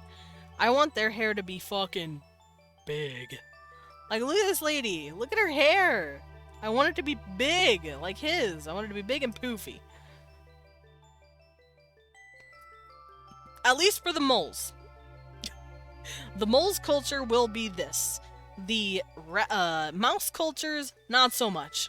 They're probably not going to have these super big, lavish-looking designs. And they're probably going to have families that are a lot smaller, but we're focusing primarily on the moles right now. I love all my children. I want what's best for them. Do too. I'm here to live well and gossip and luxury. Thanks. Exactly. That's exactly how it would be. Some dudes just don't care, and other dudes are just like, hell yeah, man, I'm a great father. I love my kids. I want to protect them. Alright, let's work on the new female hairstyle, because I just kind of sketched stuff when I was still contemplating what to do. But now that we have a better understanding, I want to draw her hair again, and this time not make it like Bungus. Oh no! Creeper decided to show up, Lemon Collie, I'm so sorry. Dude 3, my partner Hushband is really pretty. Oh no! Oh no. Oh no, my queen's husband is real hot. Hold up. Gay panic. Which probably happens sometimes. And while it's probably not frowned upon, I'm sure homosexual relationships between fertile males and fertile females is probably not frowned upon. It's definitely considered a distraction, and they're like, listen, I know you love him, but you gotta go have babies with the queen lady over there. You really... Pull up for me, champ. Come on. You know, like... I feel like it's gonna be not necessarily, like I said, bad, but looked down upon a little. They're like, come on. Come on, dude. You know, like, kind of like that. Alright, so I'm gonna give her a little bandana, not a little bandana, a little band across her head. Lovely. And I'm gonna use that to do her hair real quick. I like this design where her hair is folded in a lot more. And then it just poofs out. Like so. Poofy.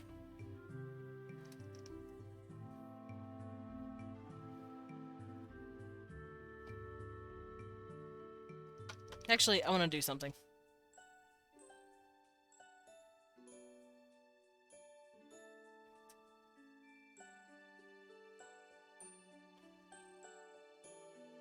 Yeah!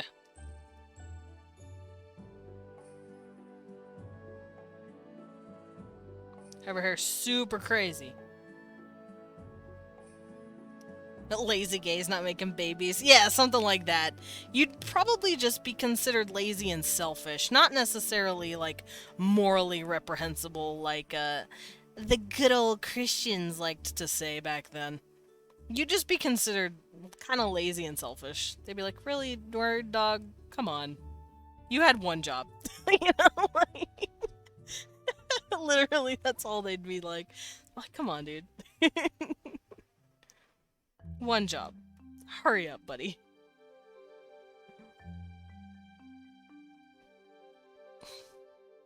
Alright, now I'm gonna give her some really dope earrings. I'm gonna have them, like, resting on her hair. Maybe they're in this really cool shield design.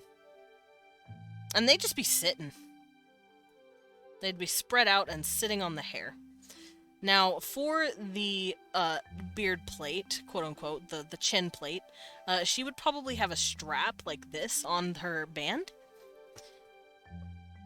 Yeah, exactly. Come on, dude. You got this. Just one. Just give us one. Just give us one kid at least. Please. Then you can go banging out. Whatever. Just come on. Alright, so she would also have her plates, like so. They'd be connected, and they would be decorative, and pretty, and hanging at her chin. Like so. But I also like the idea of that veil that I was talking about. She might have a cloth either wrapped around her face like so, coming from the ears, or wrapped under her chin that's holding the plates. So maybe the plates are separated a little bit like so. And you can see color underneath them.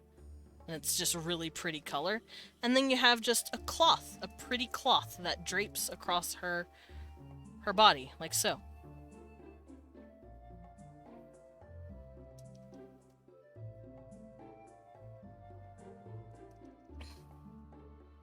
Let's give it a more square look. There we go. And it would probably be transparent a little bit, but just something to decorate, something to be pretty. Lemon is enjoying themselves as they eat ice cream. Ah, yes, good. I'm glad you're enjoying your ice cream. But yeah, I think that would be really pretty.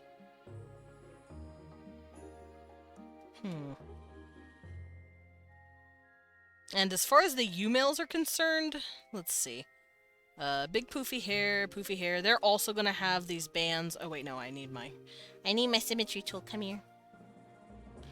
I'm not pulling my symmetry tool. What am I doing? There we go. There's my symmetry tool. Alright, so now for the U-males, they will also be wearing this little band, probably on top of their head. Keep their shit out of the way. It's just a common style for everyone. But for them, their hair is going to work a little differently. They need it out of the way because they are working. It doesn't mean they're working all the time, but they can't afford to have all of this, like, really pretty jewelry and puffy hair. They have to pull that shit back for a while. So they're probably going to have their hair kept a lot more. Maybe they'll have a few tufts here and there sticking out, but for the most part, and probably maybe a braid here, just to be pretty, and it's capped. But for the most part, their puffy little hairstyles are all going to be pulled in. Or possibly even cut. Some of them might cut their hair just for the sake of work. And you can see over here, yeah, they've probably pulled it up into a bun back here, like a series of buns, just to keep it out the way. And they've also shaved their mustache, so they will only have beard hair to here and here. And they're not going to have this really thick, pretty long beard like the dudes do. Their beards are going to be a lot more practical. And their hair in the back is probably going to be, like I said, in a tight braid or bun, just to keep it out the way. Let's see. How would I design these beards?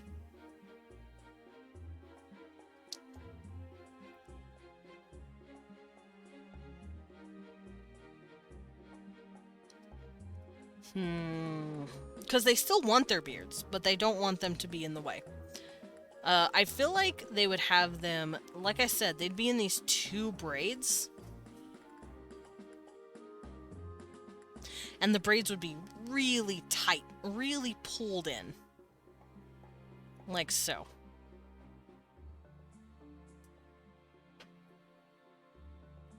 And then they would be capped. And the beards would be folded in such a way where they could actually take them and wrap them around their head. Like so.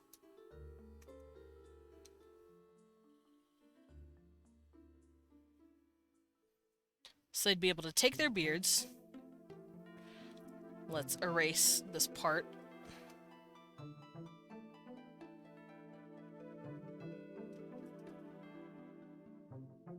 Yeah, they'd be able to take them and pull them over their shoulders and plug them into their braid like this. As you can see here, I drew it to where the beard is coming up and plugged into the bun. They'd probably do that. They'd have their beard wrapping around their head.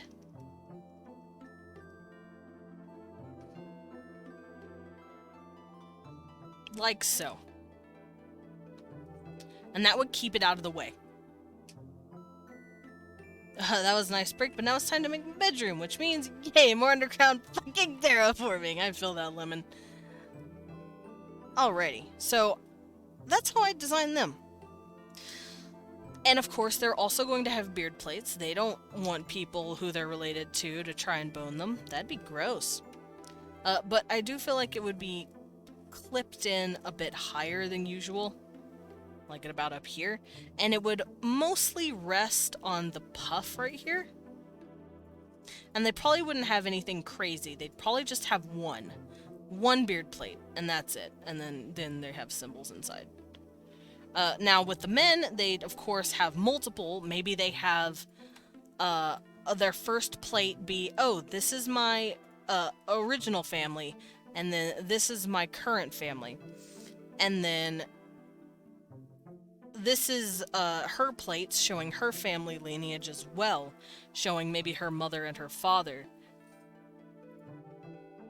And same with him, like I said, his mother, his father, and then the one he's married to. And then these guys, they'd probably just have who they're really with, who their mother is, and then maybe a snippet of their father clipped here.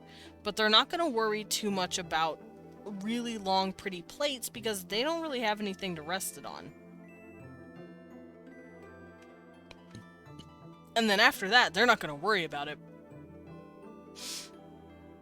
They can't really copulate anyway, so I don't think them, like, let's say, dating their first cousin, as gross as that sounds nowadays, they probably wouldn't see it as a that big a deal. Because for us, we even did that up until, like 100 years ago. Like, 150 years ago. As gross as it sounds, that's just how we did it. Which means they'd also have a probably really interesting way of figuring out family. I'm gonna probably have fun doing that later. But I am gonna call it here. It is about that time. And I have designed quite a bit of lovely facial hair and lovely beards. Lovely hair, too. And I had a lot of fun. I had a lot of fun reimagining them, because the first iteration I went through, I was just kind of doing it. I was like, yeah, this sounds nice. But now that I've sat down and had time to think and had time to go over what the dwarf is like and also this kind of stuff, I've got a much clearer picture. You're fun, Pyrian, you precious bean. Okay, bye-bye, Lemon Collie. I will be bye-bye very soon. But first, we need to find someone to raid. So let's hop over to chat. Bugga bugga. And we're gonna drop in on somebody. I want to drop in on a cute bat. Let's drop in on a cute bat. Who wants to see another cute bat?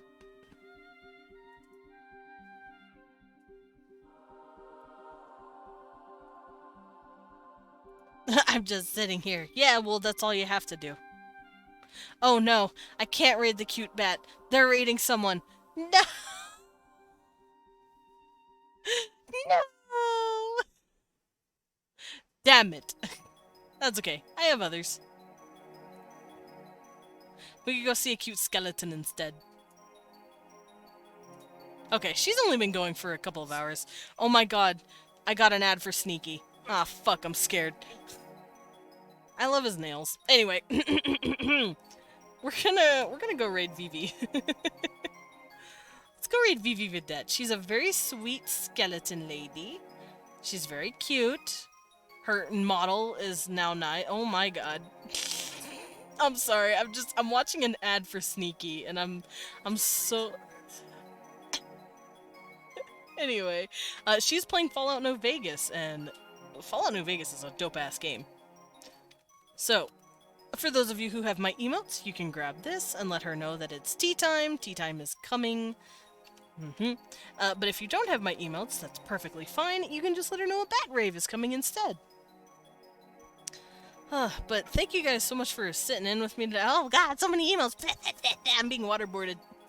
But thank you guys for sitting in today and watching me rant about dwarves. I had a lot of fun. I kept a lot of my other ideas that I had, but I have changed a bit of stuff based on, honestly, based on some stuff you guys have talked about. Now, tomorrow, I don't know if I want a Sims 4 or Hades. It's a toss-up at this point, because I enjoy both equally. It's so fun to torture the Sims. And now that I have my mod, I got a mod that helps me add people in randomly, and I can do more than 8. So maybe I'll do that. But until then, I'll see you guys later. Bye!